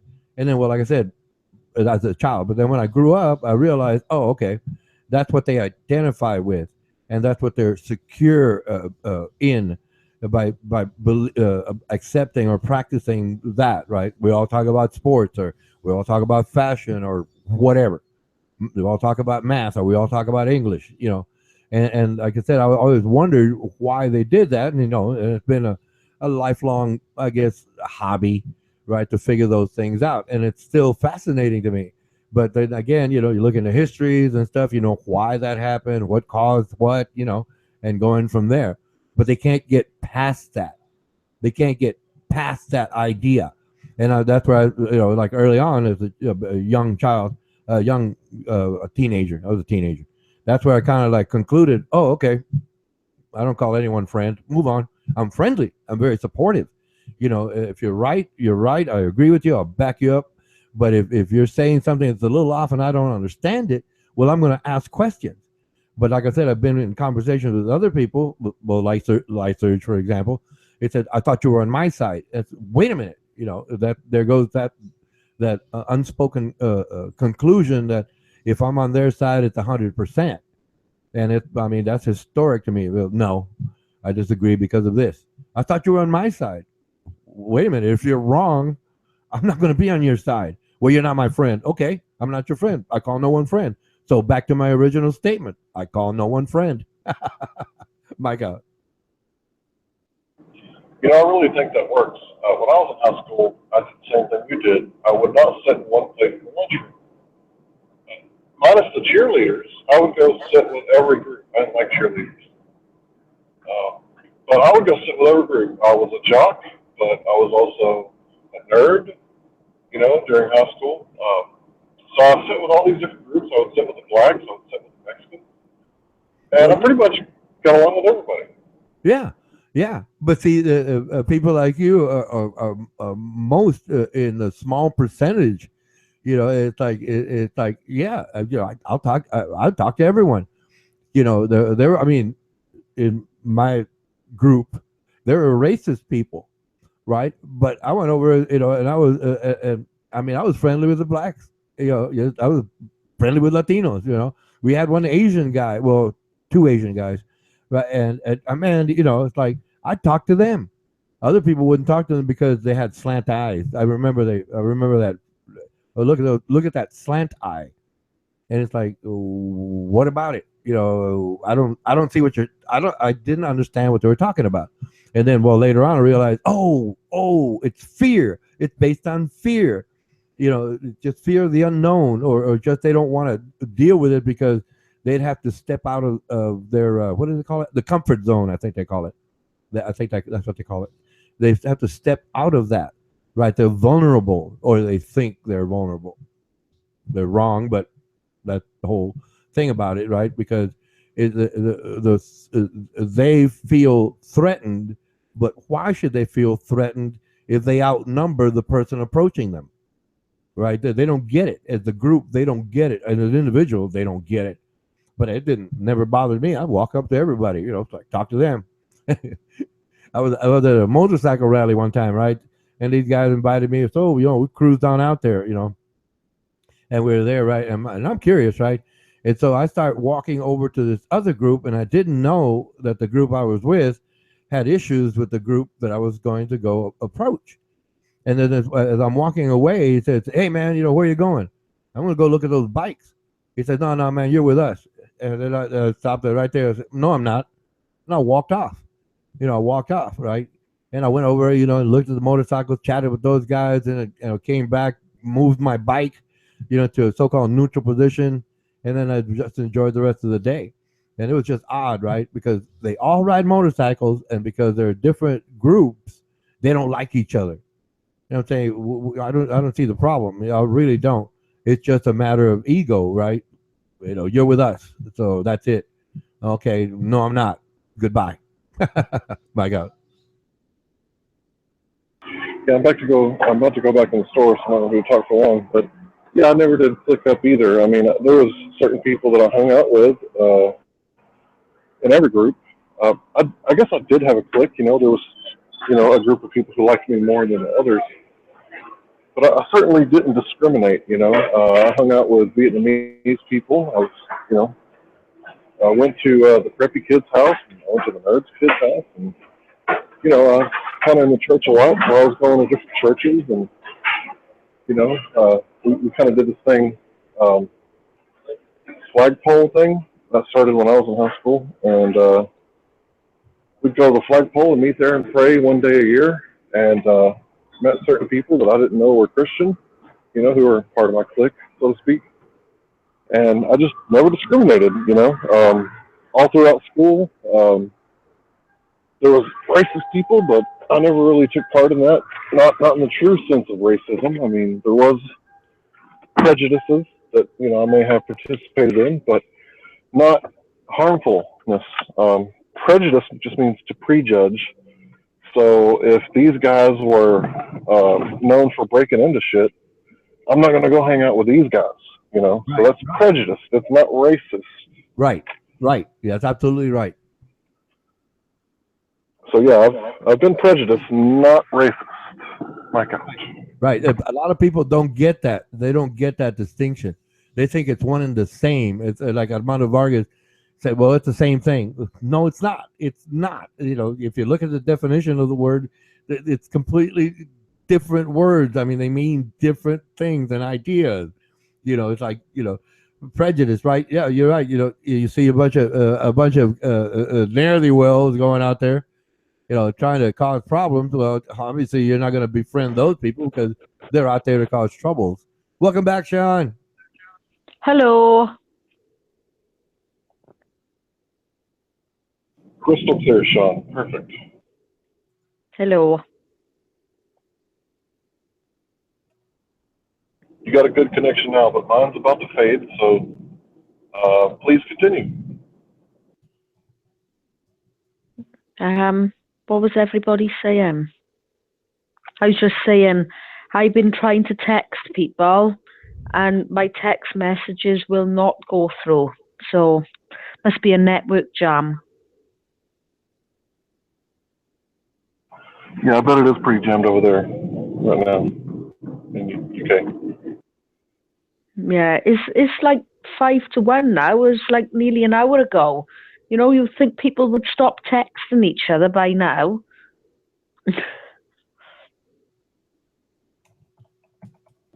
Maybe the big wigs hit the kill switch so that the system wouldn't overload. Yeah. Well, the company who runs my mobile phone. I'm having an echo again. The company that I'm with British Telecom, and I'm with them for my mobile phone as well, cell phone. And they own all the phone lines in the UK. So people from other networks are managing to message me okay, but I can't message them back because BT own all the phone lines, and basically all the phone lines are just rammed with people messaging people.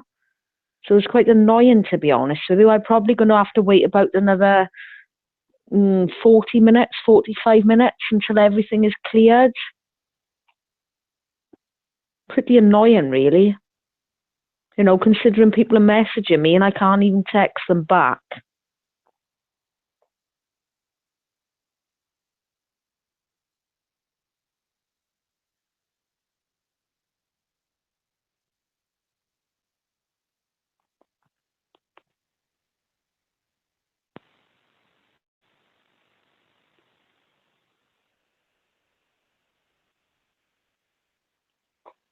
It's my turn to lose signal now, so I'm not going to be able to talk very much for a minute. I'll be back. Okay.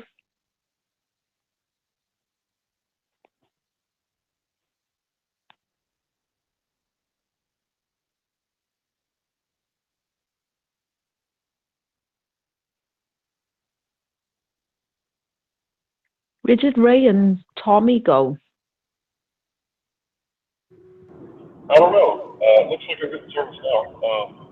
Ronan's still around. Him and I were just talking about the lunchroom experiment, how people automatically click up and they sit with the people that they're comfortable with, and people don't like stepping outside of the comfort zone. And it turns out me and Ronan were very similar. I would go deep outside of my comfort zone and talk with anybody. Sorry, Hank, you've got a pretty bad connection there. I can't actually understand you. I presume you're driving again.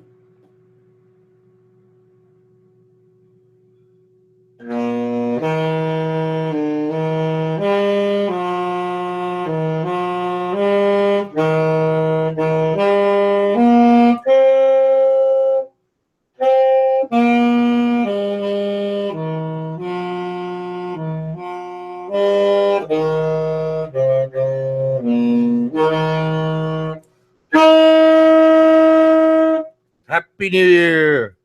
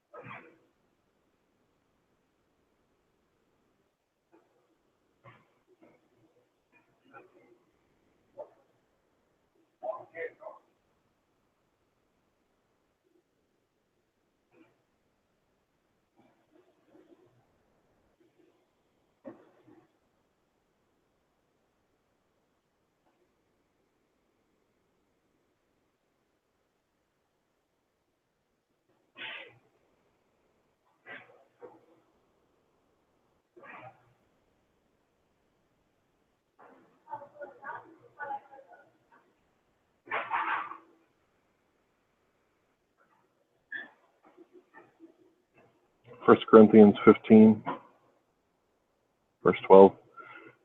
Now, if Christ be preached that he rose from the dead, how say some among you that there is no resurrection of the dead? I assume that they were talking about the Sadducees because they didn't believe it. That's what the Sadducees believed. Verse 13. But if there be no resurrection of the dead, then Christ is not risen. And if Christ be not risen, then our preaching is in vain, and your faith is also in vain. Yea, and we are found false witnesses of God, because we have testified of God that he had raised up Christ, whom he had raised up not, if so be that dead not rise. If the dead not rise, then then is not Christ raised? If Christ be not raised, your faith is in vain, ye are yet in your sins. Wait, I think I'm in the wrong spot.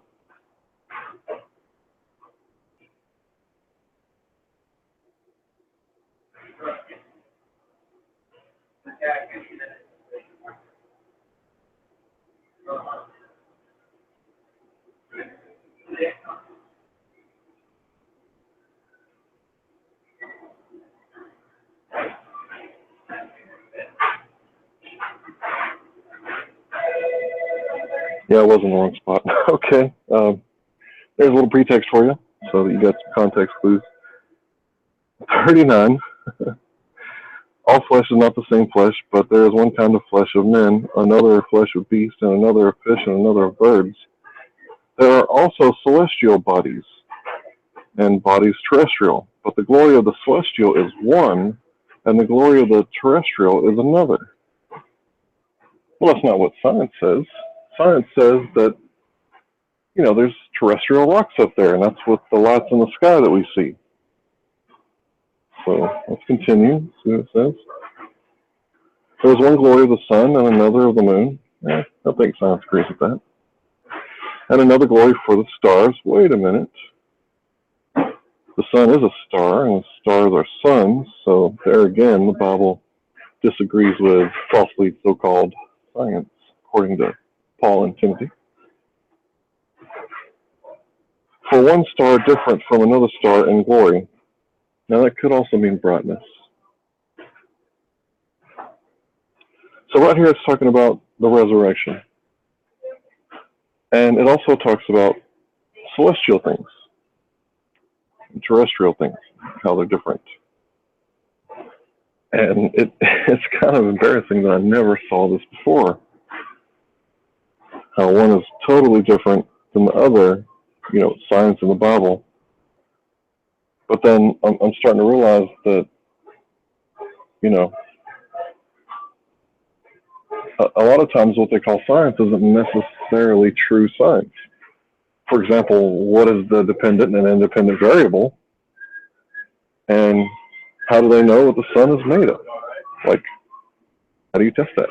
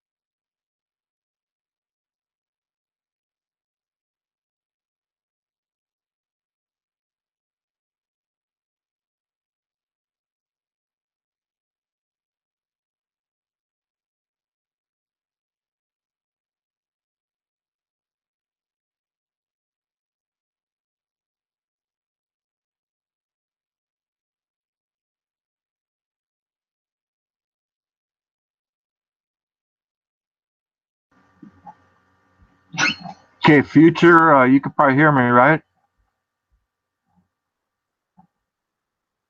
But I can't hear you. I click on you. I got show and broadcast, stop presenting, profile, eject, ignore. Huh. Let me come back to the regular.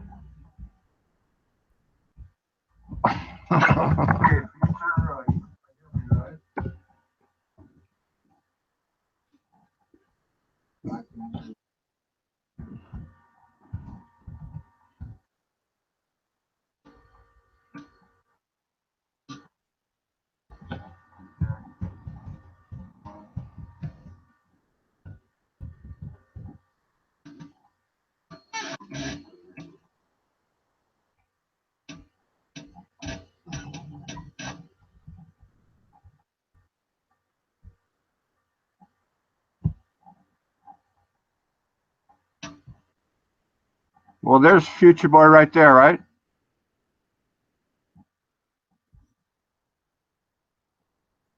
Future, you got audio there?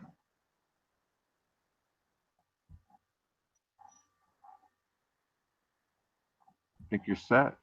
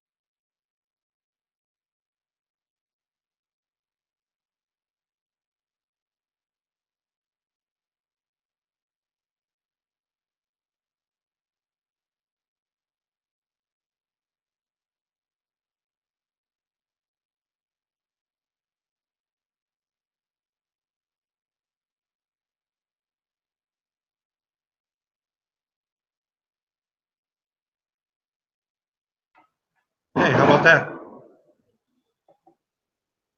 I got some voice now. Anyone else here? Yeah, I told you. Looking at it, going, "Fuck, man! I should have got you going. You're there, right?" Yeah, someone unmuted me. I don't. Who's ever got the? I did. I'm the mod in here. I just tried to look here. See, you get a bunch of options if you're the mod inside here. You've been the mod, haven't you? Not on a speaky chat, no. Try not to do that shit. Too much responsibility. Yeah, I'm gonna have to go out of the other chat over here. What I do is I Getting do a feedback. pop out. Do the pop out so you can see the text. Is what I do. I hear that.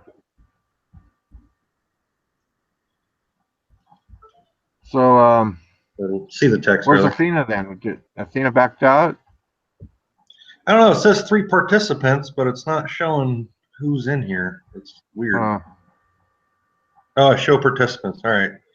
Yeah, we got tough. Armando, you and me. Yeah. Athena's not in here.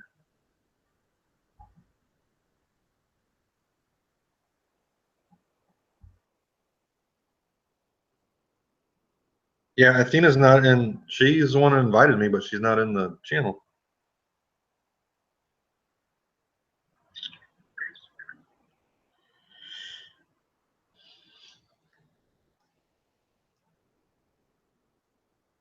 Ah, come on.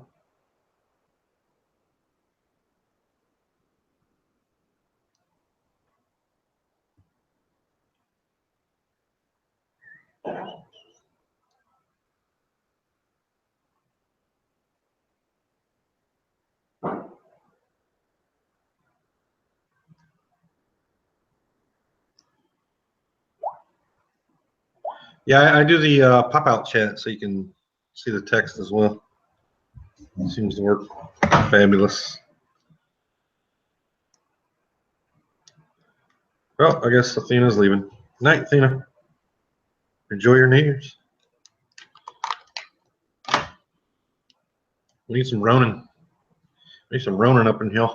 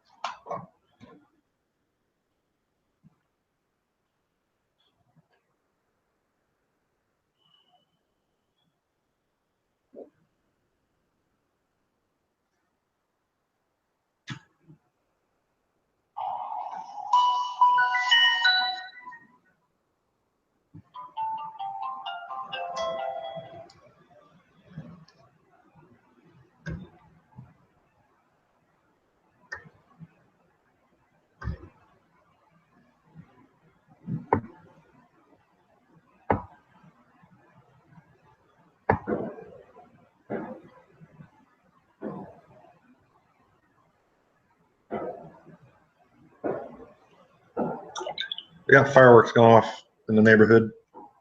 Kind of cool.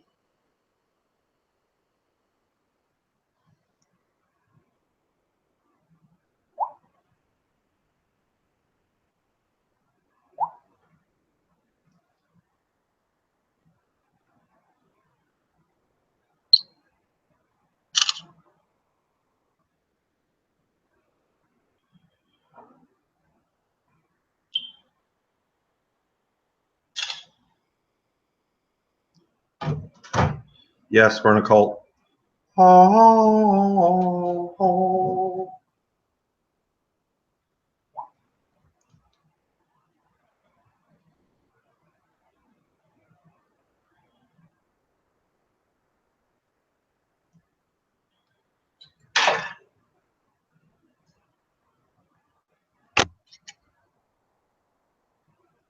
I don't know if you can see that. No, you can't see it. That's how I rock my pop-out chat with the Hangout.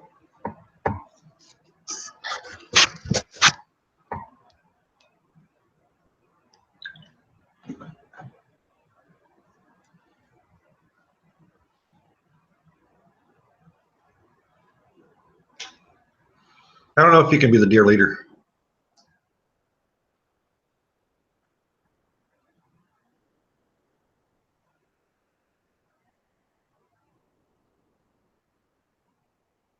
Where'd Hank go? Hank was in here earlier.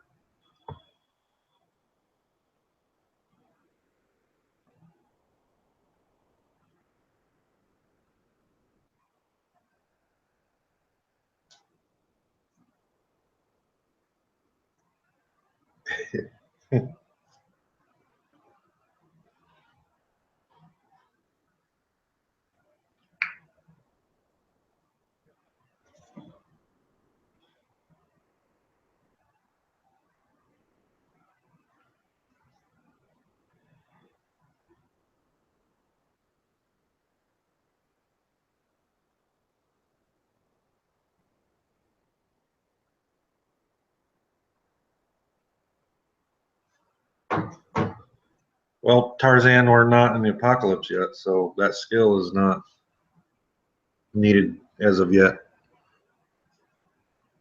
Though it could be soon.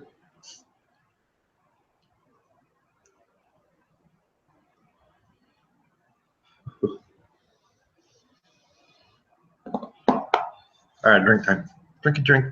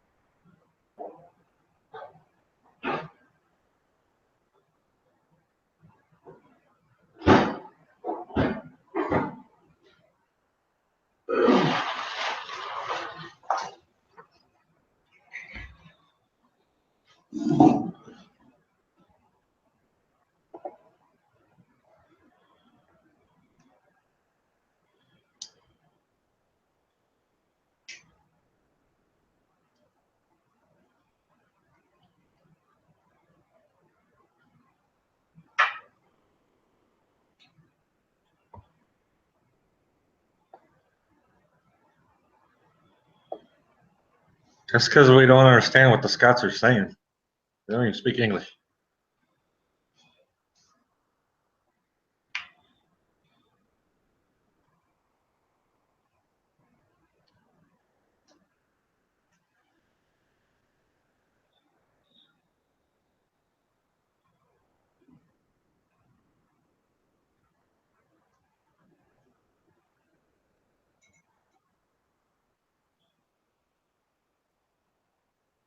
I'm not. Nope.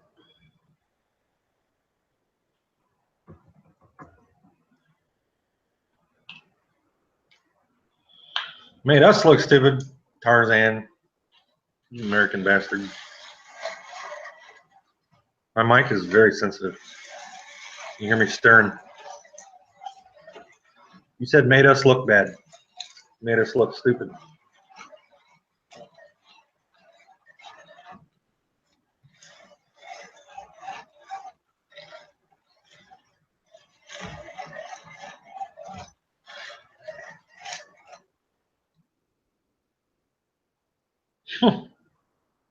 Ray. Ray, that's abuse. That's mod abuse. We need a little bit of confrontation to make the night go well.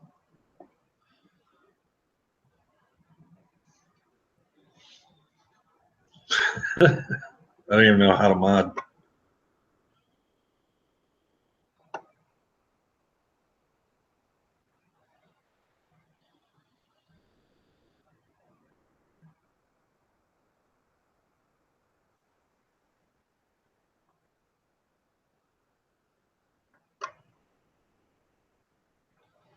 How do you do mod shit?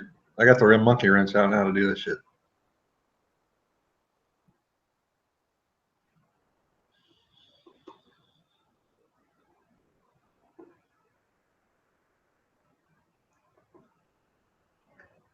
Yeah, that's not it.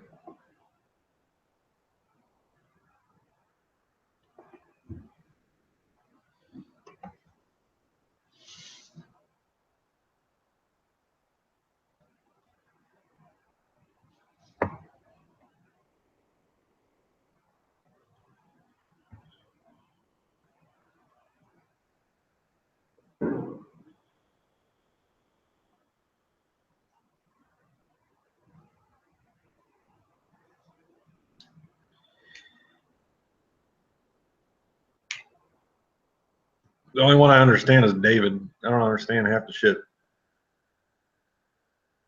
What the rest of them are saying.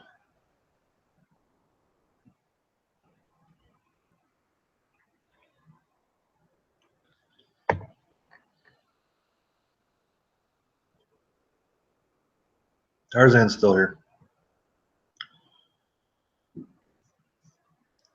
How do you...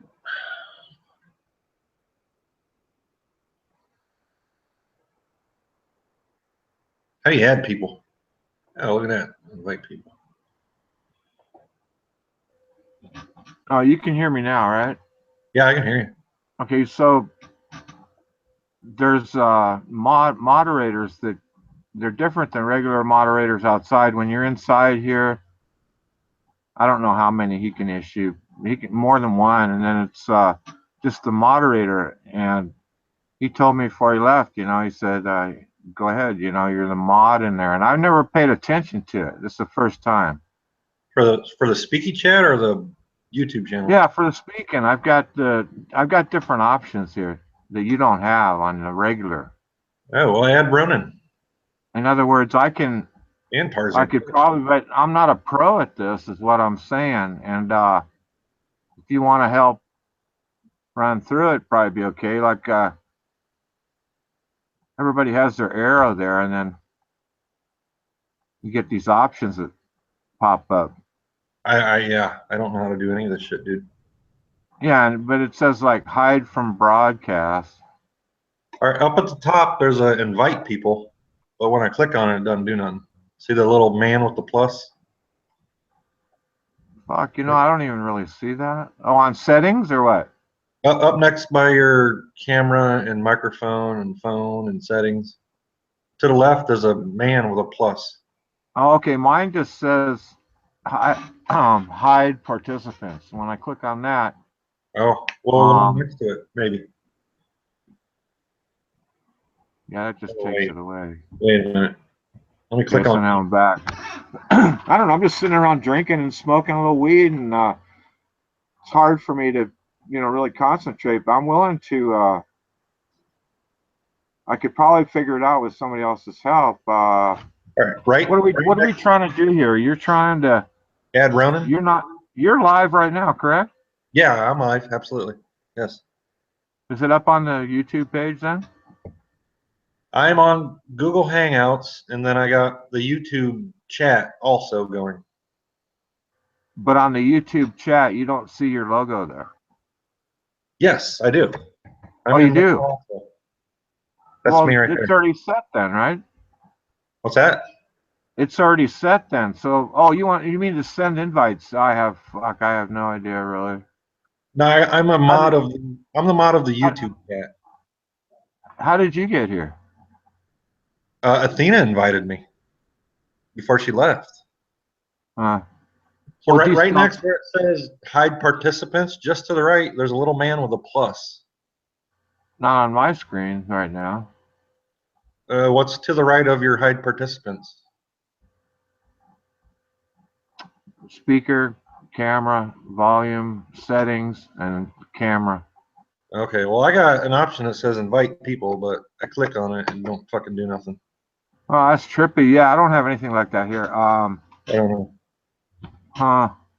Yeah, I guess we're gonna have to wait. I think Ronan. Well, I'm sure Ronan will know all about it. He'll probably be here. He's probably lurking right now. You know, he'll probably pop right on. Because normally Armando just gives me the link. Oh wait.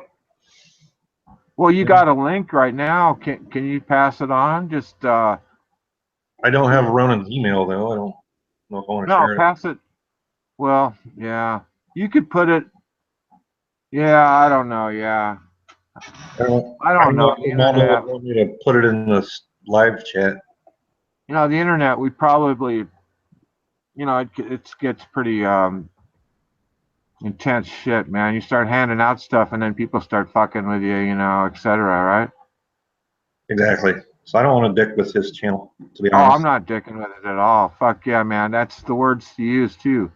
Yeah, I'm not fucking with it at all. If I could hand out, well, I'm gonna go over to the chat. If I could do targeted invites, that's one thing, but I don't want to invite the whole fucking world. Because I know he invites Ronan all the time, which is no problem. Well, feel free to invite anybody that you know is cool here. That's no problem. Well, I don't have Ronan's email or anything like that. And he'll be here. He lives here. He's probably lurking right now. You watch. After I leave, he'll be here about 10 seconds later. Well, he's got to get the link from Armando, is what normally happens. Oh, he can find his way. Email. I don't know how Athena did the invite though. That was, I don't know. Yeah, I stopped. Best thing to do on the internet stuff really is not to think too much. Don't overthink, because I think that could be a problem. You know what I mean? You just got to kind of just do it. I think. I don't know. If you don't feel like going on, I don't even know what I'm trying to say. It's almost 6 hours before New Year's here. 6 hours? Are you in California? Yeah. Yep. Less than 6 hours. You got 3 hours. That's a long time, for me. Yeah. It's a lot of drinking. That's a lot more beers and stuff, or whatever. I should be okay.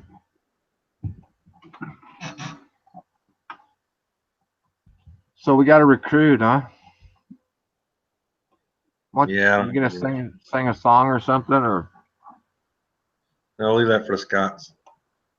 Or if you want to just talk about life or something, you'll go right ahead. It'd be really cool. That's all right. It doesn't matter. Well, Tarzan says we're a better bloodline. Yeah, probably. Yeah. All the Australians are criminals. Did Tarzan guy come back or what? Yeah, he's back in chat. Oh, that's good. I knew he'd like it here, yeah. Anyway, I'll see you later, man. I'm gone. Bye, man.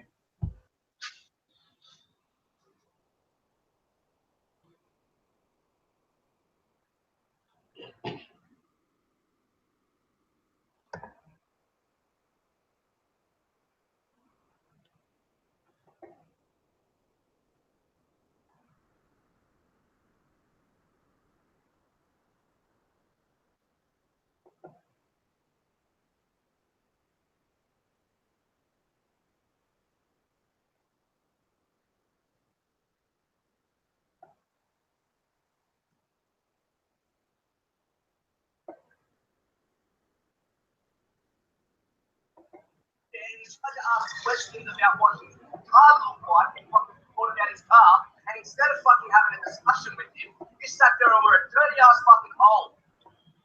Oh. You should be what fucking nationality or race you are is irrelevant. You should be ashamed of the way you conduct yourself here. Fucking filthy.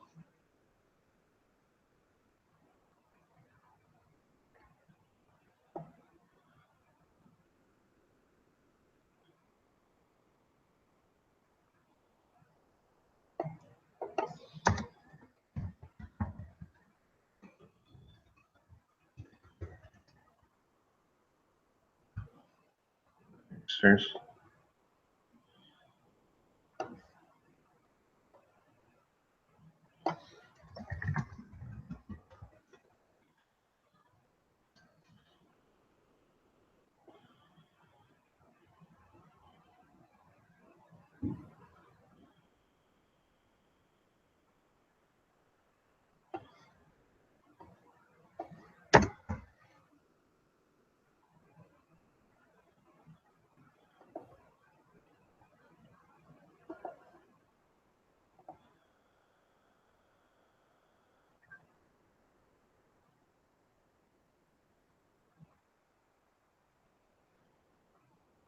Hey, Sean.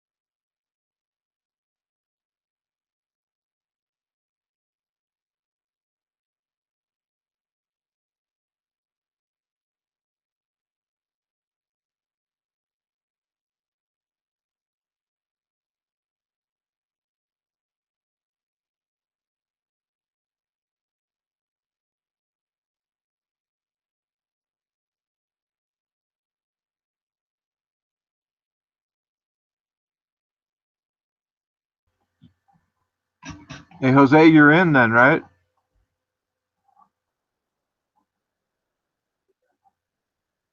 Cool. All right. Pretty good. Just trying to, do the regular New Year's. What time is it up there?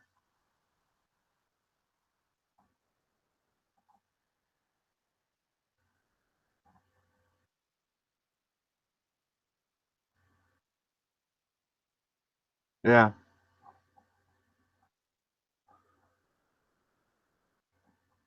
Yeah, I gotta hop out. I gotta hop out because I've been drinking and getting high here, Yeah, I know. I'll be back. I'm gonna grab another beer.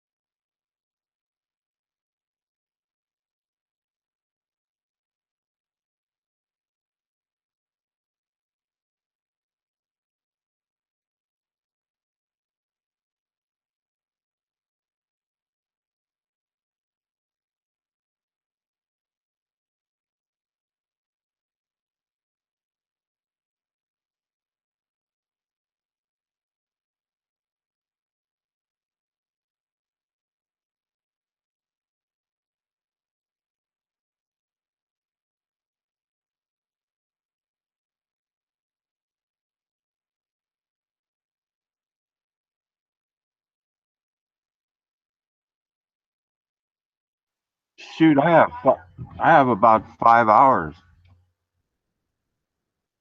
Hi, Sean. Yeah. Well, if you're tired, you should crash out. Don't listen to me. I don't know if you. I wonder what's the last place on Earth that turns 2017? Do anybody know? That's kind of interesting, huh? The last place on Earth. Okay.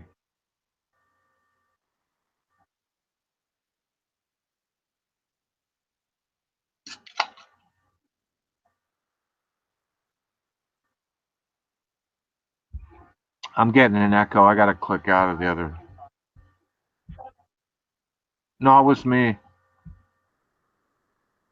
It was me, I think. Yeah.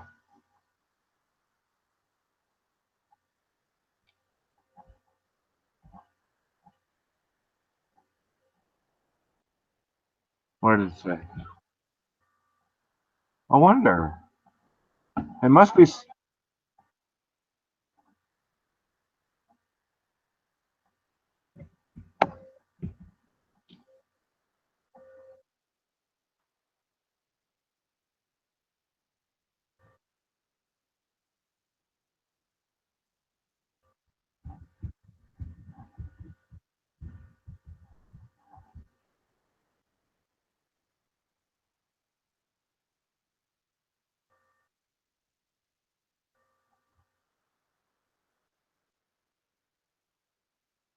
Oh, Hawaii.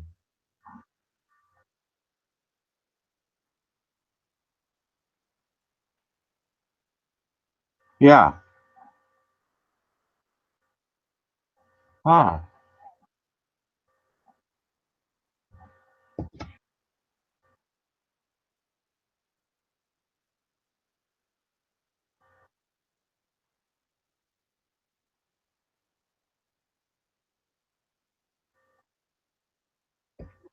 All right.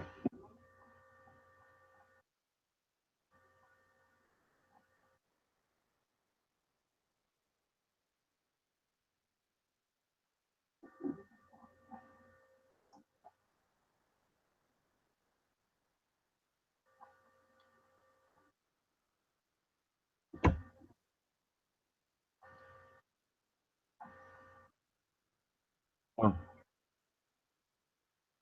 wow, Baker Island. So it must be beyond Hawaii then.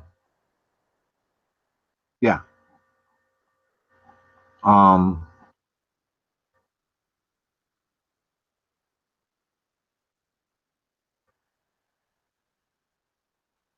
Yeah. True. Yeah.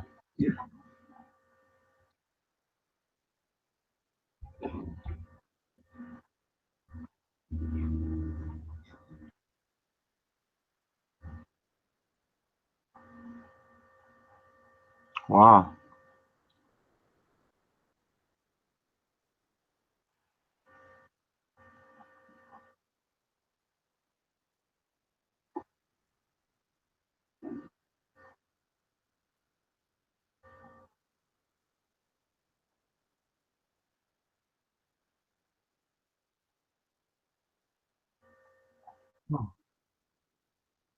Huh.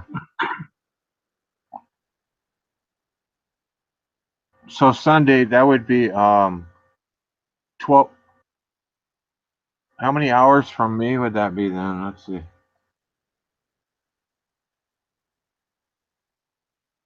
5 hours is our New Year.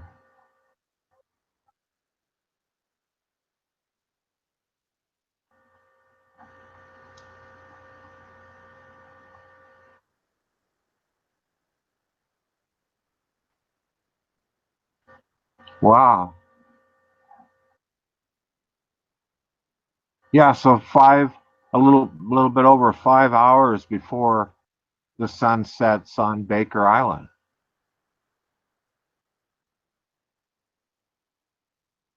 So the sun's probably still out on Baker Island. The sun, the sun's probably still out.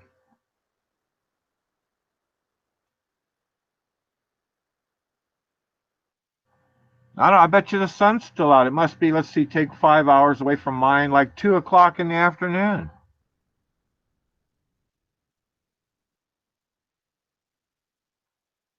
Yeah, yeah. That's a, yeah, that's a good one. Later on in life, when we have a trivia contest, throw that one in there and we'll know the answer. Yeah. Hmm. It's cool.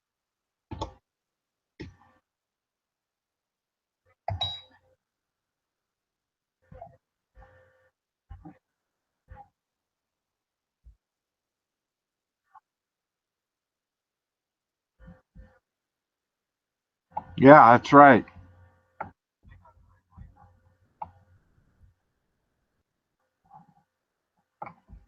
Hmm.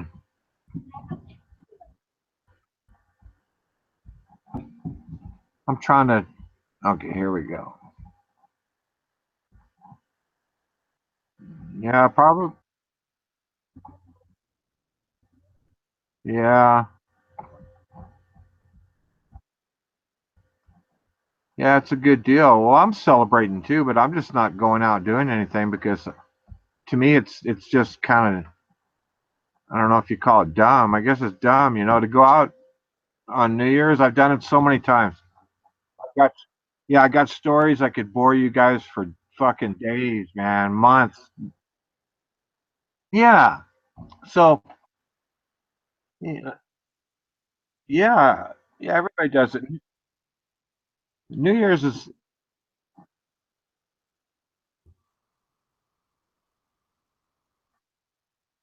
they're yeah, they're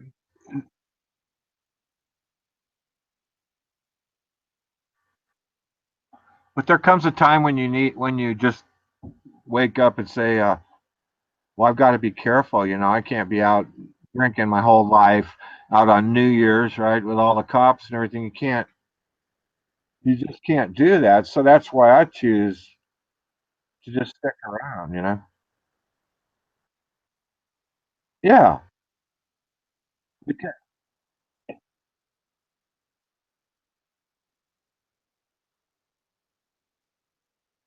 but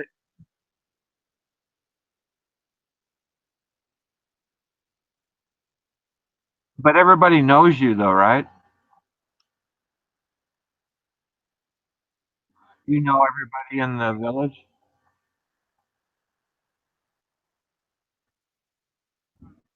Is that what you call? Is that no? Is that what you call?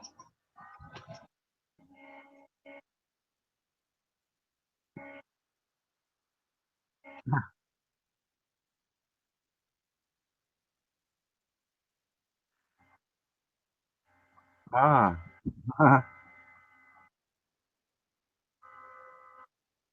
Yeah.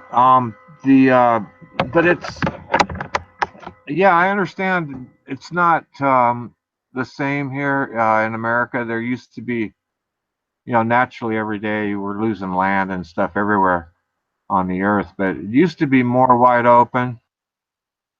And when I was younger, and used to be able to just really get out in the middle of nowhere. I mean, it was unbelievable. Yeah, and you still can now, but when I was younger, shoot, man, there would, God, there'd be another thing I could talk for months about that. Anybody could. I've seen places that are all built up now. I've seen them when they were just nothing, just dirt, or cactus or whatever. Yeah, whole areas. I used to. Well, you've seen it, right?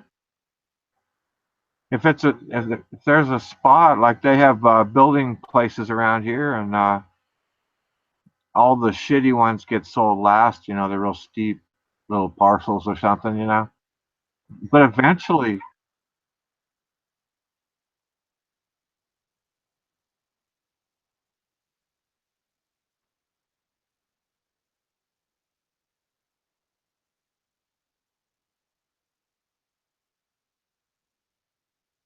well, man, see,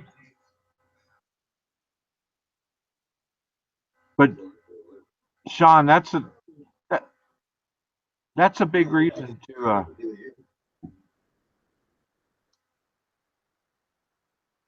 No, that's a big reason to be prepared and be aware of what could possibly happen, because it's that kind of world now. It's not fantasy world where you can just get a 3-year-old kid and go, yeah, man, here, go for a walk, and your 3-year-old kids, and there's cars flying by, you just don't do it. I mean, the world has changed so much.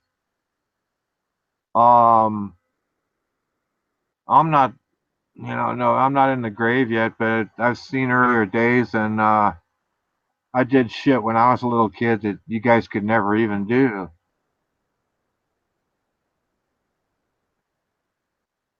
Yeah, now that's really mean and really chicken shit to kill people that way. That's cowardice to go in and wipe out innocent people like that. To me, I can't understand it. It's not even in me. It blows me away that somebody could even do that. I just don't get it. Yeah, it's just not. And so but when the cops go in there and hopefully kill them at the end, I think it's better to get rid of them than to take them through court for 50 years. I don't know.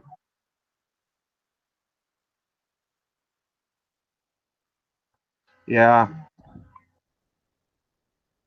that's I'm telling you, it's in my opinion, it's gonna get worse. It's gonna get way worse, and I don't think it's really ever we can really ever stop it. That's why it's.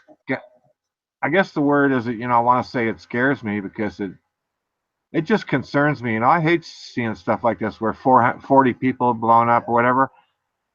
But to me, I'm thinking automatically in my mind, I'm thinking, oh man, I'm seeing some woman walking her kid down there in a stroller or whatever.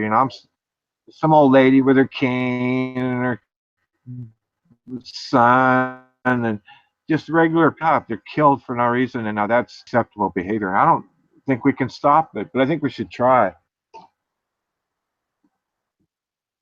Oh, that's good. Yeah, we got to try to stop it.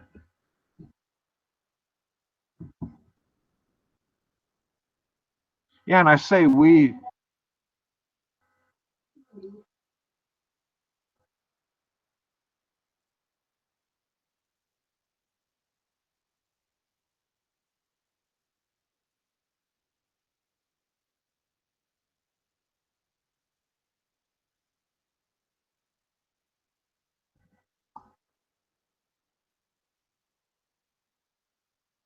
It's terrible. It's terrible.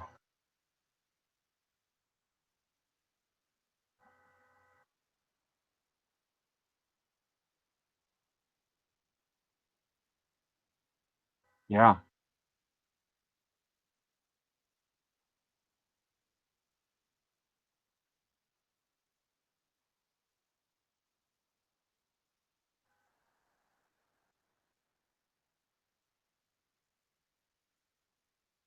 Oh, yeah.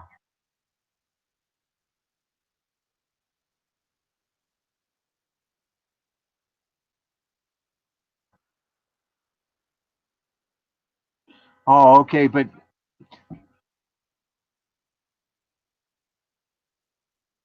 no, Sean, it's not. It's not that. It's not that. It's not.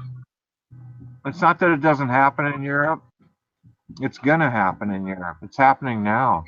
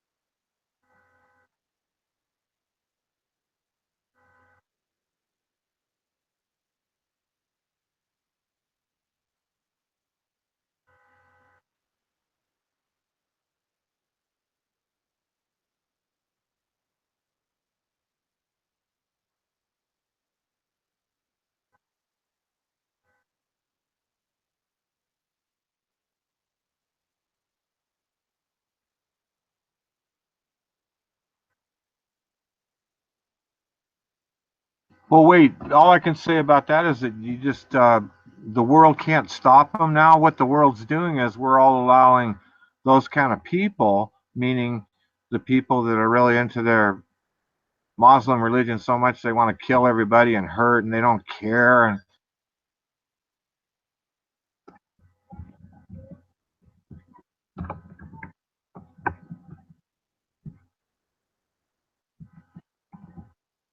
oh yeah, right.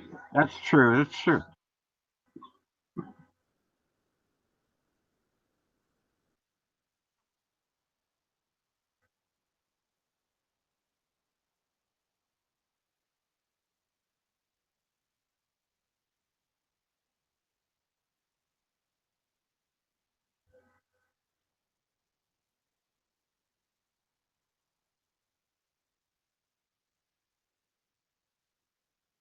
Yeah, I know, but see what they do here in the U.S. and I'm putting label on somebody, you know what they do, but some different people come in, different nationalities, and they don't fit into the American culture, and they become their own world. They open up their own store. Everything, it's their little world inside of the United States of America. That's what they do. Yeah, and I'm not saying, man, that's bad, you know, man, that's terrible. I'm just saying this is what's happening. So it would be good to go to somebody's country and shake their hand and go, yeah, I love you, and worship their flag and everything. That's the way it should be, right? Any country, don't you think?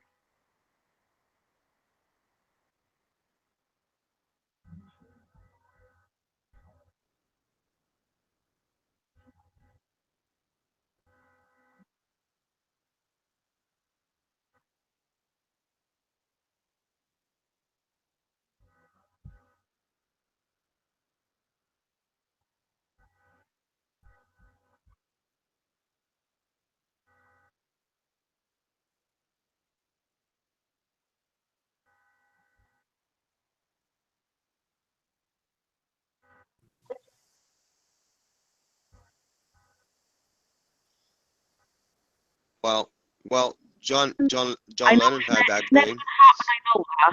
Imagine was the song, and John Lennon had the same dream, right? Yeah. And Yeah, look I know. where we're at. Look where we're at. How much progress have we made? I'm not trying to be I'm not trying to be negative. Actually, I'm a positive person.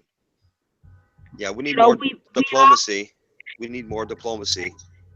You know, and the human rights issues are a big thing, in a lot of these countries. That's what we're dealing with.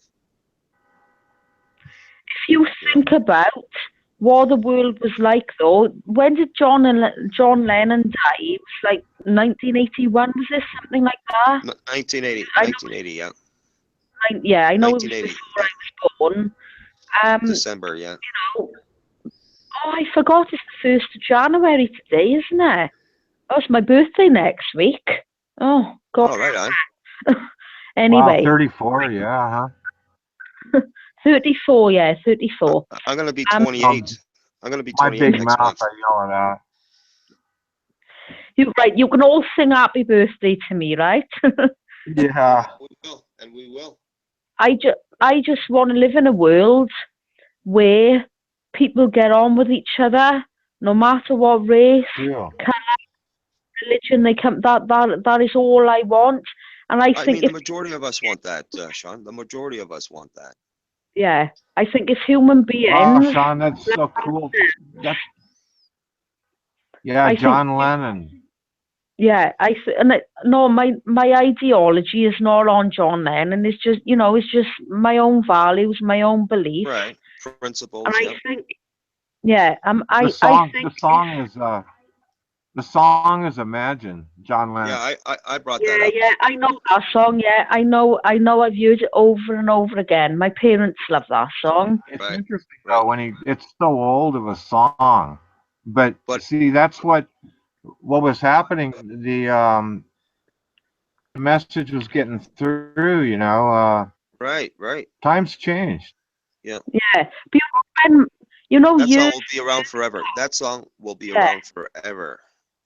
Years and years ago, when Martin Luther King had his dream, little white boys, and little black girls, they would be playing together. Who would have thought that America would ever have a black president? I think that's brilliant, you know, and it shouldn't be about, you know, I'm not on about, you know, all the policies and things that he brought in, but I thought it was brilliant when, you know, America had their first black president. Wouldn't it be brilliant? That's what I thought. Right. Yeah. Yeah, that's what I thought. I thought that way when they were trying to get a same thing. female president now. That's Yeah. what we're trying to do this time around. We've had two female presidents. We're on our prime ministers. We're on our second female prime minister. Wouldn't that be brilliant if America had a female prime minister? And I'm not talking about Hillary Clinton or any other woman in general.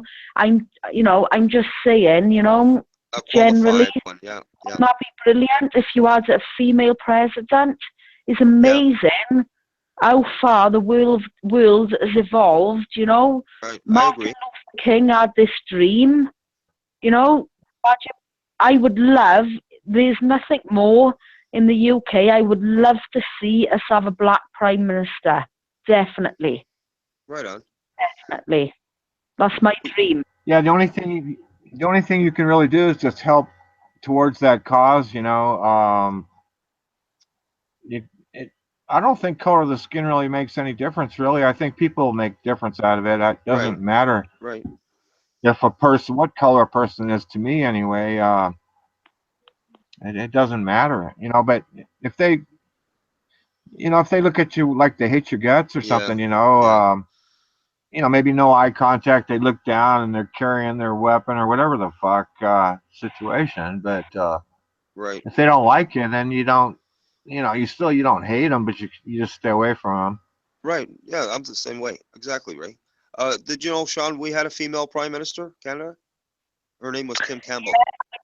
Yeah, I did know that. Yeah, I did. Because there's nothing. The male-female thing is too that the women can do probably as good, if not better, or far better. Yes. Thank you, Ray.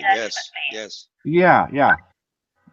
I think that Canada's president is Justin. I can't pronounce his surname. Can you help me? Prime Minister. Yeah, Justin Trudeau. Yeah. I think he's a good person. You know, in my opinion. Right. From what I've seen, I think he's a good person. You know, he seems to have many followers on Facebook and on Twitter. I think he's a good person, and I think he's a good. That's just my opinion. Yeah. Of course, my opinion doesn't really count because I'm a UK citizen. No, your opinion means something. Everyone's opinion means something. I mean, I share my opinion on U.S. president, or an English prime minister. We all have an opinion. You know, the only difference is we can't vote in those countries. That's the only difference. Yeah, I think, you know, Justin, he's a good person. Yeah, his father was brilliant.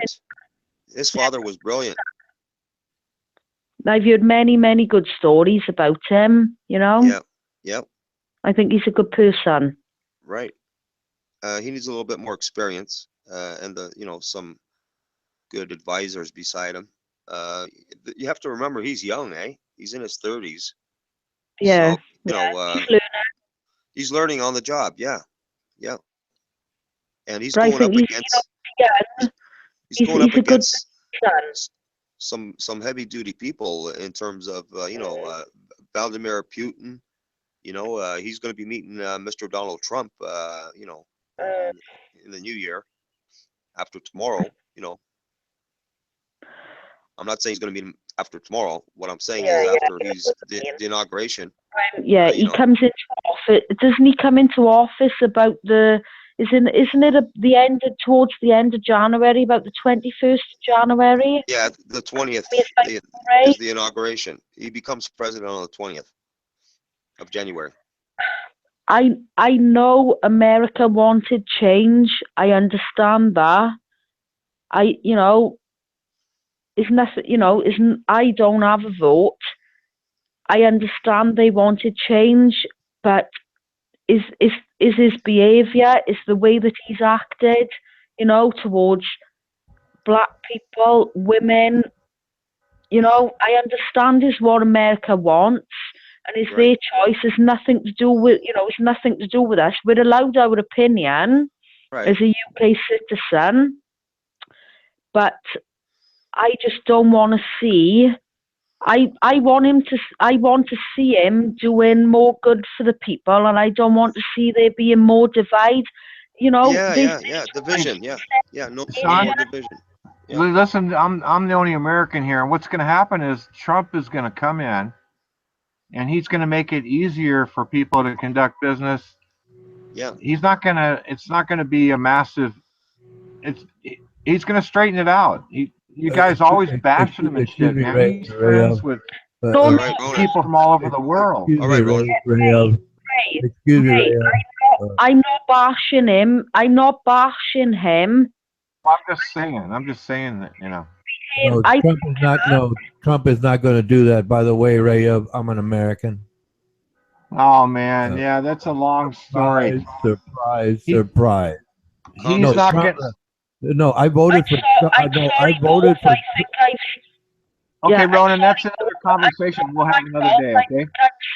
I'm sorry. I think I started a bit of a row here, and I shouldn't have. So. No, you're fine. No, you're fine. Nothing happened. Shoot, you're doing good. You're all right. No. Are you talking in the chat also, Sean, or no? Me? Yeah, no, I'm not. I'm not talking in the chat now. Sorry, I've got one eye on the news, and I've got one ear on you lot. Sorry. Yeah, I know. That's what I was curious about. Okay, so no point me typing anything towards you in the chat then, because you can't read it. Yeah, right on. Ray. Say, Ray of Sunshine, what do you mean by Trump is going to straighten things out? Well, that's just so complicated. You and I could talk about this forever. He's just going to, in my opinion, he's going to make it easier for people to conduct business wisely. Okay, that's one point. Well, let's deal with that.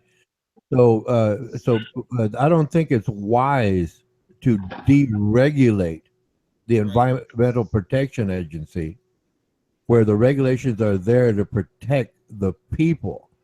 And Trump is installing someone who is against environmental regulations, which means our waters are going to be poisoned, and there will be no recourse against those corporations. So I don't see how that's straightening things out if everything's going to get deregulated and everybody's going to get poisoned. How do you reconcile that, please? Yeah, sorry, Ronan. I think there's actually a lot more to it than that. If you look at Trump's behavior in the past, he's made comments towards women. He's going to put up this big wall around the wall on the border, is it, of Mexico and America? Sorry, is El Paso, isn't it, and Texas? He's going to put big. There's a lot more. Yeah, he's going to poisoning the water, etc. But there's also this divide that I'm worried about. I would like to see a United States of America. Right. See what I'm saying? Rather than yes, I agree with everything you're saying. However, I wanted to go down this list one point at a time. Okay, I agree with everything you're saying, but I don't want to confuse everything like everybody likes to do when I start talking, and I want to focus on one thing only. We'll get to the wall, the discrimination, the racism, and everything else, especially against women, which I totally agree with you on that. And I have a lot to say about that, but somebody will come in and interrupt me soon enough. But I agree with you. But I just wanted Ray of Sunshine to explain to me, my apologies, to us, how deregulating, these businesses so they can pollute our waters and basically poison us all is making things right. My apologies, Ray of Sunshine. Go ahead, please. Okay, sorry, it's my. No, that's fine. We'll get to it. I know you're excited. I'm excited too, but I'm, like I said, we'll get some people in here that'll interrupt me for the wrong reasons. I know I support what you're saying. You're right on every point, but I just wanted Ray of Sunshine to basically explain to us how that makes it better if we're going to get everything, the businesses are going to get deregulated and we're all going to get poisoned. My apologies again, Ray of Sunshine. Go ahead. Okay. All right. The thing is, you can't let my PC's fucking up here. Can you guys hear me? Yes, go ahead, please. I can hear you. I got this massive echo. Yeah, I found you really echo. Please everybody. See, that's the whole thing in life. Nobody's the same. Everybody's different, and you can't please everyone. You gotta find like a happy medium. You go, wow. Well, that's not really addressing the issue you had brought up, and that's what I wanted you to elaborate. That way, or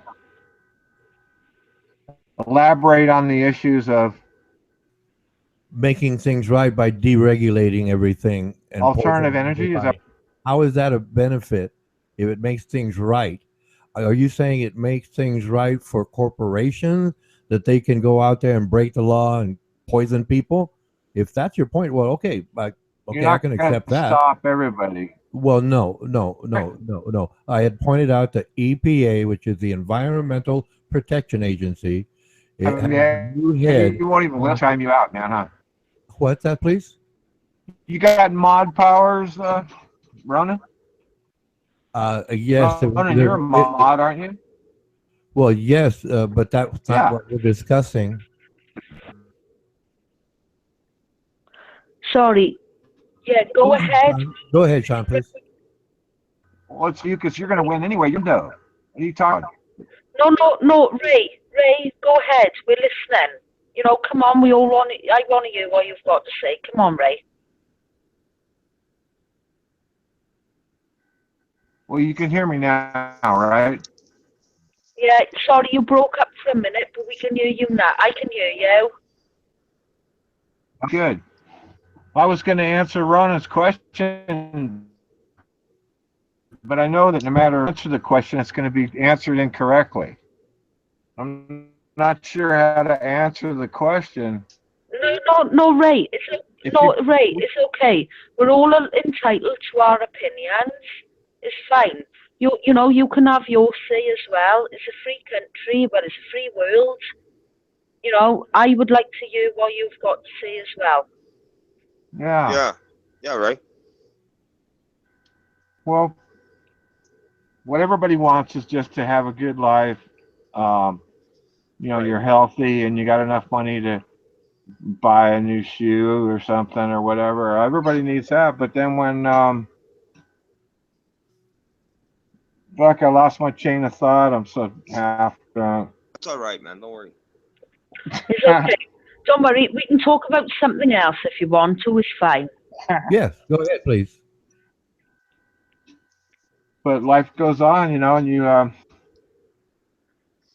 experience things in life and everything. And I've seen America different than it has been for Obama. You guys may think that, oh yeah, Obama, black president, best president ever.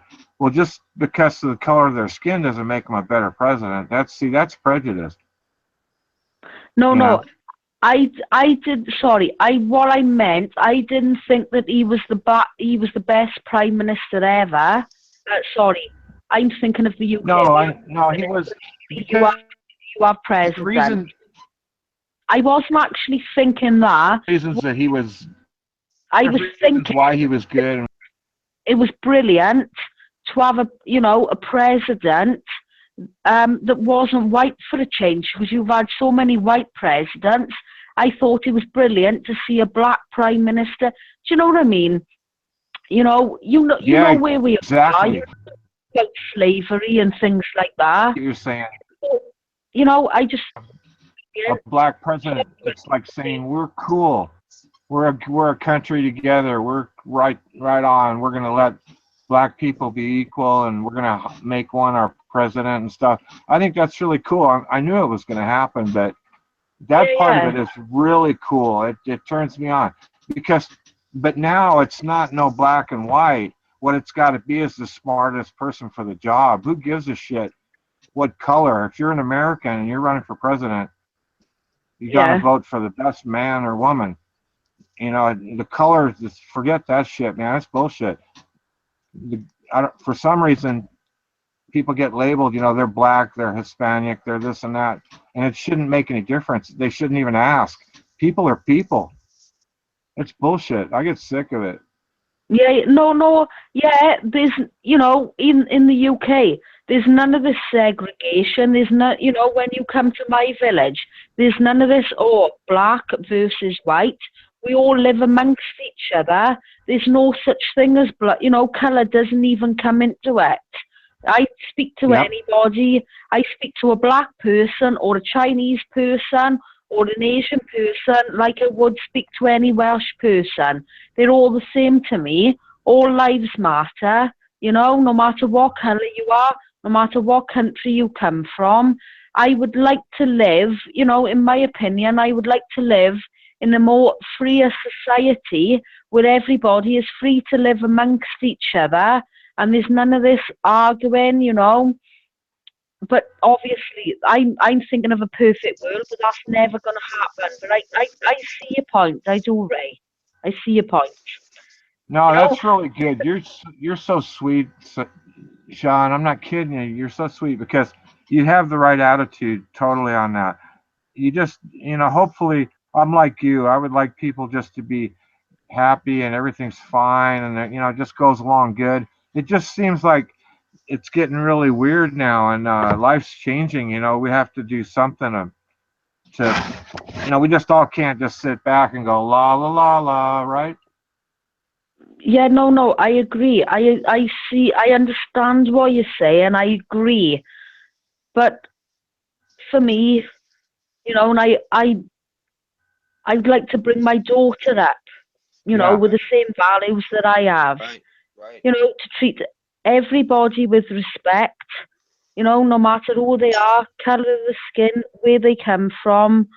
We're all people and we're all the same. And no one is better than nobody, right? Everybody is equal. Well done, Jose. Yeah. And I'm just a little bit concerned. You know, Donald Trump has said an awful lot of bad things in the past. I'm not saying he's a bad person. Perhaps sometimes he says things without even thinking about it. Oh, they're all bad. They're all bad, Sean. I wouldn't even worry about that part as a European or an American. They all say stupid shit. Always talk stuff, and it's always the same. But I think he'll be a big deal. I think he's going to help out. Well, he's got a lot of people there that's going to be helping him along the way, isn't there? So I hope that, you know, he's got a good legal team and that behind him. And you know, I just hope that they're going to be, you know, advising him properly on the things you know, I'm just concerned about. He's got no military experience, no political experience. That is my concerns, you know. Well, that's for the Joint Chiefs of Staff, the generals. They handle that part. Sean. Yeah. So that's the, you know, the most part I was worried about. You know, but it's just his attitude towards women, and you know. Yeah, but it's not going to change anything. No matter who they had in there, they'd be issues. Nobody's perfect, I guess, for politics. In my opinion, you know, I think, and this is just me saying now, I'm not speaking for everybody else. This is just my own personal preference and opinion. I think Bernie Sanders would have been the right man for the job. But, yeah, he choked. That's just me throwing it. That's just yeah, Bernie Sanders choked. He gave in to Hillary's campaign or whatnot. Yeah, Bill. Yeah, the burn. He choked. He'll probably go down in history as one of the biggest chokers trying to be president. Right. You mean excuse me, Ray of Sunshine? Bernie Sanders? Yeah, what is sorry.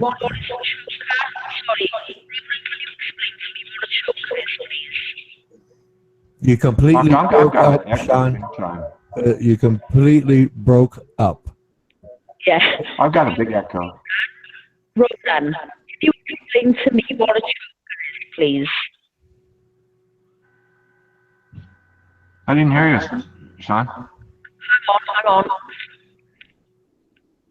Can you explain to me what a choker is, please? You completely broke up, Sean. You have to start. Yeah, completely broke up. Is that one of you guys got your echo, or is it? No, she's on her phone. It's not me. No, she's on her phone. She's on her phone, and that's the cause of that. Can you hear what? No, we can't, Sean. She's on her phone. Shut the fuck up, Ronan. Okay. Excuse me, Ray of Sunshine. You did ask me if I was a mod.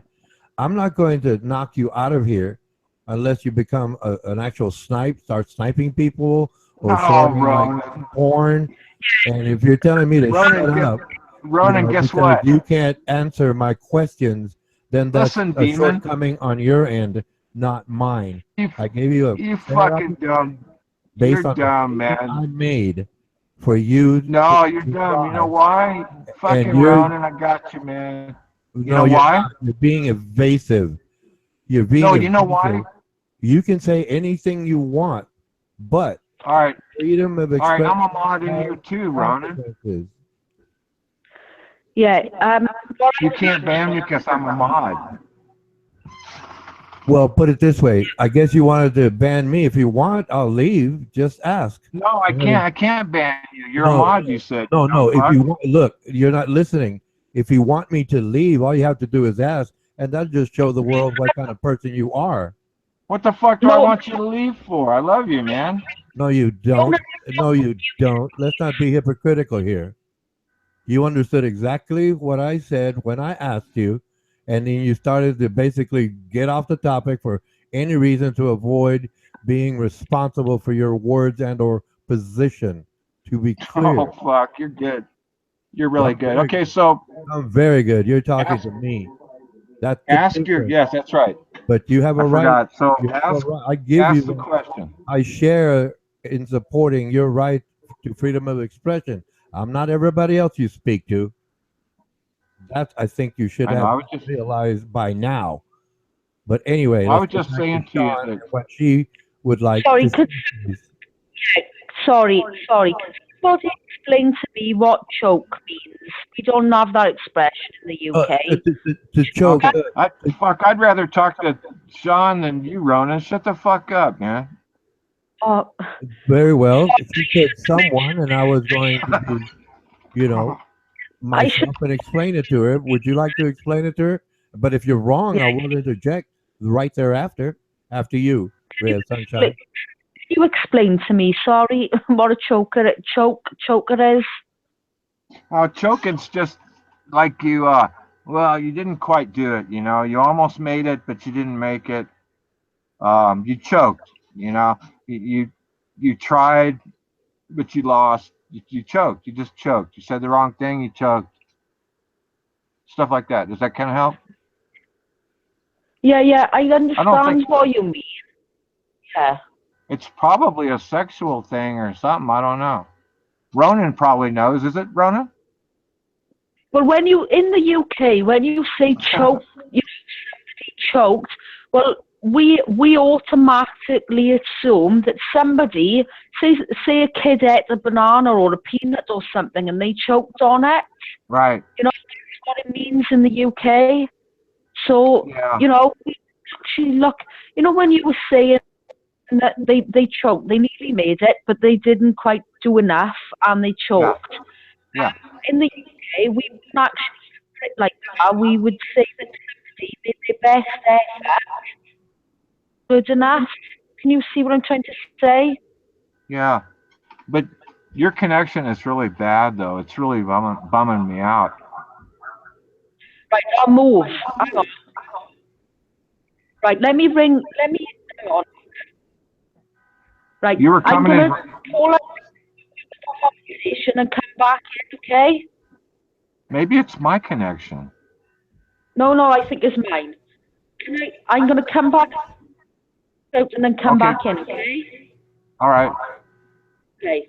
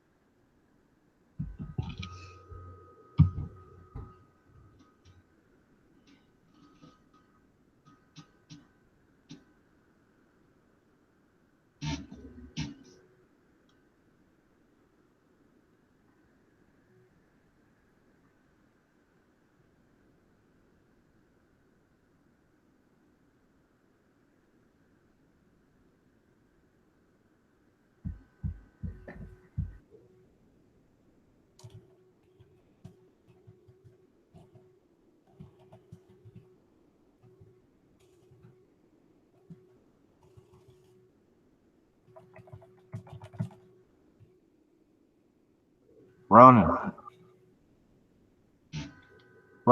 I'm back.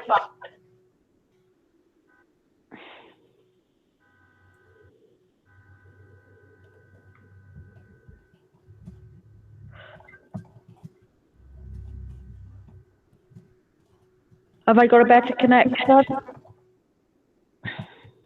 I can hear you. You're breaking up. Yeah, can everyone hear me now? Looks like just me and you run and went to bed, I guess. I've got an echo here. I'm trying to figure out how to get off this echo. I'm turning my volume down. Did you get your, are you on your laptop or your phone still, or what? My daughter's got a laptop, so I'm on the phone. But you're not. Do you have another device that's on? Hang on.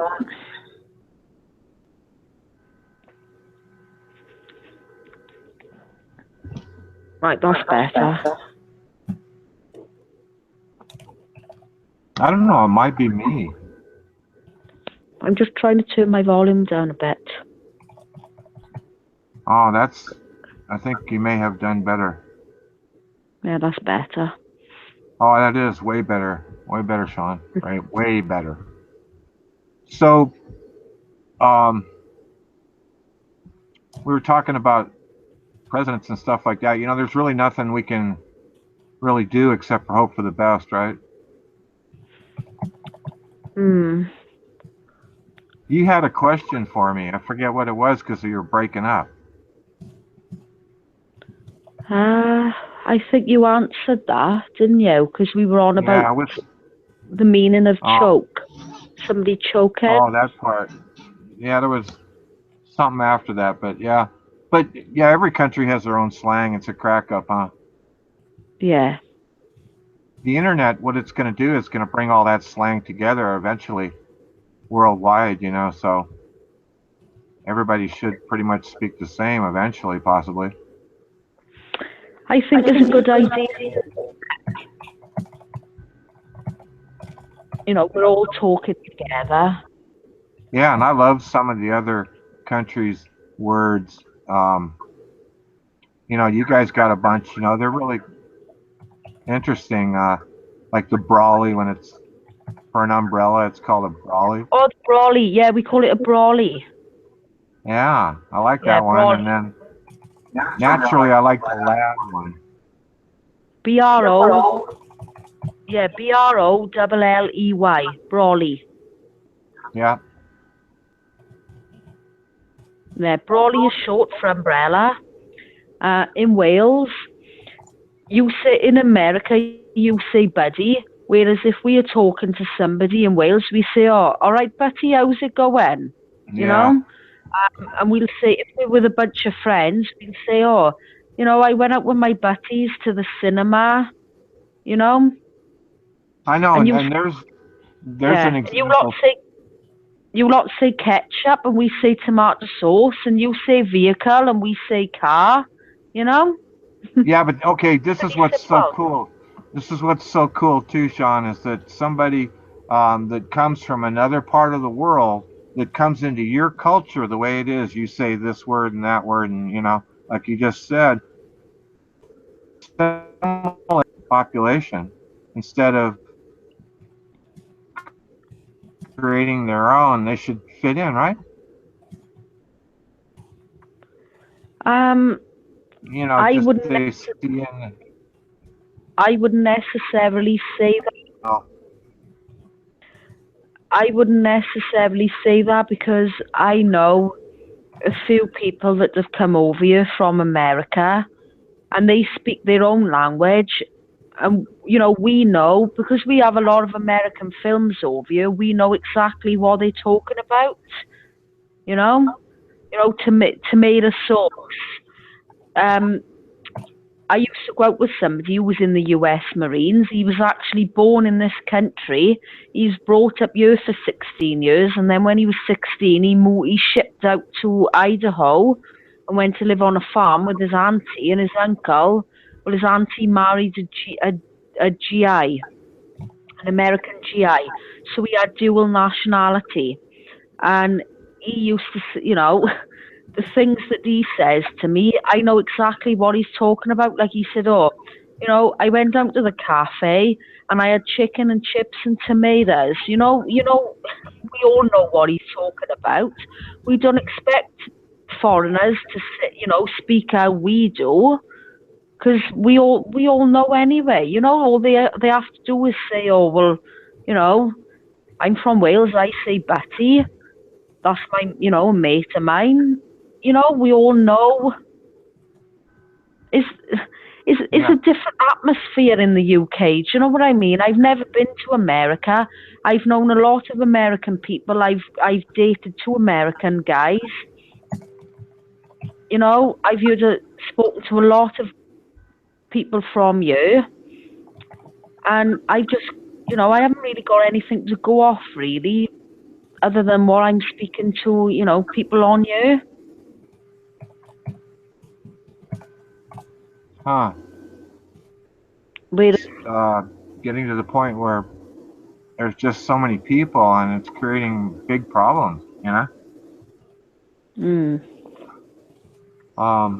The more people, then the more things happen. And I don't know, it's a tough call. I wouldn't want to be born today, I don't think. But, yeah. You know, I don't know. I don't know what to say.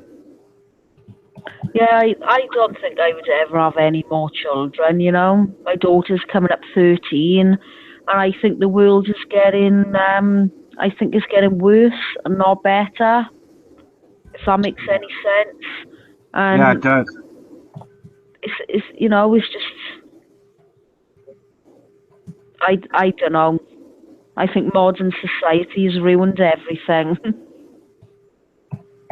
Yeah, I think so too. I do. It must have been really something in the olden days, way back. Shoot, was a tough life, I bet. We got it so easy now, really. I mean, shoot, I'm talking to you. You're on the other side of the earth. Yeah. Right? Yeah, it is simple when you think of things like that. And there's washing machines to help people and dishwashers. But if you think about things way back in the 50s and 60s and 70s, yeah, it was like hard manual labor, for the women in the kitchen, etc., etc. But, things were easier back then. I think things were so much just simple. Just back to the basics. Just back to the basics for you. I would always like to live in a cabin somewhere in the woods. You ever seen that movie Jeremiah Jones? Yeah, I know the movie. Robert Redford. Yeah, Robert Redford, Jeremiah Jones. He was a good actor. Yeah, he's good in that movie too, and he just goes up. He's just a mountain man, lives out in the mountains, and I always think of myself like that type of person, and I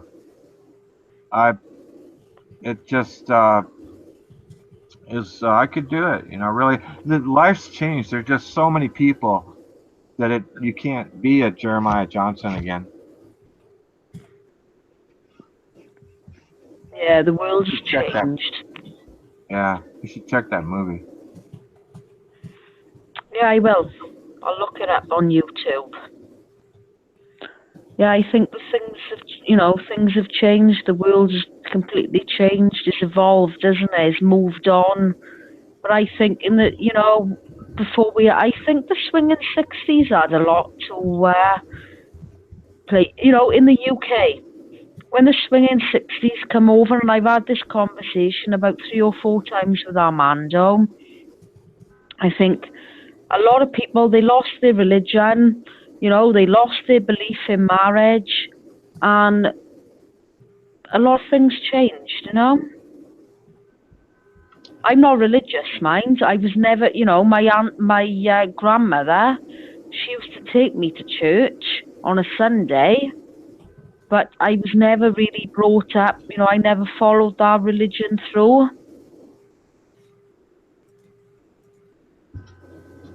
Yeah, religion, that's a pretty tough subject. This is Armando's channel. I really can't say much live on this because I know he'll rewind it and he'll study it, and go be cracking up and shit. I know he'll be doing that, right? So I can't. I'm gonna stay quiet on that subject for right now. Yeah, you stay quiet. I will say what I'm thinking about in my head. And I said this before, and I've spoken to this with Armando. It's nothing to do with me, whatever religion anybody wants to take up and follow. But from what I've seen, you've got all these different religions throughout the world. You've got all these different people who believe in different things, different gods. Some people believe in Allah. Some people believe in Jesus, God, etc., etc. And I think there's a lot of wars, in my opinion. Yeah, that's good. I still got a feedback. Have you got an echo?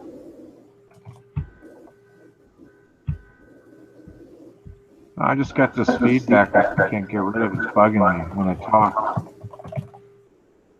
I stop talking, it's still going. It's totally bumming me out. I mean, it's probably me. That's what I'm trying to figure out where. Yeah, what helps, Ray? Come up to the conversation Yeah, go on the conversation then. Okay. Yes, when the conversation and come back straight back in.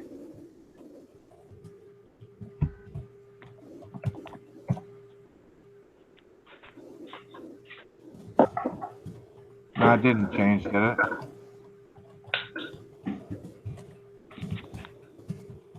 That's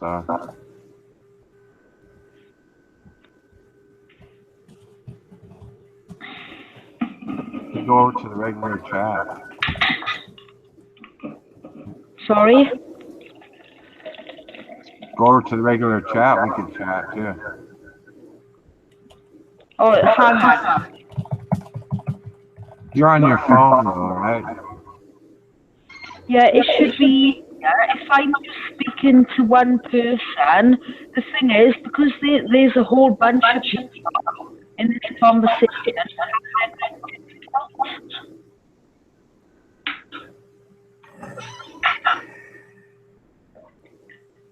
Why is Ronan fucking with us? I don't Ronan? know.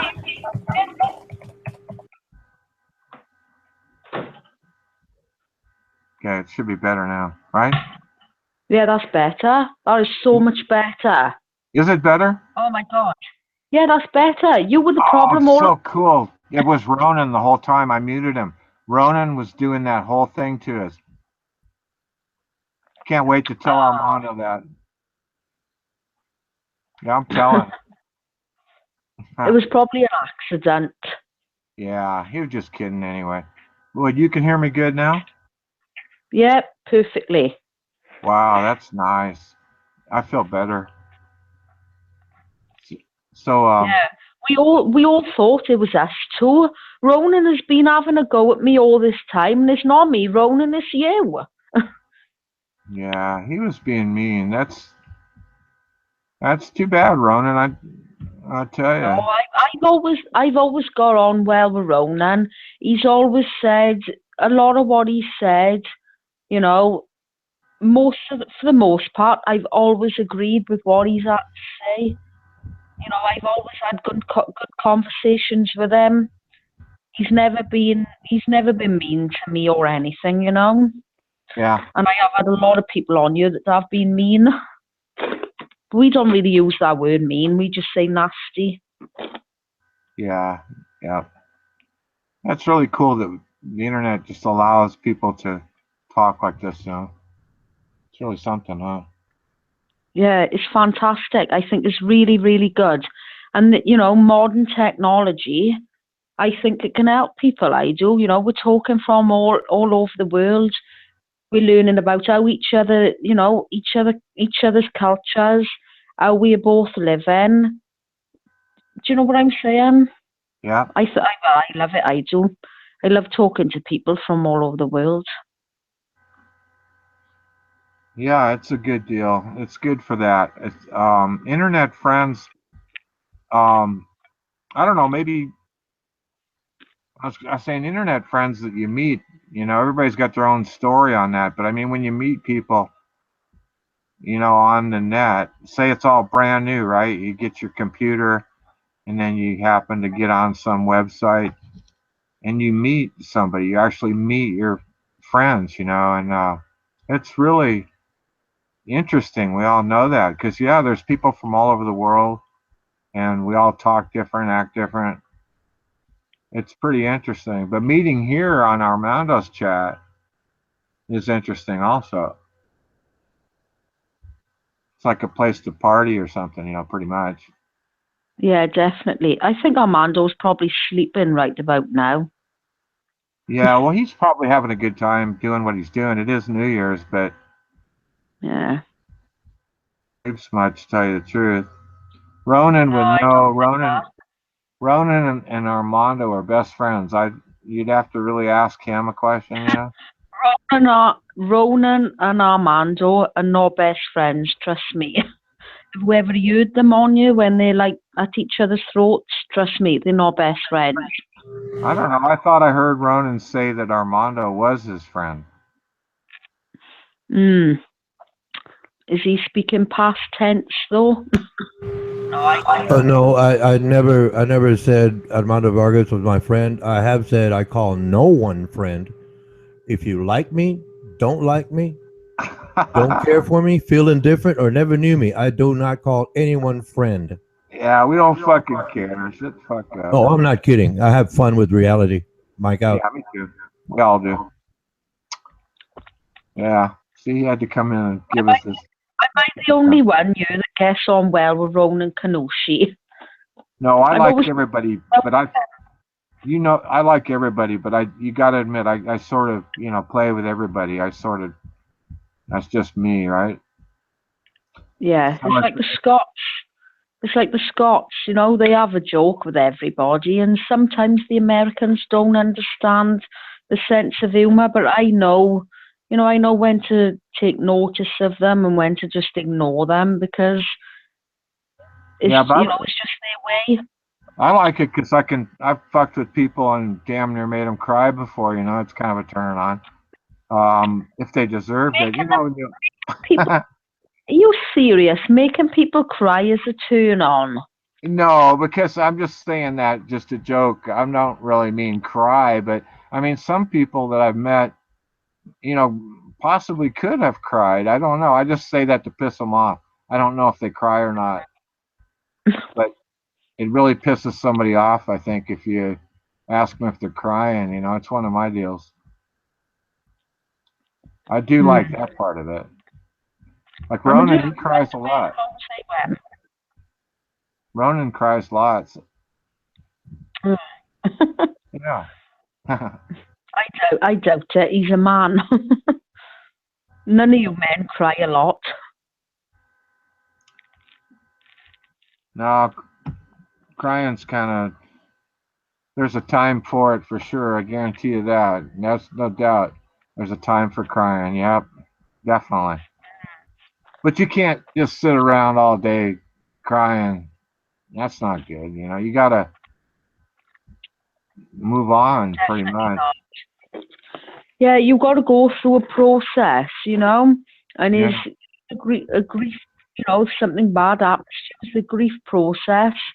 But, you move on, but you do it in your own time. Yeah. I've just eaten a sandwich here that was left over from earlier. I didn't manage to eat all my salad. Nice. Oh, that's cool. So, shoot, I wanted to ask you something, but I forgot. Nobody's going to come in here and talk. What's the story with that? They're all celebrating New Year's. That's what the story is. I don't know. I think some of them, getting back to the crying thing, it's similar to crying. Is a lot of people are pussies too. They won't come in. So then you call them the pussy. It's kind of mean, really. Yeah, we use that word pussy. It means other things in Wales. Yeah, for sure.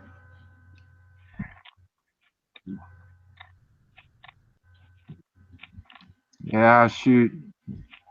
I feel like popping out and just doing regular chat.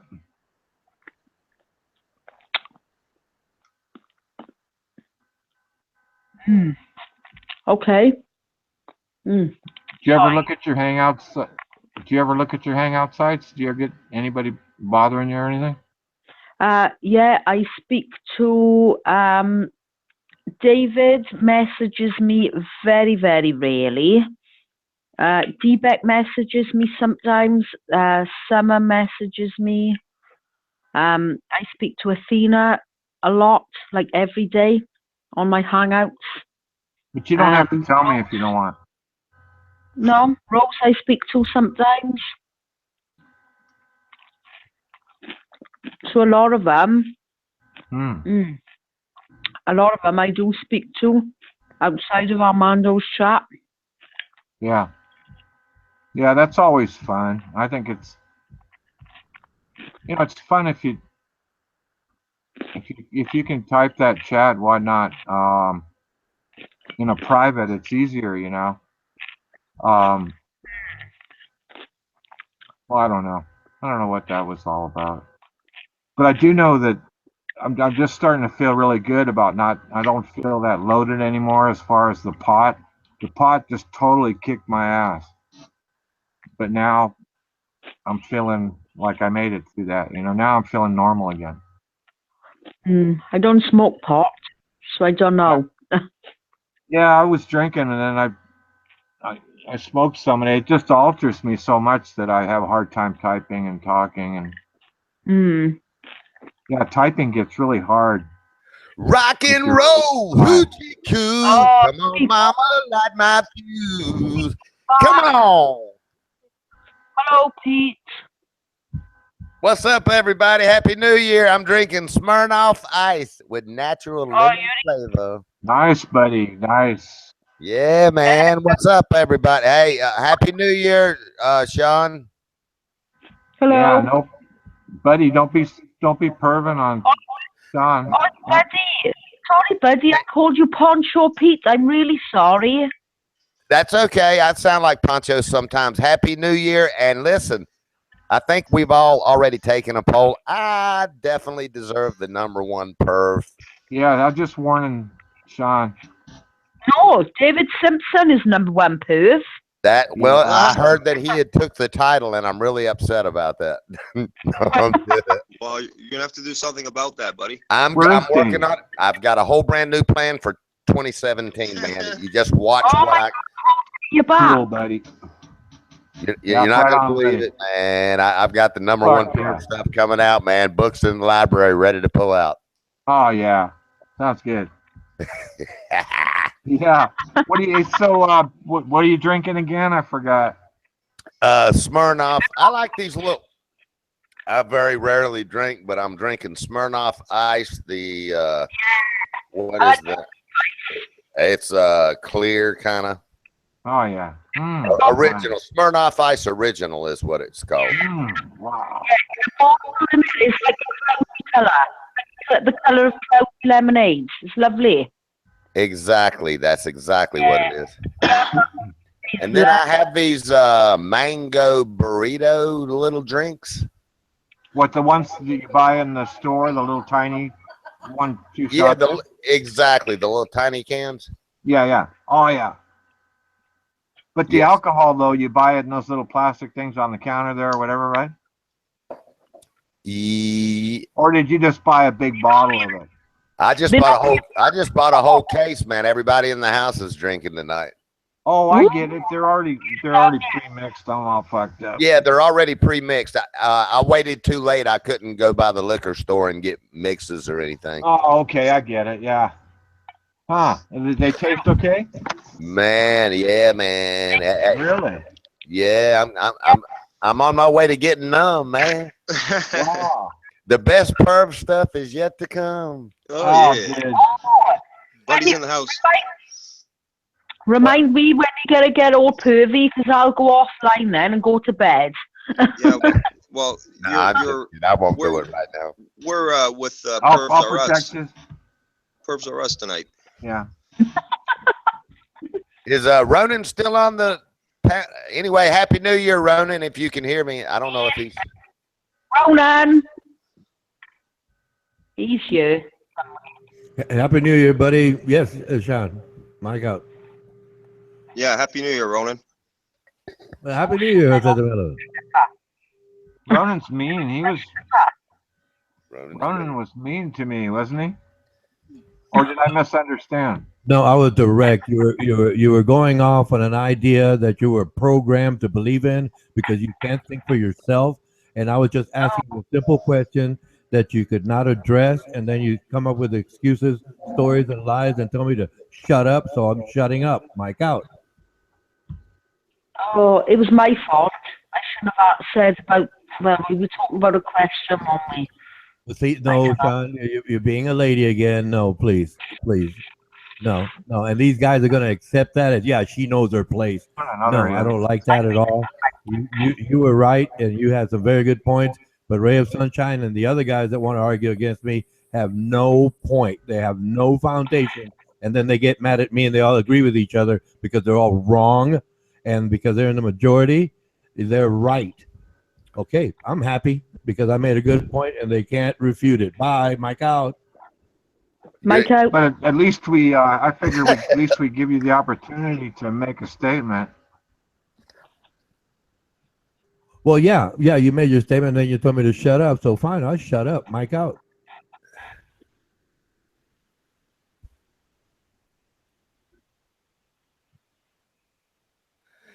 You know, I'm only from, I don't. Hey, anyway, man, I hope this is the year where everybody really starts to bloom in life, man. Yeah. You know? The internet part of everyone's life that we have here, Will. I think so too, man. Man, you know what? I've said it once. I'll just say it again. I think this is a neat place to come to have a platform for everybody to express their views and their ideas and the way they see stuff. Yeah, absolutely. But I'll never forget this though, man. Absolutely. I learned one thing years ago in the work environment. Not here because this is a platform where you can do it and all that. But man, I never talk politics, religion, or about somebody's family member like their wife or nothing. I just don't. Me neither. Fuck that shit, man. It's never ending, man. It's never ending. I'll get with Ronan right off because the fucker's not gonna let me win, you know, and since I'm even mentioning something, right?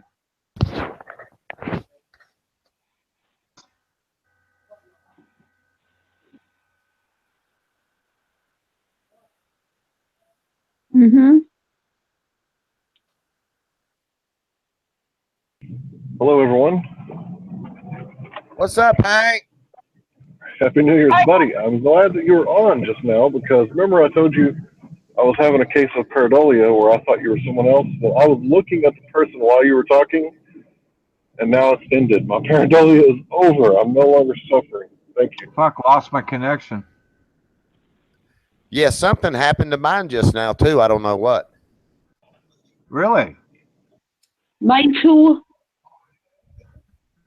Maybe. There must be all these New Year celebrations around the world. I see 2 goat milks on the panel. Ray was in there twice. Wow, that's tripping. How did you do that, Ray? How did he do that? I never did it. Put 2 in there.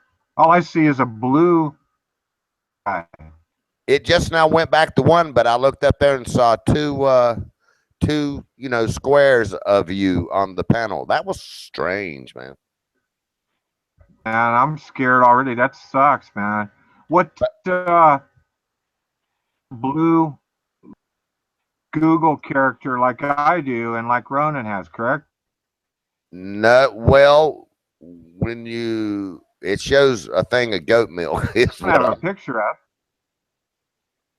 Oh, yeah, it's a dumb one. All I see is the Google blue guy come up. My logo doesn't come up. Oh, okay. Well, yeah, if you look from the Hangout side of it, and then but if you look from what I do is I mute the chat, but yet I'll go to the chat. So like I'm looking from the chat room at the panel. But if you look from Hangouts, I think that's all you'll see of yourself is the blue, right? Or not? That's all I see of me is the blue. I pop out of the chat, out of the YouTube with me Hangouts. That's what you do, right? Yeah, now I see, well, let's see. I see Armando's thing. I see Hank. I see Joel. I see Sean, but yet Ronan and you got the goat milk thing, but Ronan and me, I just see blue.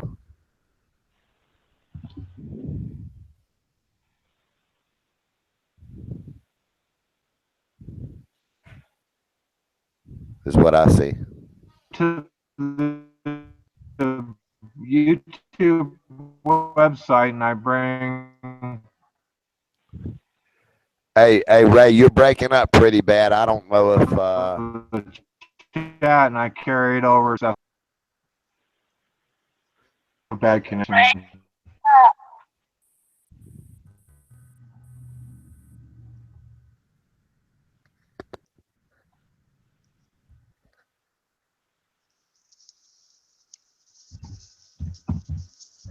Break up.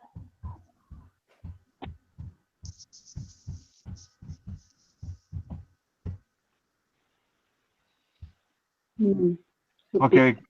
I think it's just my connection here is bad. Okay. Yeah. Same thing happens here, Ray. Don't worry. You know what it does it to me, I think, is when everybody starts, um, moving or talking or whatever at the same moment, then it takes too much, Yeah. too much internet Right. during those situations. So it can psych you out. I think one on one or one on three or four or something's probably better. But when the whole panel's loaded up, shit, man, I can't even get in, pretty much. Same here. Because you're on, some of you guys are probably hardwired in here, though, like Ronan, huh? Ronan's probably got a wire coming straight from the wall right to his device. I know he does. Well, yeah, I'm using a PC where you're using mobile devices, or I guess you call them, I don't know, laptops, I guess. I don't do that. I'm just straight PC, straight to the wall. Yes. Yeah. Which is the best connection also, Well, yes, I found that out because everybody really excited about these iPhones and iPads, but there's that Wi-Fi breakup and things, and I don't see much benefit of that. If it's, I mean, Well, you're mobile. it's like if it's a super expensive sports car it's always in the garage. What's the point of owning it if you can't drive it down the road? Yeah, but it's mobile, Ronan. That's the positive about it. You could go somewhere. It's mobile. You got it in your hand. You don't have to take your personal computer with you. Ronan, you do have a cell phone, though. You must have, correct? No, no. I have one of those what they call landlines here. Right. I guess a regular telephone. I've never owned a telephone. I've owned it for corporate reasons or when I had family back when But no, I've never had a cell phone. I avoid it because listen, Demon, you don't have a cell phone now, then? no, not at all.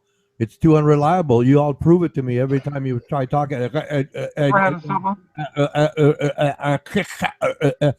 You know what I mean? Armando, rewind that one. Now I'm running wireless, but I'm extremely close to tower. Okay, so yeah, right, buddy. Crystal's computer is direct, and I'm right beside her in another. I don't know if you've seen the commercial. Anyway, I've got like a commercial grade podium thing in here with 2 sections in it, and anyway, she's running direct to the modem, which is through the line. I'm running wireless, but I'm right beside the modem, so I mean it's almost as good as direct. Right. So I get a good signal, but then another family member in the back part of the house, that's running wireless. And once you go behind that last wall in that back bedroom, it gets only like, 2 marks of a signal or whatever. Interference, yeah. Yeah. But yet, where I have my modem, I can go all the way out to my garage, which is a separate building where the studio is. And I can get a connection out there better than I can in the back bedroom because of all the walls. That's correct. Yeah. Yeah. I have the same problem here. I got brick wall and stuff. Got some metal as well. Oh wow. Yeah. But I'm all right. Well, that's one Smirnoff down. I'm going to get me another one and be right back. Can I have some, please? Yeah. You want one too? You want one of those Yeah. What are they called? Chuck some down to Wales for me, please. I want some. Yeah. Okay. You got it. Coming up. Thank you. Woo. On ice. Yeah, shoot, I wish I would have been paying attention earlier here on my PC. I guess you always got to check stuff, if you got an email or something. Right, yeah. Jose? Yeah, my Gmail is just overloaded, man, and I'm just too lazy to get in there and clean it up, man. I know I hate it when you miss somebody that you wanted to talk to or something, but that's the way it works, Yeah. Well, if you got a sweetheart, you're doing all right, man. Oh, I wish. You're my sweetheart, Hey, aren't you? No, I don't. I know what you mean. I know what you mean, man. You're talking to Sean. Am I? No, the way it is that there's just so many cool people here that we've all met, right? We all know that. Right, man. We need to Yeah, get a so party. We need to get a party. it's kind of overwhelming, because Tonight, you New meet Year's. people and you really want to talk with them, and Maybe Ronan's going to get the saxophone out. well, he will. He said he will. Yeah, that's a guarantee. I guarantee. I'll bet you any amount of money. You got the 6 o'clock one, not six. What 35-minute one from now? Right. 35 minutes, right? And then when it gets over to me, you got 3 hours and 35 minutes.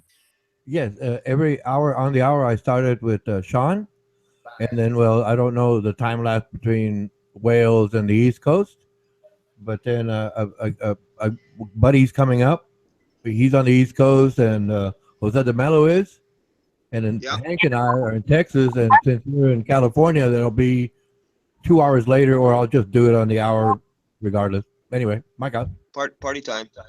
Yeah, sorry, Ronan is now 4:22 a.m. in the UK. I believe you're exactly 6 hours behind me. That's right. That's right. The minutes are always the same. The hour is different. Right. I have 10:22, so that would be right. 6 hours. I got it. But so had I been speaking to, I guess, Iceland or Newfoundland, those I would have, about chatting with them. Well, they would have heard it too, on the hour, every hour. Right. I got.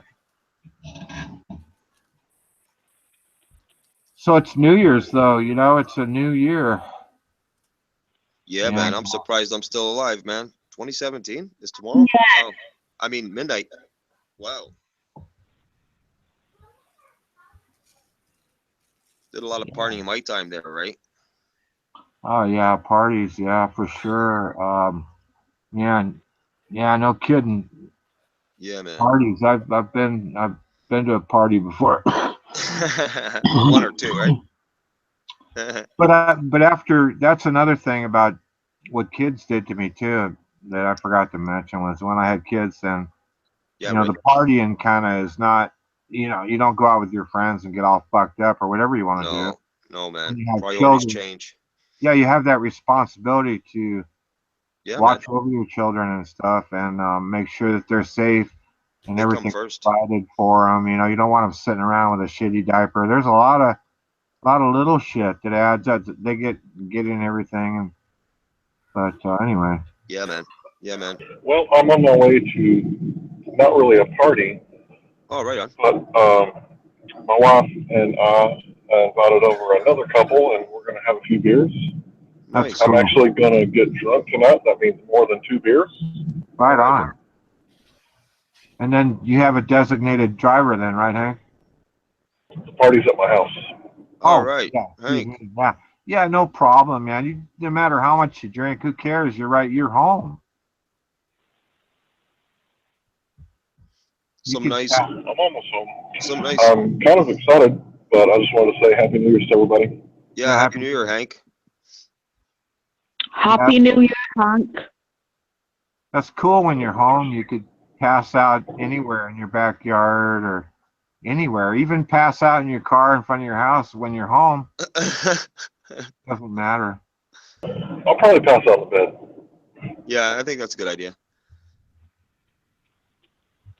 I don't want to wake up with a wicked crick in my neck. In the backyard, eh, Ray? Yeah. All right, I'll have to try that, man. But I don't drink, so. Well, good for you, Jose. I'm only doing it because everyone else is doing it. No, it's all good, man. Man, when I used to drink, man, I enjoyed, man. A 26er on New Year's Eve. Oh yeah, man. That vodka and orange juice, that was happening, man. Now I can actually drink some vodka. Clear liquids. Yeah, I can drink that shit. Yeah, man. Put that shit in the fridge. Mm-hmm. I love Russians do, man. vodka and Kahlua. Oh yeah, man. My ex-Ukrainian girlfriend used to do that, man. Good shit, man. But once it hits you, man, you're going down. You know what I'm saying? When you're drinking those cold shots, man. Whoa. I got the paper and she's got the beers. Got all the ingredients to make a high nickel pie. All right, man. Some nice herb, eh? Mm-hmm. From Colorado. Hank, thank you very much for telling me about the jar earlier on. It worked straight away. The what? You know, you told me how to open the jar of gherkins earlier on, aka. I'm glad it worked for you. Solid. Thank you. You're welcome. Now you won't have to worry about that ever again. I know what to do next time now. You're awesome. Well, spread the word. Oh, Dad? Yeah. Okay. I will. All right, peace out. Y'all have a good one. Bye, Sean, Jose. Yeah. Roman. Rose Sunshine. Whoever else is out here. Buddy. Happy New Year, they said. Cindy, Happy New Year. Tell the wife Happy New Year, man. She says Happy New Year's back. All right, party time. See ya. See ya, Hank. Bye, Hank. Bye-bye now.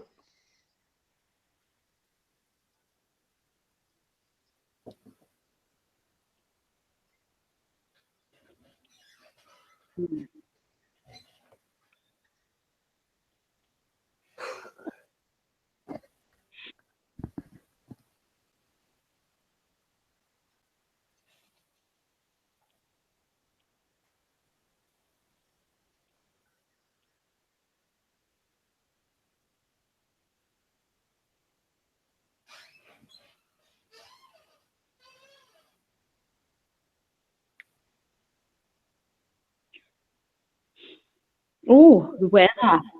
Don't tell me it's going to be down tomorrow. Oh, temperatures 3 degrees. Is it dropping?